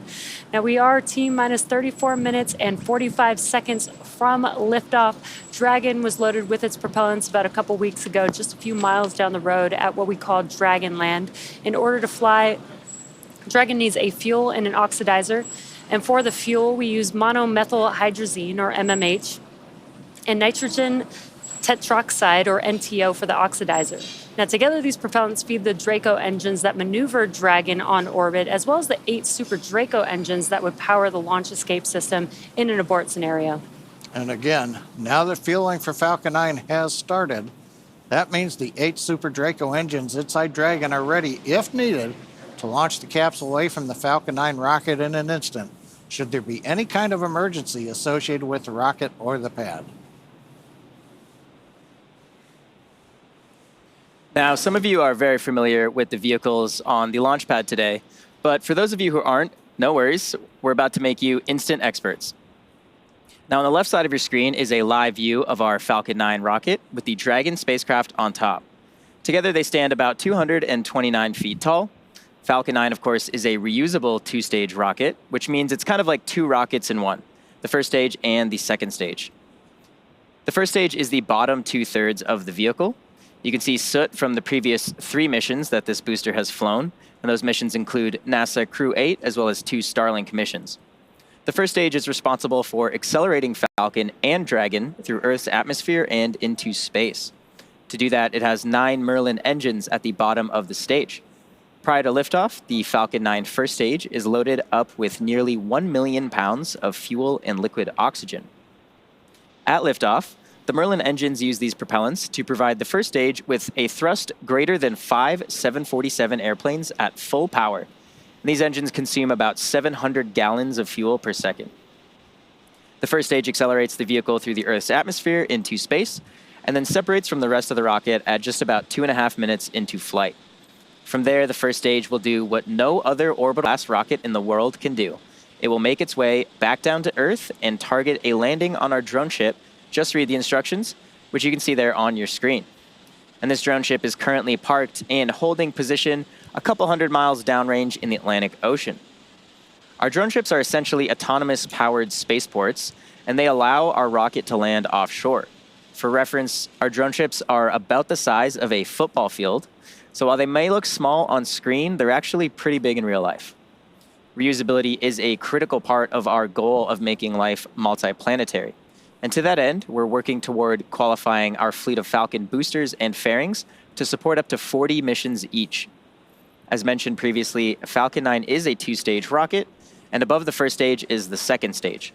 The second stage has a single Merlin vacuum, or MVAC engine, and this engine ignites after stage 1 separates from stage 2. The second stage is essentially a smaller version of the first stage, and while the first stage gets us out of the Earth's atmosphere and away from the extreme forces of gravity, the second stage is designed to operate in the vacuum of space and deliver payloads, like Dragon today, to their target drop-off orbit. And of course, we have a great team here at SpaceX that will be monitoring both Falcon 9 and Dragon after liftoff.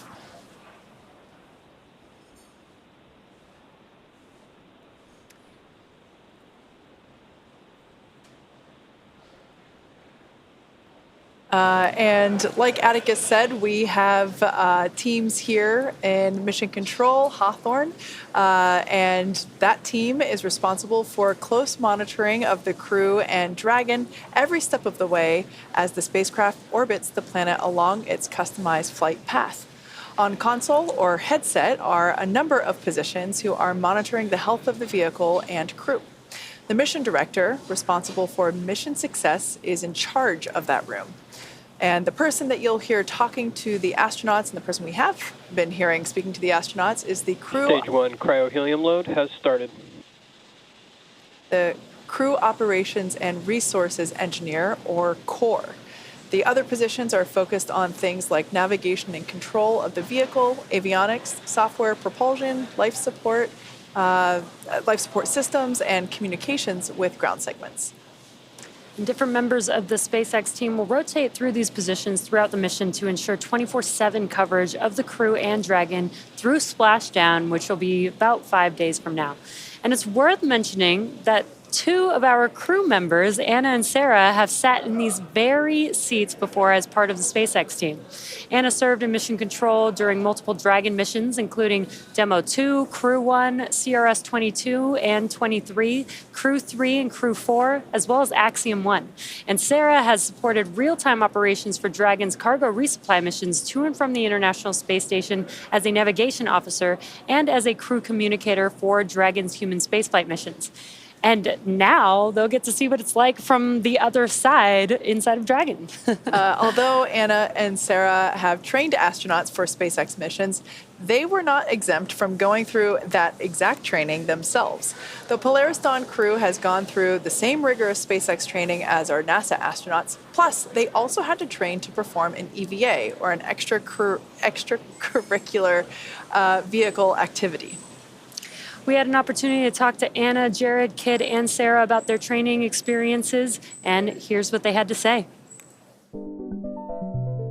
The bulk of the training has been rightfully focused on the EVA, or the spacewalks. In a development program, you don't know what you need to train to. Like, how can we run pressurized operations, simulate microgravity, but also have like a simulator that's powered, with hatches to get in and out of, so we don't have to submerge that in a pool. We looked at a suspension system solution where we can set up a physics model that allows you to pressurize the suit, put on a harness, and then a hoist will lift a suited crew member up. And you can basically use one finger and you press down and your whole body will move up, just like in space. It allowed us to really put into practice the different piece-by-piece steps that are necessary to complete this operation safely. One aspect of our training has been scuba diving. The buoyancy allows us to kind of experience a different environment. The lack of communication is a challenge associated with scuba diving. You rely on alternate forms of communication. You'll use different hand signals to communicate, like I'm okay, you're okay. So I would say scuba diving has a ton of great training lessons that are directly applicable to our spacewalk. I have to say, I think the max fun here was the skydiving we did at the Air Force Academy. That was some of the best training ever. When I dropped out of that airplane, sitting in the airplane as I was going up, I felt those nerves, all of that rush of emotions that comes with, recognizing that you are about to do a really high consequence operation. And you're standing out, leaning into the wind, out of an aircraft, and then you just let go and you fall. It was incredible training. some of the most memorable training we've done. For the centrifuge training, the purpose is to go through both a launch and a reentry as well as a launch escape mission profile in this human centrifuge that's spinning you around and imparting forces on your body that are similar to the ones that we will experience when we go through those operations actually in space. When you're in space, you have to deal with the circumstances that you're dealt. Similar fashion is climbing a mountain. You're on the side of a mountain, it's taken days to get to where you're at, approaching the summit. You're dehydrated, you're hungry. You learn to manage those stressors. And those are all good preparation techniques in getting ready for space exploration. We've had it all. We've had unbelievable, highs, and we've had, lows. It's just been a great 2 years of growth. Some of the best times of my life. Before the segment, I called it an extracurricular activity. My brain is clearly tired. It's extravehicular activity. And as we mentioned earlier, much of the training that the crew went through was to prepare them to perform that extravehicular activity, or an EVA. Because Dragon does not have an airlock, the entire cabin will be depressurized. So essentially, all 4 astronauts will be performing the EVA. Jared and Sarah will exit the spacecraft to perform their tasks, while Kid and Anna remain inside to conduct their experiments and act as the ears and eyes. The EVA will last about 2 hours from the time that the cabin air is vented to when it is repressurized again. As they prepare for the EVA, the crew... Stage 2 cryohelium load has started. Good call-outs there. As they prepare for the EVA, the crew will go through a pre-breathing procedure, which will involve slowly dropping the atmospheric pressure of Dragon while increasing the concentration of oxygen in the air. This process is similar to what is known as a safety stop in the diving community. This will give their bodies plenty of time to acclimate to the difference in pressure ahead of the EVA. SpaceX designed the EVA suits for the Polaris Dawn crew, and they'll wear it during the spacewalk. The EVA suits protect the crew inside the spacecraft while also allowing them to leave the spacecraft when needed. Upgrades include new joint designs that remain soft until pressurized while maintaining mobility, improved thermal management, and an upgraded helmet with an exterior coating that acts like a sun visor, along with a camera and heads-up display that provides information on the status of the suit during the spacewalk. Let's take a look at the making of the suits that our crew will be wearing during the first ever commercial EVA.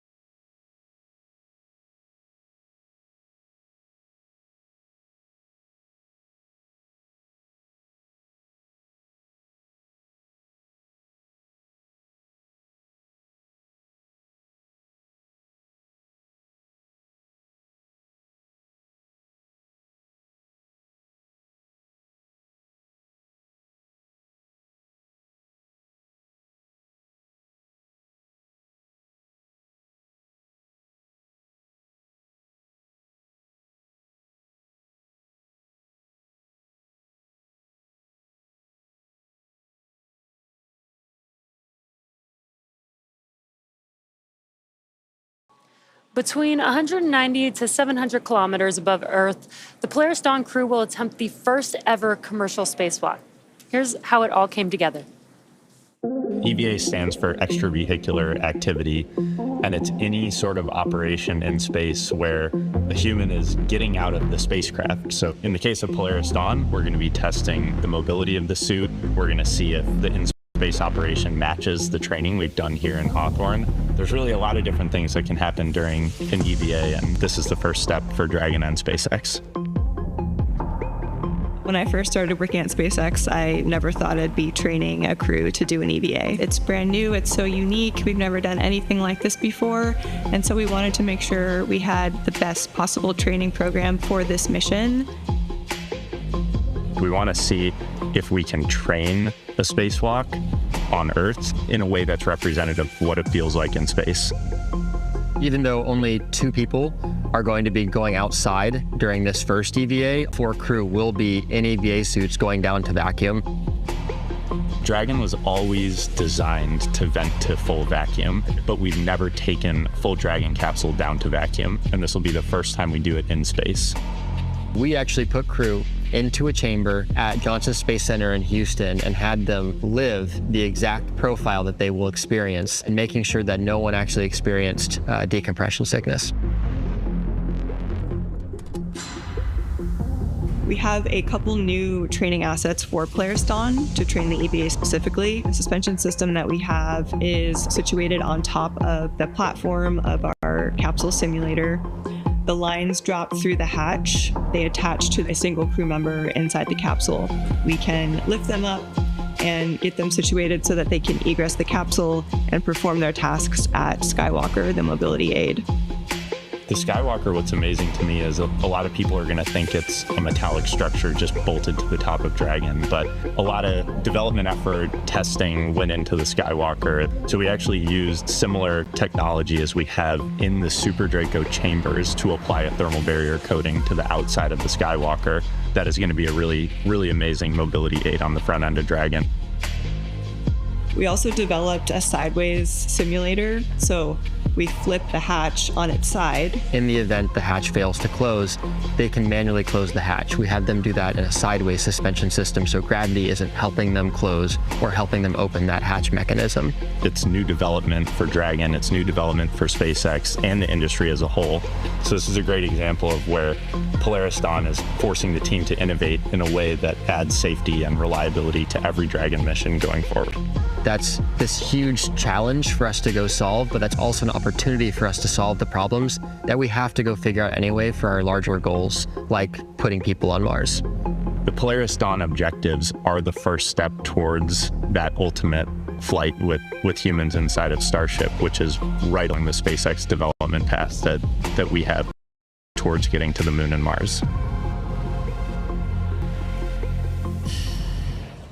All right, we are T-minus 17 and just under a half minutes until liftoff of Polaris Dawn.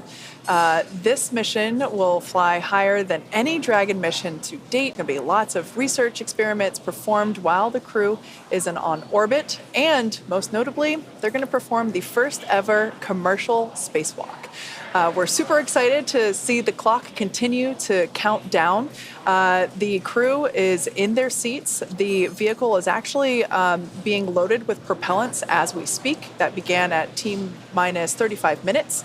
The launch system is armed, and we have gotten the okay to go from the crew. They are ready to go to space. Yeah, it's super exciting. We've got their new EVA suits on board with the crew. This will be the first time that we've ever flown these EVA spacesuits, which I think is... Stage 2 LOX load has started. Which I think is one of the most exciting parts about this mission. And we did get a good call that Stage 2 LOX liquid oxygen loading is now beginning on the vehicle. Now, this mission will orbit Earth for about 5 days. And in addition to the first commercial spacewalk, it'll be the first time that we will be utilizing our newly designed Skywalker hardware.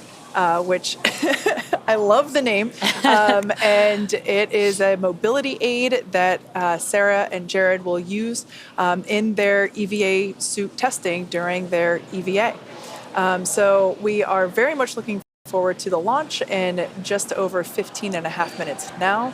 And everything so far looking good. We had much improved weather conditions when our first T0 occurred was 12:38. Wasn't so great. Here we are sometime later, and we're looking at a 20% favorability. So as you can see on your screen, like I said, about 15 minutes from the liftoff of Polaris Dawn.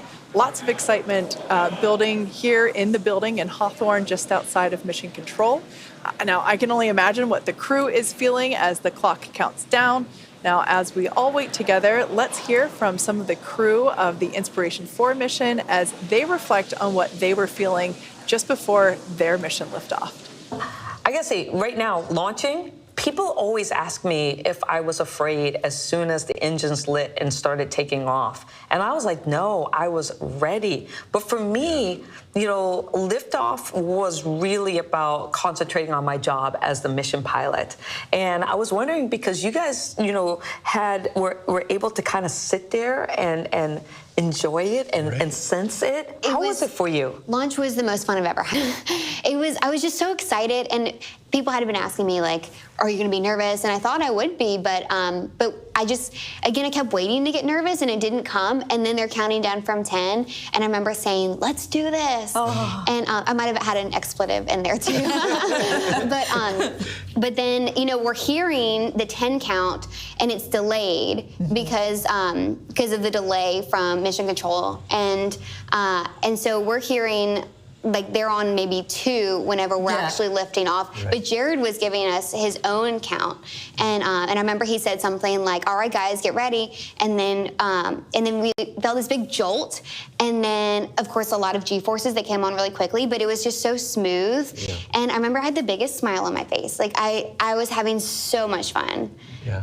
And for me, it wasn't just sitting there idly going for a ride. It was thinking about, okay, what am I hearing? What's that pressure I'm feeling through my chest?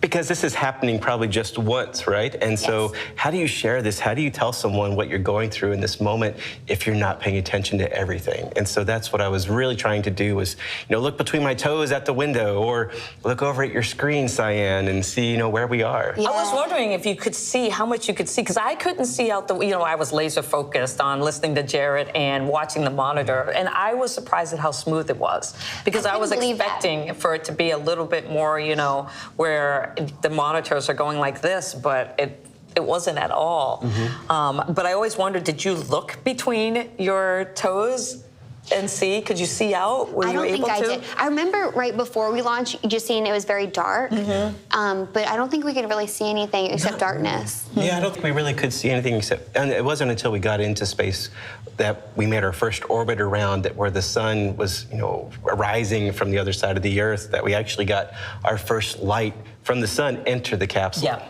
Yes, and I remember saying out loud, "Is that the Earth?" And like, obviously, what else would it have been? But it was just so unbelievable. I had to say it out loud. Yeah, interesting comment about first light.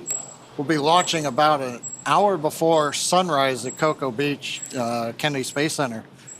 But as they head into orbit, I wonder how long it'll take before we get sunlight into the capsules. They're heading northeast towards the sunrise. Yeah, the crew is certainly prepared for some pretty amazing views on ascent. You know, we just heard from the Inspiration 4 crew about some of their experience with their launch. I absolutely love hearing them describe just how smooth the ride is. You know, that's always so surprising to me. We have 9 M1Ds, 1.7 million pounds of thrust, but yet somehow the ride is still smooth. That's just amazing. I was actually just looking back at my Inspiration 4 liftoff notes in my handy-dandy notebook, and Sarah, who is our mission specialist on the far right-hand side of your screen there, was actually the core for liftoff of Inspiration 4. So I'm sure she's having a great 360 moment. Now, as we approach the last few minutes before liftoff, we have some well wishes for the crew. Anna, Sarah, Kid, Jared. From the Dragonflight software team. On behalf of the Dragon Propulsion Build team, Dragon Avionics here. The materials team. For the Build Reliability team. The Draco team. The Dragon Propulsion Engineering team. Falcon Flight Reliability. From the Falcon Build Reliability Engineering team to Polaris Dawn. We're so excited for you on this Polaris Dawn mission. We're wishing you the best of luck from McGregor. Thanks for allowing us the opportunity to do a lot of testing. Thank you for flying Dragon. Please remember to keep your hands, arms, legs, and feet inside the vehicle at all times. May Falcon and Dragon propel you to unimaginable heights. We know our engines will get you there safe. Go fly higher than Dragon's ever flown before. And hope you enjoy your internet in space. Good luck. Safe travels and go Polaris Dawn. Go Polaris Dawn. Godspeed Polaris Dawn. Go Polaris Dawn.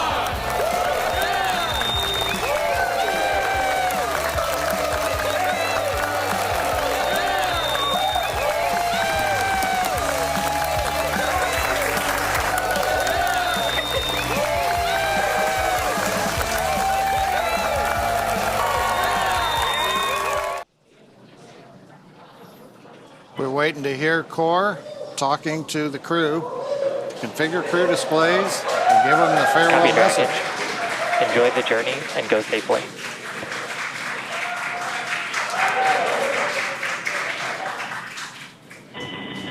To our SpaceX family, thank you. Today is all of our mission. You are launching with us. So many more cycle crews who have gone into the stage. This is the dawn of a new future in space.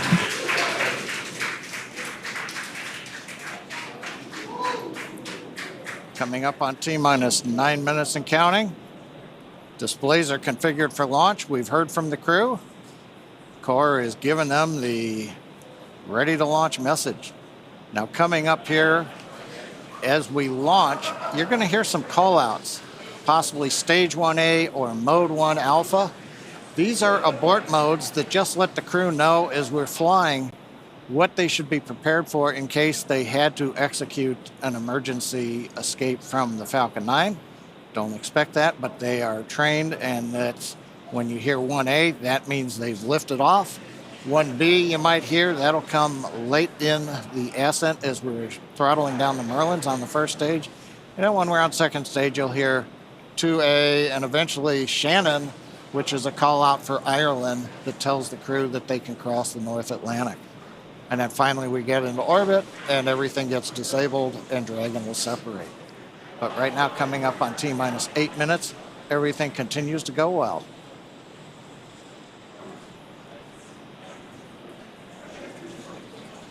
At T-minus 7 seconds, we should hear the call out that stage 1 engine chill has started. At this point in time, when we hear that, we'll know that we're beginning to flow a little bit of the super chilled liquid oxygen through the first stage engines. This helps to basically pre-chill the engine hardware prior to the full flow of that super chilled liquid oxygen. This helps the ignition sequence and helps to avoid any thermal shock to the hardware. At this point in time, Falcon continuing to undergo its propellant loading operations. And standing by for the call out for that engine chill initiation.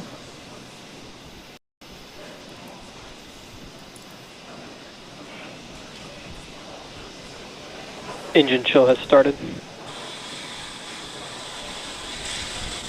And great news there. As Kate mentioned, engine chill has begun. And we are loading propellants on Falcon 9's first and second stage. Second stage propellant loading for RP1 has completed. We're getting close to wrapping up propellant loading on stage 1. And while RP1 will be completed around the T-minus 6 minute mark, liquid oxygen loading will continue on both first and second stage as we get closer to the T0. So we should hear a call out. Stage 1 RP1 load is complete. Perfect timing. Stage 1 RP1, or the fuel for the Falcon 9 vehicle, has completed on the first stage.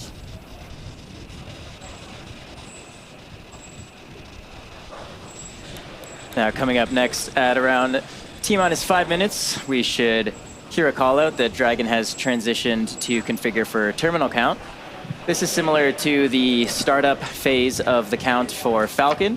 It's essentially when the vehicle takes over control of the count and starts to operate on internal power and on internal computers. So of course, Falcon 9 enters the startup phase at T-minus 1 minute, and Dragon will transition to configure for terminal count at T-minus 5 minutes. Got a great view right now of both Dragon on the left side of your screen and our 4 crew members on the right. We are now approaching the final minutes of the countdown here.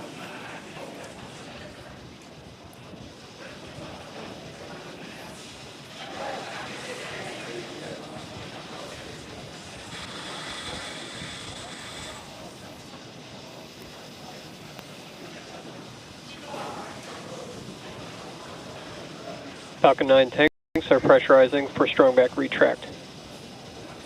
Dragon is in configure for terminal count. So we've heard the call out. Dragon's configured for the last 5 minutes of the count. We're also pressurizing the second stage propellant tanks, first stage tanks.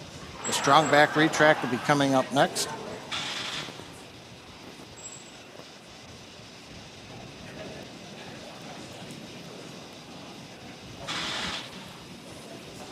Strong back is retracting. All right, so there's that call out.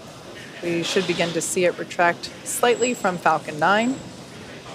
LOX load continues on both first and second stage. Fuel loading is complete on first and second stage. We expect the LOX load to complete on first stage at T-minus 3 minutes and complete on second stage around T-minus 2 minutes. Yeah, we do try and load the liquid oxygen as close to T0 as possible. This keeps the liquid oxygen is at cryo temperature, so it keeps it as cold as possible, which allows it to be as dense as we possibly can keep it while we're loading the tanks. That allows us to get a little bit more liquid oxygen into those tanks. And as Kate mentioned, at T-minus 3 minutes, we should see stage 1 liquid oxygen loading completing, and at T-minus 2 minutes, that will be stage 2 liquid oxygen loading completion. And once we hit that T-minus 2 minute mark, that will conclude propellant loading for Falcon 9. We are coming up here just about 10 seconds or so for that call out of stage 1 liquid oxygen loading.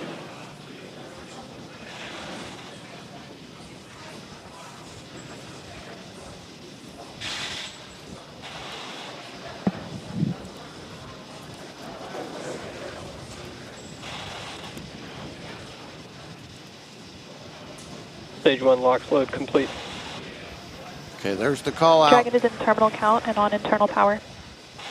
Dragon's on internal power. First stage, propellant tanks are loaded. Next major event, approximately T-minus 2 minutes, liquid oxygen load completes on the second stage. After that, at about T-minus 1 minute and 30 seconds or so, we will tell the crew to expect loud venting as we depressurize and drain the lines up the side of the strong back. And then as we get down inside the last minute 45 and then 1 minute, we'll get Dragon into countdown. Falcon 9 computers will go to startup.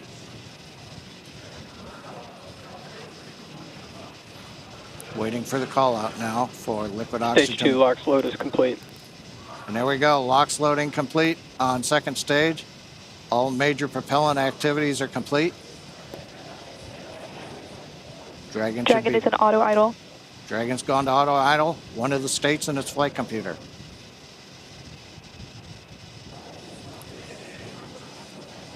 We'll begin venting down the lines. Gas closeouts are starting. Expect loud venting. There we go. So the plume you see coming off of the strong back here, that's normal.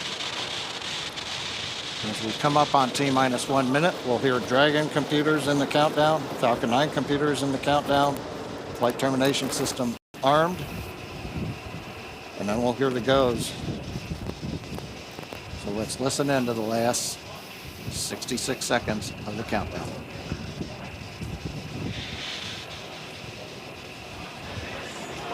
FTS is armed, Falcon 9 is in startup and is now controlling. Dragon is in countdown.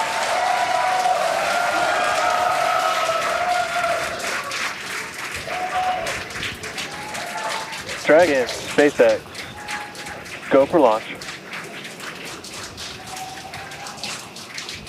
Send that SpaceX.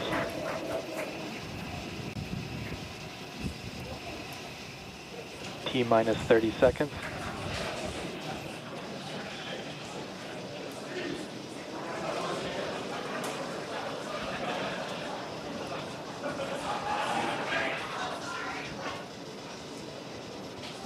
T-minus 15. T-minus 10, 9, 8, 7, 6, 5, 4, 3, 2, 1. Ignition, and go Falcon, go Polaris. Copy, 1 Alpha. Vehicle is pitching downrange. Stage 1 propulsion is nominal.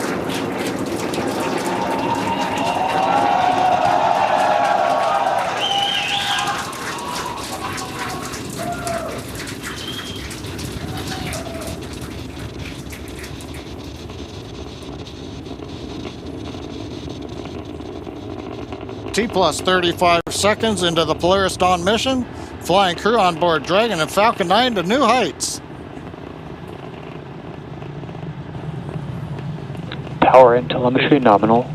And we're throttling down in preparation for max Q. Next call out, the vehicle supersonic. And there on the left side, we've got the Polaris Dawn crew. Supersonic.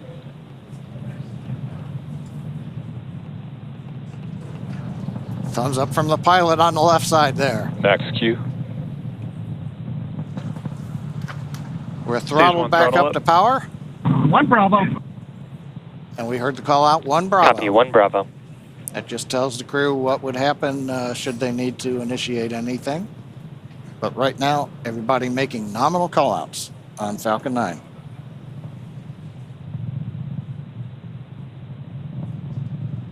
Nice views from the ground camera and nice views from inside Dragon. Impact chill is underway. The announcement lets us know we've begun the final chill of the second stage engine in preparation for its activity coming up at about T plus 2 minutes and 40 seconds.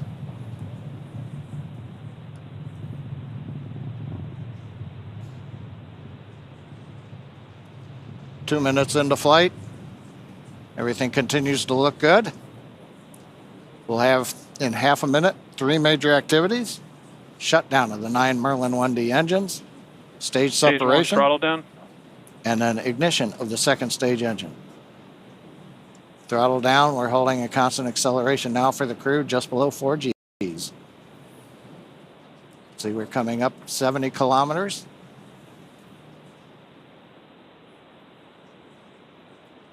Preparing for MECO.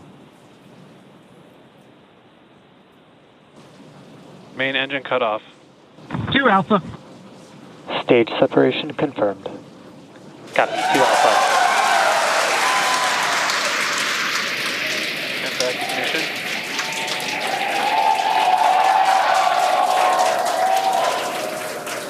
As you can tell by the cheers behind us and the views on your screen, the first stage booster now on its way to attempt landing on Just Read the Instructions. Second stage there on the right-hand side of your screen. You can see that the first stage has not yet reached its apogee. You can see the altitude there. Lots of thumbs up there. Excuse me, from pilot Scott Kid Poteet. Now 3.5 minutes into the Polaris Dawn mission. First stage continuing to make its way up to its apogee. We'll see that altitude begin to slow down. Dragon, SpaceX, trajectory nominal. Great news there, indicating Dragon copy. that the second stage trajectory is looking good. Now the grid fins have deployed on the first stage. If we get first stage views, we might be able to see the Florida coast in the background. Oh, they're right there. Yeah, we sure can. Once again, our drone ship is attempting to land on, our booster is attempting to land on our drone ship. Just read the instructions.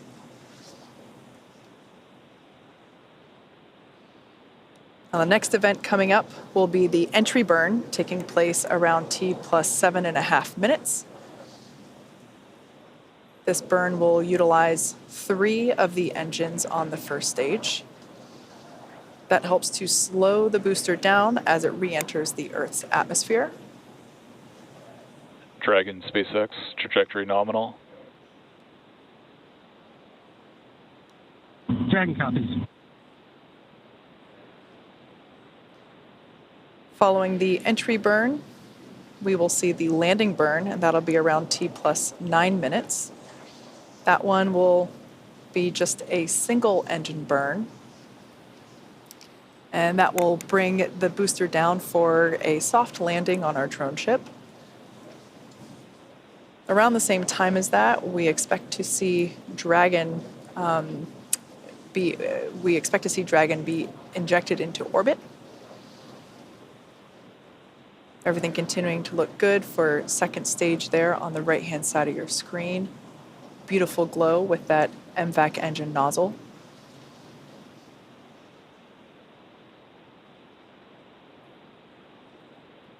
We can see the crew settling Dragon quite... SpaceX, trajectory nominal. Dragon copies. Crew seems pretty comfortable there at T plus 6 minutes. They're at about 4 Gs, and everything looks good.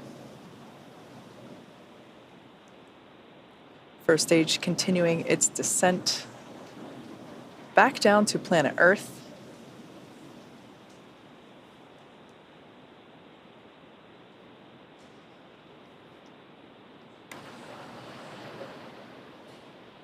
We can see the crew remain with their visors down in the locked position. That'll remain that way until they are in orbit. Everything continuing to look great with the second stage engine burn there, as well as the Dragon SpaceX, trajectory nominal. Dragon copies. We're about 30 seconds away from the first stage entry burn. This is the first of 2 burns that the first stage will perform.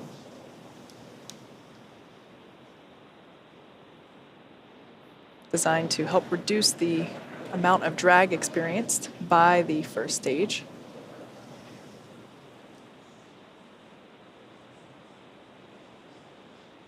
Stage 2 FTSS saved.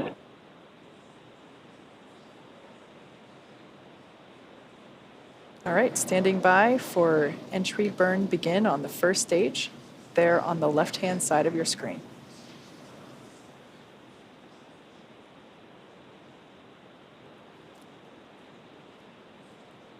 And right on time, you can see on your left-hand screen that the entry burn has begun. There's 3 engines lit on that first stage vehicle.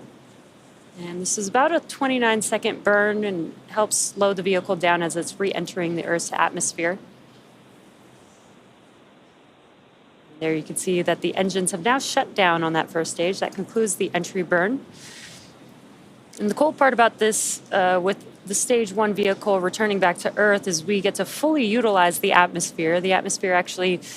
Stage 2 is in terminal guidance. The atmosphere actually scrubs about 70% of the velocity on the vehicle. So we use that entry burn to help slow the vehicle down. Then we utilize the atmosphere and the drag from the atmosphere to slow the vehicle down. And then we do have 1 single burn for the landing burn. Copy, Shannon. And next up will be SECA 1. And that is second stage engine cutoff 1, and that'll be on the second stage. That MVAC engine on your right-hand screen will shut down and allow the vehicle with Dragon attached to coast. MVAC shutdown. And there's that shutdown. And the landing burn on the first stage should be starting up here momentarily. And there it is. Landing burn has begun for... Dragon SpaceX, nominal orbit insertion. Dragon SpaceX, launch escape system disarmed. Copy that, SpaceX, and we show the scene.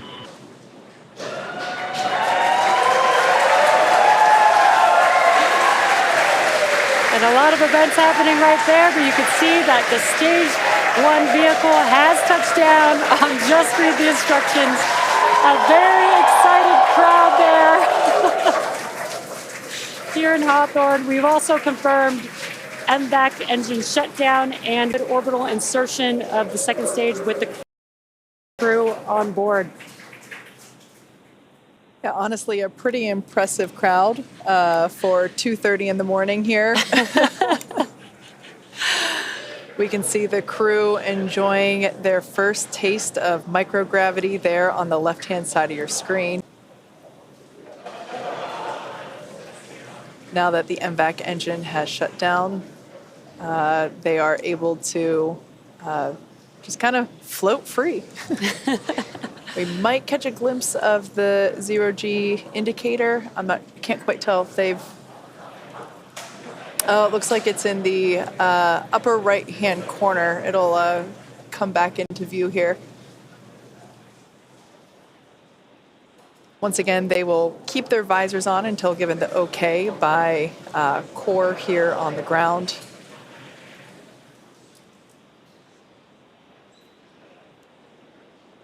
At this point in time, the Dragon and the Dragon trunk remain attached to the second stage. Second stage is basically safing itself in preparation for the separation from the Dragon trunk. Of course, the trunk will remain attached to the Dragon capsule all the way up until the point in which we begin re-entry operations. The trunk is what will help provide power to the Dragon capsule while it is on orbit using its solar arrays.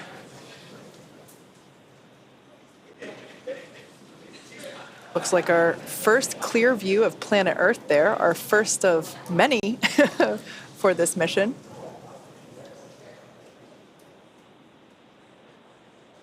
And the next event coming up will be the separation of the Dragon from the second stage.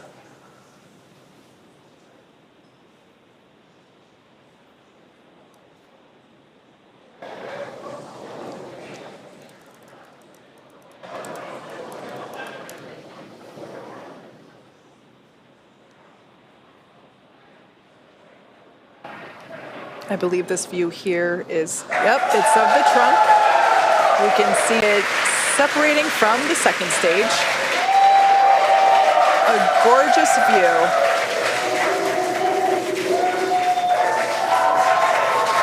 We can see that Polaris Dragon Dawn... separation confirmed.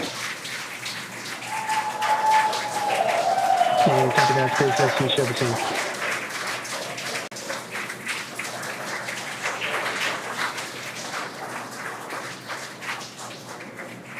Polaris Dawn flying free into the sunrise.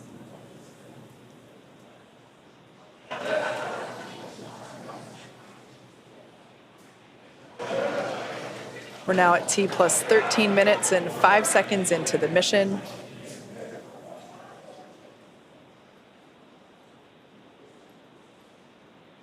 Next major event will be nose cone deploy. Dragon, SpaceX.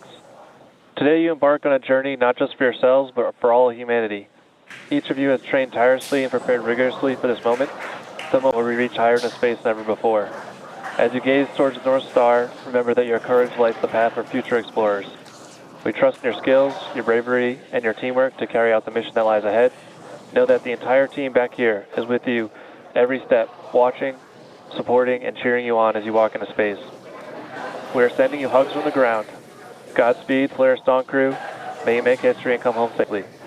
Now words from our CE. Dragon, CE, welcome to orbit. The Falcon team is honored to have helped you start your incredible journey. We hope you enjoyed the ride. The whole SpaceX family is looking up to you. Godspeed and good luck.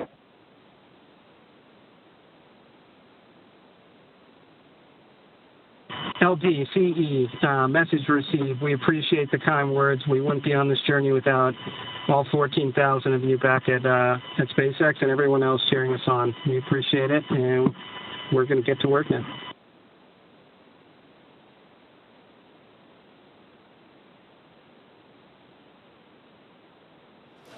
Some really nice words there from our tonight's launch director, Frank Messina, who, fun fact, was also the launch director on Inspiration 4, as well as chief engineer for this mission, Jared Metter.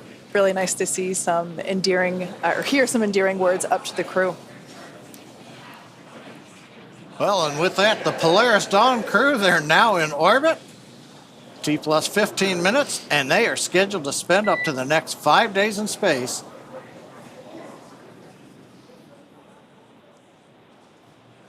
We heard that tone for a minute. We thought we might hear from the crew, but they're going to spend the next 5 days in space before splashing down off the coast of Florida.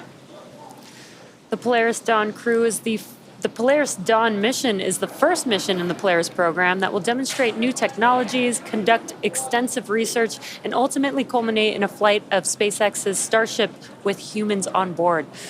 All of this while continuing to raise funds and awareness for important causes here on Earth. You can learn more about the Polaris Dawn program and the Polaris program at polarisprogram.com.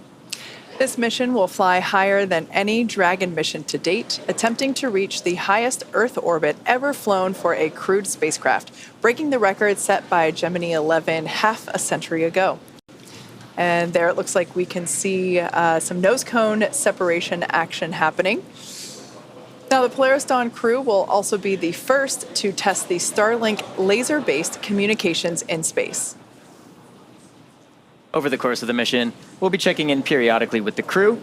Next up, Dragon will initiate a 2-day pre-breathe process to prepare the crew for their upcoming spacewalk, and that'll be this Thursday, September 12th. Dragon SpaceX nominal dehumidifier activation and service section Draco checkouts, and nose cone open is in progress.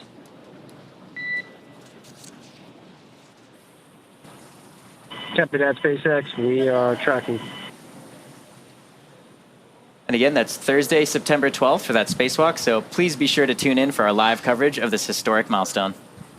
And of course, we will also be back to bring you live coverage of Splashdown when the crew returns back to Earth. You can stay on top of any potential live events from the crew by following us on X at SpaceX. And keep tabs on the mission with the Dragon Tracker at SpaceX.com. With that, it's been a great early morning. Thanks for being with us. Thanks for watching, and we'll see you back here soon.